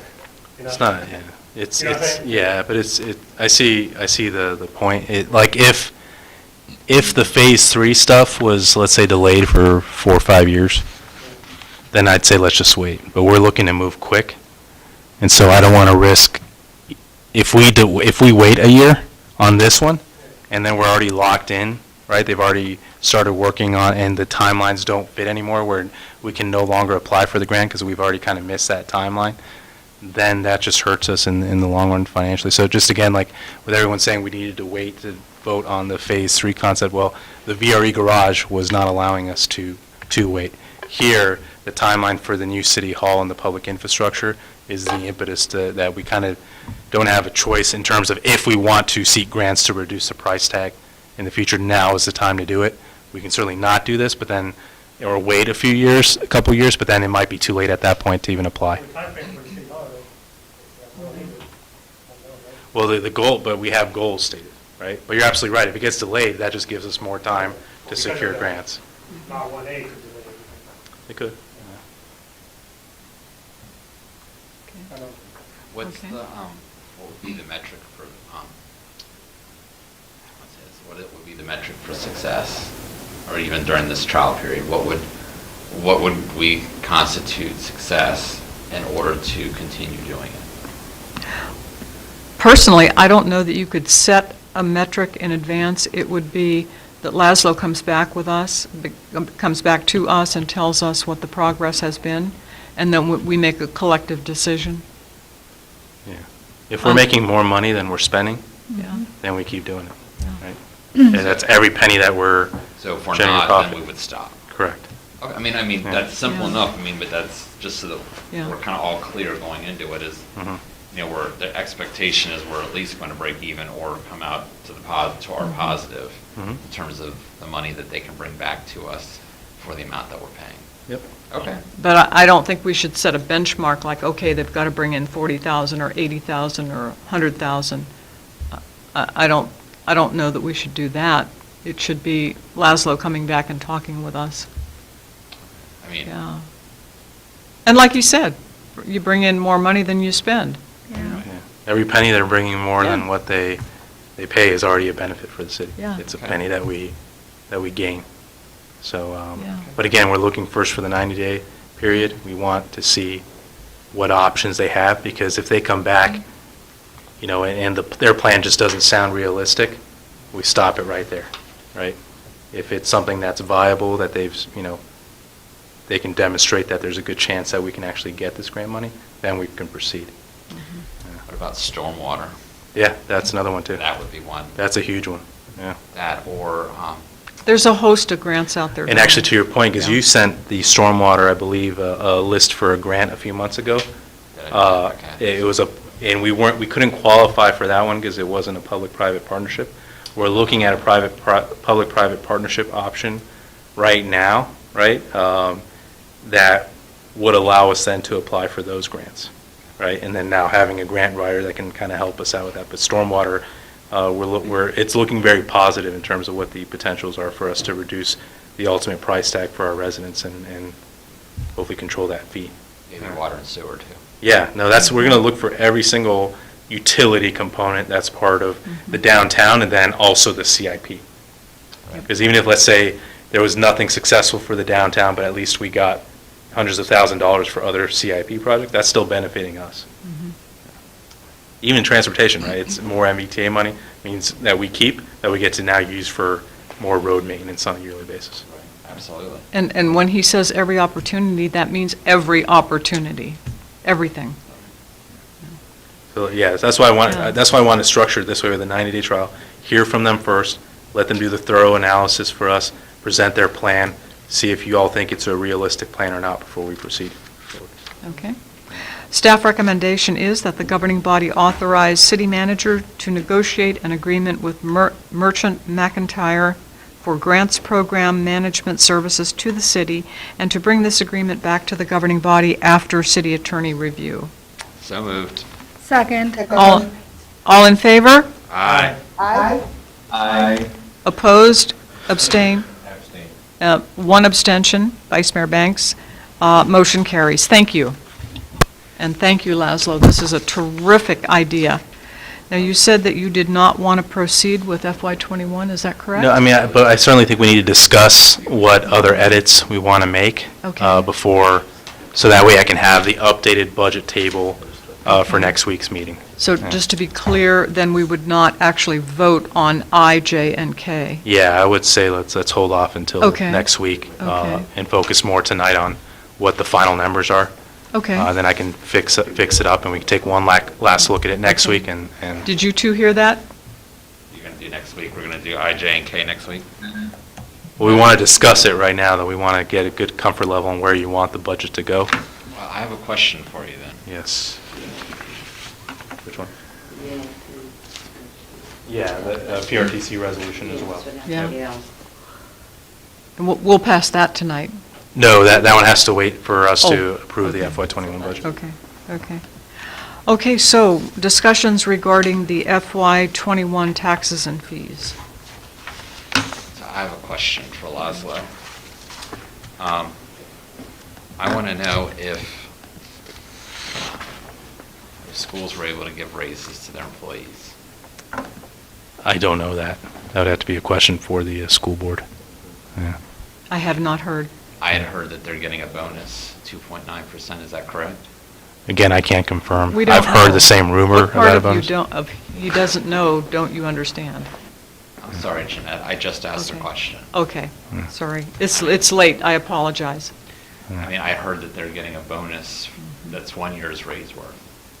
Yeah. That's- I heard it was a bonus as well, but I can't confirm that. Yeah. I guess, and I'm going to make a comment because now we don't know. I brought up about 5 meetings ago that this was my concern, was that schools said that we need more money. We're broke, give us more money. And all of a sudden, they have enough money to give raises, and our employees still don't have raises. Again, this is ridiculous. It's the exact same concern I brought up at another meeting. And we've now replicated it again, and we're going to have our employees are going to see that, and they're going to look at us and say, why didn't you fight harder for us? School employees got raises or a bonus or whatever it is, since we don't know what it is, and we're not getting anything. And this isn't the first time, and it's not the second time, and this is the third time just in these 4 years I've been on in this term. And we keep saying that city employees are important, and we keep saying that we're going to give them raises and we can afford it, and somehow we turn over enough money to the school board so that they can get raises, and we always make sure that our employees don't. I mean, I'm to the point of being mad about it because our employees work hard. They worked hard during COVID. They were out there doing all the activities that we expected them to do, put themselves in harm's way. And yet then we have there's no money left for employee raises another year. How do we look our employees in the eye and say, we fought for you? Donald, what do you want us to say? I want us to put our employees' raises first. So we develop budgets that have raises for our employees in them first. We knew that the school board was getting state money. You wanted us to claw back. You know what? Is that what you... I thought that nobody was getting a raise, but somehow that the school board always has enough money to give their employees But raises when there's not enough money for us. We don't know that they're getting... I have no knowledge of that whatsoever. I have not heard, nor have I been told whether they're getting a raise, a bonus, whatever. I don't know. I mean, they got $700,000 extra from the state, and then we gave them extra too. But then we tell our employees there's not enough money for you. I mean, I'm not a math major, but something's not right when this keeps happening. It keeps happening, Jeanette, and I know we have a respectful difference on this, but this isn't the first time. This is the third time in 4 years that our employees are getting no raise. Do you honestly think the rest of us are happy about that? Then let's make a change. Then do something different. This budget's not, we need to confirm then before we approve this budget. Because you know what I keep hearing is that school employees want to have raises just like city employees, and that, when the threat was that city employees were going to get a raise and school board employees weren't, then we had to have the same. Why isn't it the same when it's the other way around? That's my question. Donald, I don't think the state money was used for the raises, though. It was for the COVID, impact of the COVID. They had to do distant learning. They had to provide meals. They had to, in the fall, now they have to use that money to provide additional transportation. I don't know if you saw the new guidelines yet. It was earmarked for specific more buses. things, yeah. So the funds from the state was not for the raises. It was specifically for the pandemic use that they suffered. And we don't even know if they got raises. Right, Yeah, we're just speculating, but, yeah. but I mean, I understand his point. I mean, yeah, the city staff, they do need a raise, but They do. we're- We all know that, we agree. we're taking a cautious step, though, because we lost revenue from the pandemic, so, I mean. Yeah, yeah. Laszlo, how much did we lose? Could you refresh our memory? How much are we projecting to lose in '21? Yeah, is it 2 million total or Hold on 1 one million? second. What? All right.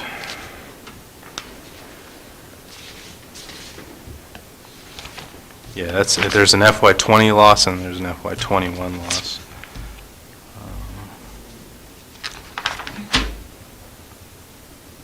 So FY21, you can look at just loss or loss based off of projected growth, but just loss. Sales tax, we're projecting 400,000 loss.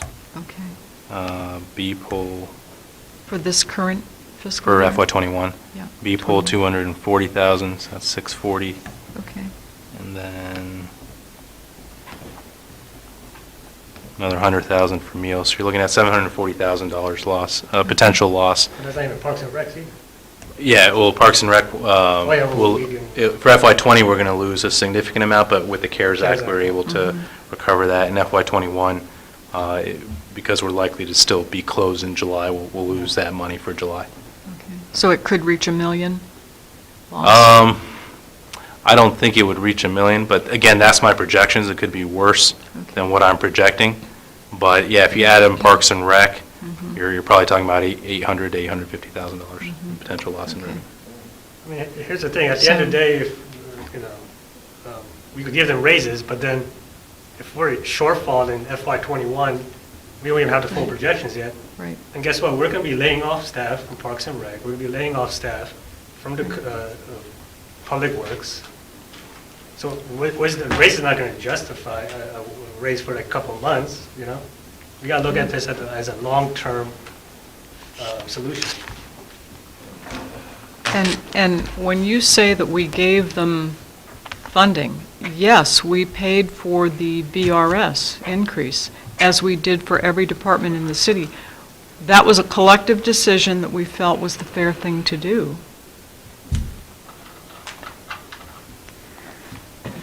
I understand your frustration. It feels like they're not being very open when they say that they're strapped, and then all of a sudden can afford a large raise. But on the flip side, I think we have to look at it that they're educating our youth. Look at the state of the world today. We want the next generation to have quality teachers and quality education so that they can turn this around. So it's frustrating, but I would not want to dial back money from them. They're doing the most important job that anyone could be doing. I just, to your point too, I just want them to be upfront. I agree. Yeah. We all want that. Because our employees are watching. Madam Mayor, like Yes. Yes, please.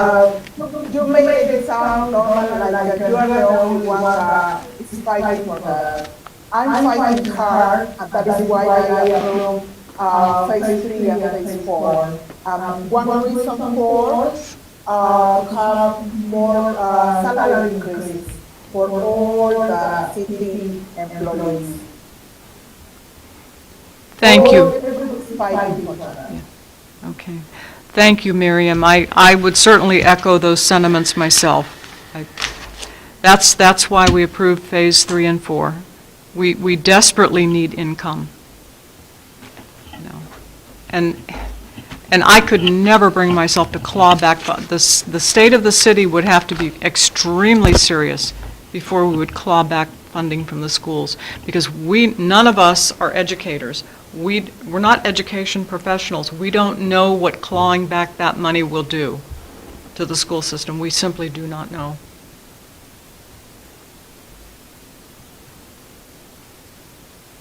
But please, do not make it sound as though you are the only one who is fighting for the employees.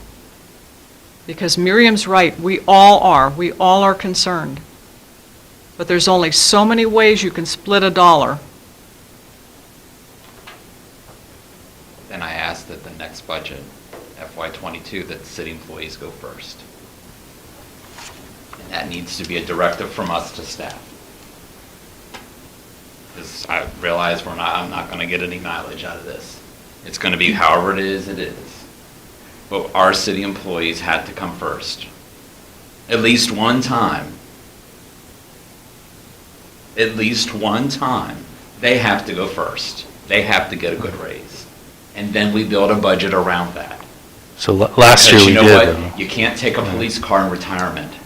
And I had a police officer in Manassas Park say that to me. We have the best equipment, but I can't take it in retirement because it's my equipment, but it doesn't affect my pay, and their pay affects their VRS. You know, you can't take equipment in retirement with you. You have to leave it here, and your money is based on your salary. Just as a reminder, the FY20, that was the number one priority, the pay raises, and we did the 3% in FY20. We would be doing more now except for the pandemic. That was on everyone, every one of us wanted to give staff a raise. Where do we stand on the extra for health insurance? Yeah, so that would be the. Thank you for responding to my email, Yeah. bringing up for public. So we can do that, so that'd be 20,000 of the 38,000. I know you asked about the other employees who don't have health insurance, so if you'd like, perhaps maybe an easier way is just 30,000 in, payments across. That should be able to get us about $155 to $200 for every employee. So remember, the average health insurance increase was about $155. So it would cover the increase of health insurance for those who are paying for it, and then, other employees would still get a benefit. And those employees who aren't on our health insurance plan, they are benefiting the city on a yearly basis because that's not a payment we do. So that's always kind of a good added incentive that they are getting some support as well. We're recognizing that they are saving that. So that would be what I would propose if we're serious, if we want to cover the health insurance increase. We just apply 30,000, across the board and whatever bonuses we can get. Yeah. Or if you just want to do the first one, which was the 20,900, or. Yeah, it's up to you all. I threw it out there. That only makes our percentage 1% more than what we currently pay. Yep. I would like to see it equitable across everyone, even the non-health insurance takers. My concern is that no one take a paycheck home that's less than what they had been. Right. So this would do that, either scenario. We'd either just cover that, and then, or we would just have a system where we cover that, and also those who aren't on health insurance get a little bit of extra money too. Yeah. Like a bonus. Yeah. Yep. I mean, that's how this would be, right? So from a system standpoint, we would give in 1 month, so probably up front, we would give a certain extra dollar amount, like a small bonus in the paycheck. So they actually get it up front, right? All their increased expenditures throughout the year, they actually get that up front. It's actually a benefit to them. It's not easier just to pay the health insurance No, directly? it would screw up all our system to do it that way. Yeah. We can't just change the percentage? No, it's not. It's not based off percentage. It's complicated. Nothing's easy in Keystone. Oh. Yeah. Jennifer would have to go manually one by one. And then again next year, unless we plan on doing this in perpetuity, right? So let's figure out what everyone's preference is. Your preference is For all employees. All employees. Whatever is easier. Yeah. What is your preference? Yeah. Councilmember Machado, what is your preference? All employees. Okay. Councilmember Sendejas? All employees. Super. Okay. That's. So apply the 30,000 then? Yes. Okay. Yeah. All right. Okay. So did we want to discuss the fees? Or perhaps there's not much to discuss there? Yeah, nothing's changing. Yeah. There's no change. There's no Yeah. proposed change. But somebody asked a question, something about impact of leaving the garbage collection fee at no change. Did someone ask a question about that? The impact on the general I did. fund? Okay. I did at the other meeting. Yeah, what was the I think answer you to said that? you had- Yeah, we cut expenditures. Yeah, so there's no, the negative fund balance currently in the water and sewer, or I'm sorry, in the trash fund doesn't grow. It just stays flat. Okay. Question for you. We got a bill with an extra trash fee. Yeah. And the problem is that the message that came to us on the bottom is cut off in the middle of the sentence, so. Oh, it got cut off? Yes, I don't know if anybody looked, it's like $28 and some. So it was only $6 was the amount.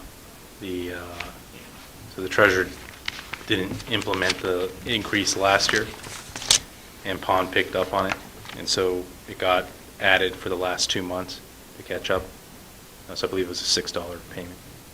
Yeah, I noticed it went to 21, it was 21.21 for, and then when I looked at our budget stuff, I think it said 21.85 or something like that, and then this month it's like $28 and some.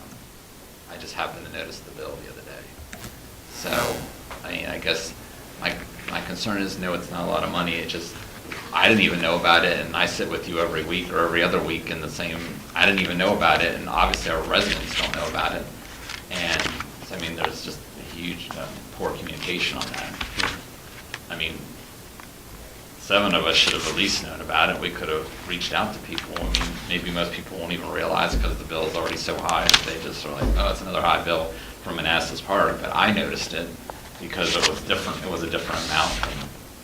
Well, there was supposed to be an explanation about it. But to your point, yeah, I mean, I guess we could have pushed it out a little bit more on social media. We've had a lot going on the last couple of months. What was it you said that they didn't implement the new fee for? Starting in July, yeah. So this was like from This was catch 8 or up. 9 months or something? Yep. Okay. So in case we get questions. So it's going to go back down. I mean, that was just a temporary Just increase. 1 month? Yeah. Wow, it'll, okay. Okay, well, any questions on the budget comment? Or is there anything at all that we have not talked about that someone would like to talk about? Yeah. Well, since we're on the garbage pickup, I know we're not doing the glass recycling, right? I think the dumpster idea. Yeah. But some, we don't have to do this for FY21, but maybe in the future, what a lot of cities are doing is they're contacting their garbage company, and they're outfitting trucks to collect glass, and they're charging a minimum of $3.50 on top of what they're already charging. So is that something we could probably look into in the future? If you want to collect glass, see if Patriot could outfit a truck. It's literally a box they put underneath, and they provide a bin and they just dump it in there. Yeah, I mean, we can explore that and see what the cost would be and then what the associated rate increase would have to be for that. A couple cities, they were just a minimum of $2.50, $3.50 extra. So it'd be like a separate glass charge or something, Yeah. glass I think recycling. when they just pick up recycling. Which Which they don't do. Yeah. I mean, we got complaints on Facebook too about it, was, oh yeah, the same truck drives around and they pick up the recycling after they've already dumped trash in it. I don't know what the validity of that is because I hadn't seen it from my own eyes, but, I mean, I know they don't pick it up in my neighborhood. I don't even put it out anymore because I know they don't. It all goes in one truck and they drive away. So, they're not doing 2 runs. They're saving a lot of money not doing 2 runs with 2 crews. They're doing recycling and trash, and if they're putting it on the same truck, they're saving a ton of money. Do you guys have 2 separate bins? Yeah. Recycling bin and trash? We have the full recycling with the blue top, Yeah. and then we have the trash. So they're taking both bins and dumping them? I think so, because, I mean, now nobody puts out recycling in my neighborhood. And I don't, they put trash in the recycling, I think that's why they just dump it all, and I don't put any out at all. I take mine to Prince William. Well, they're doing 2 runs for us. My kids watch the truck, so it's a completely different truck. The recycling thing has a thing in the front that dumps on the top, and then yeah, we watch this every Wednesday morning. So then the garbage is just straight back into the back, so they're picking up ours. I don't know what they're doing with it, but they're picking it up. Yeah, they pick ours up too. Yeah. Okay, so we're not going to adopt the FY21 budget tonight. That means no first quarter appropriations for FY21. And PRTC, I'm sorry, go ahead. Oh, yeah, no, I Yeah. have one other thing. I noted, I guess the state approved a minimum wage increase, right? Has that affected the FY21? Yeah, we actually adjusted the Parks and Rec members. Oh, it did? Yeah, Okay. to meet that, I believe it's, it's close to, close to $10, yeah. Okay. And we did it in the model to get to the $15 ultimate number as well. And we're not doing the PRTC subsidy tonight, okay? So that brings us to the proposed meeting calendar and holiday schedule. And much appreciation for trying to stick to the regular first and third Tuesdays.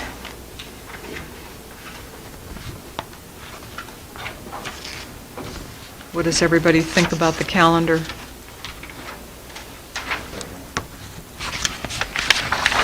Councilmember Machado, do you have any questions or comments, anything? Yes, I do. Governor Norton announced today that there is a possible legislation to have a June 19th as a state holiday. So any thoughts on that? Oh, wait a minute, we do have, Election Day is now an official state holiday. Oh, yay. It's November 3rd this year. I guess we better include that state holiday. Councilmember Machado, was that to begin this year or next year, Juneteenth? I'm not sure. I'm not sure. I will have to read more about it. Yeah, thought it I was didn't this hear the year. details. Yeah, let me see if I can pull that information up. But I thought it was this year. Because that would be in just a couple days. Yeah, if it wasn't a Yeah. pandemic, I mean, every day is a weekend. It is this year? Okay, so it'd be this year, starting June 19th this Yeah. year. Yeah, so this Friday. This Friday. Now, it's not on our current holiday calendar for FY20, but certain by vote, you can make that happen. Okay. But would you want me to add that to the FY21 for next year, June 19th? Yes, I mean, because if we can't pay our employees well enough, at least we can give them some time off with their families. And are we adding Election Day too, since that's a state holiday? I'm sorry? Are we adding Election Day too, since that's a state holiday? That's up to you guys. Yeah. Yeah. You don't have to follow the state, it's up to you. Yeah. I agree. Why not? So add Election Day and Juneteenth for FY21. And especially City Hall to make it easier for the registrar. Yeah. Oh, yeah.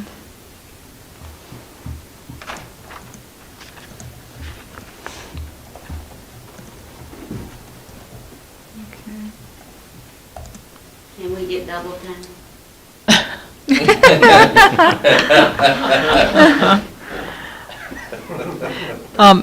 Councilmember Sendejas, any comments or questions, anything you'd like to say? Not at the moment, thank you. Okay. Any other changes to either the holiday or the meeting schedule? Okay. I think I got the naming convention correct from last time. You may want to double check that. You got the what? The naming conventions for the holidays. Yes, So please thank you. I double check appreciate that. Okay. Yeah, looks good. Washington's birthday observed. Do you want to change it to that? That's the official. It is a federal one. The official federal holiday, Yeah. Washington's birthday observed. For what? For President's Day? Oh, yeah. It's actually Washington, yeah. Washington's birthday observed, that's the. I'm all for that, actually, so. Big fan of George. My friend who was an attorney used to point out the federal subsection meaning of where that came from. I can't remember what it is now. Well, I think I figured that out last year, did I? Yeah.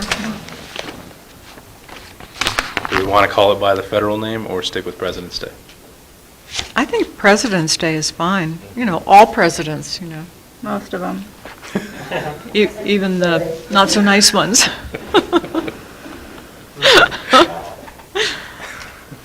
Okay, so, I think it's good.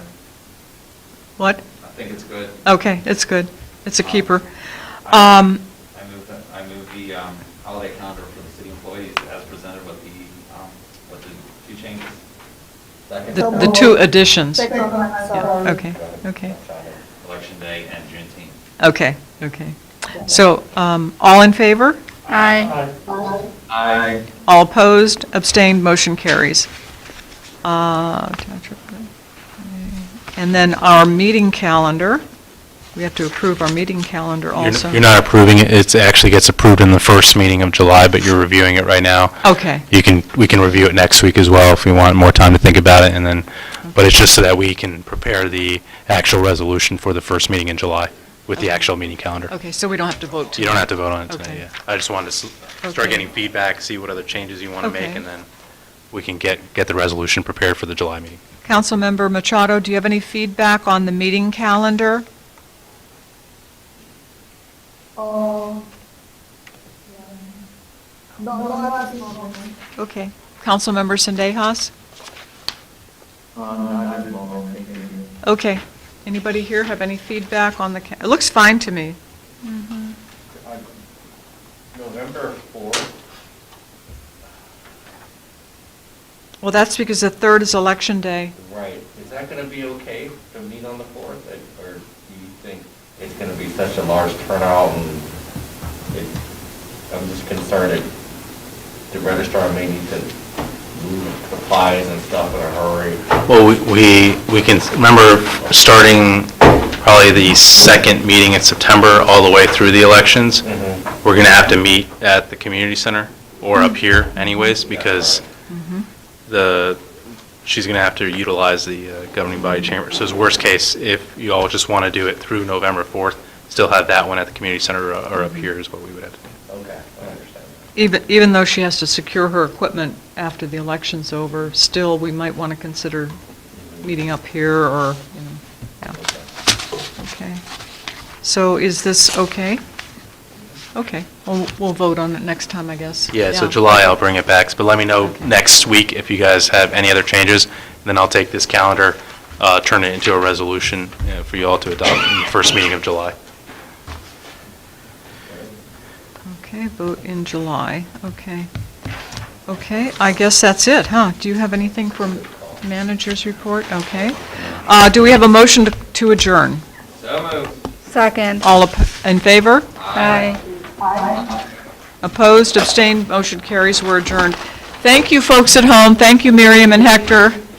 I'll get the official one and I'll send it over to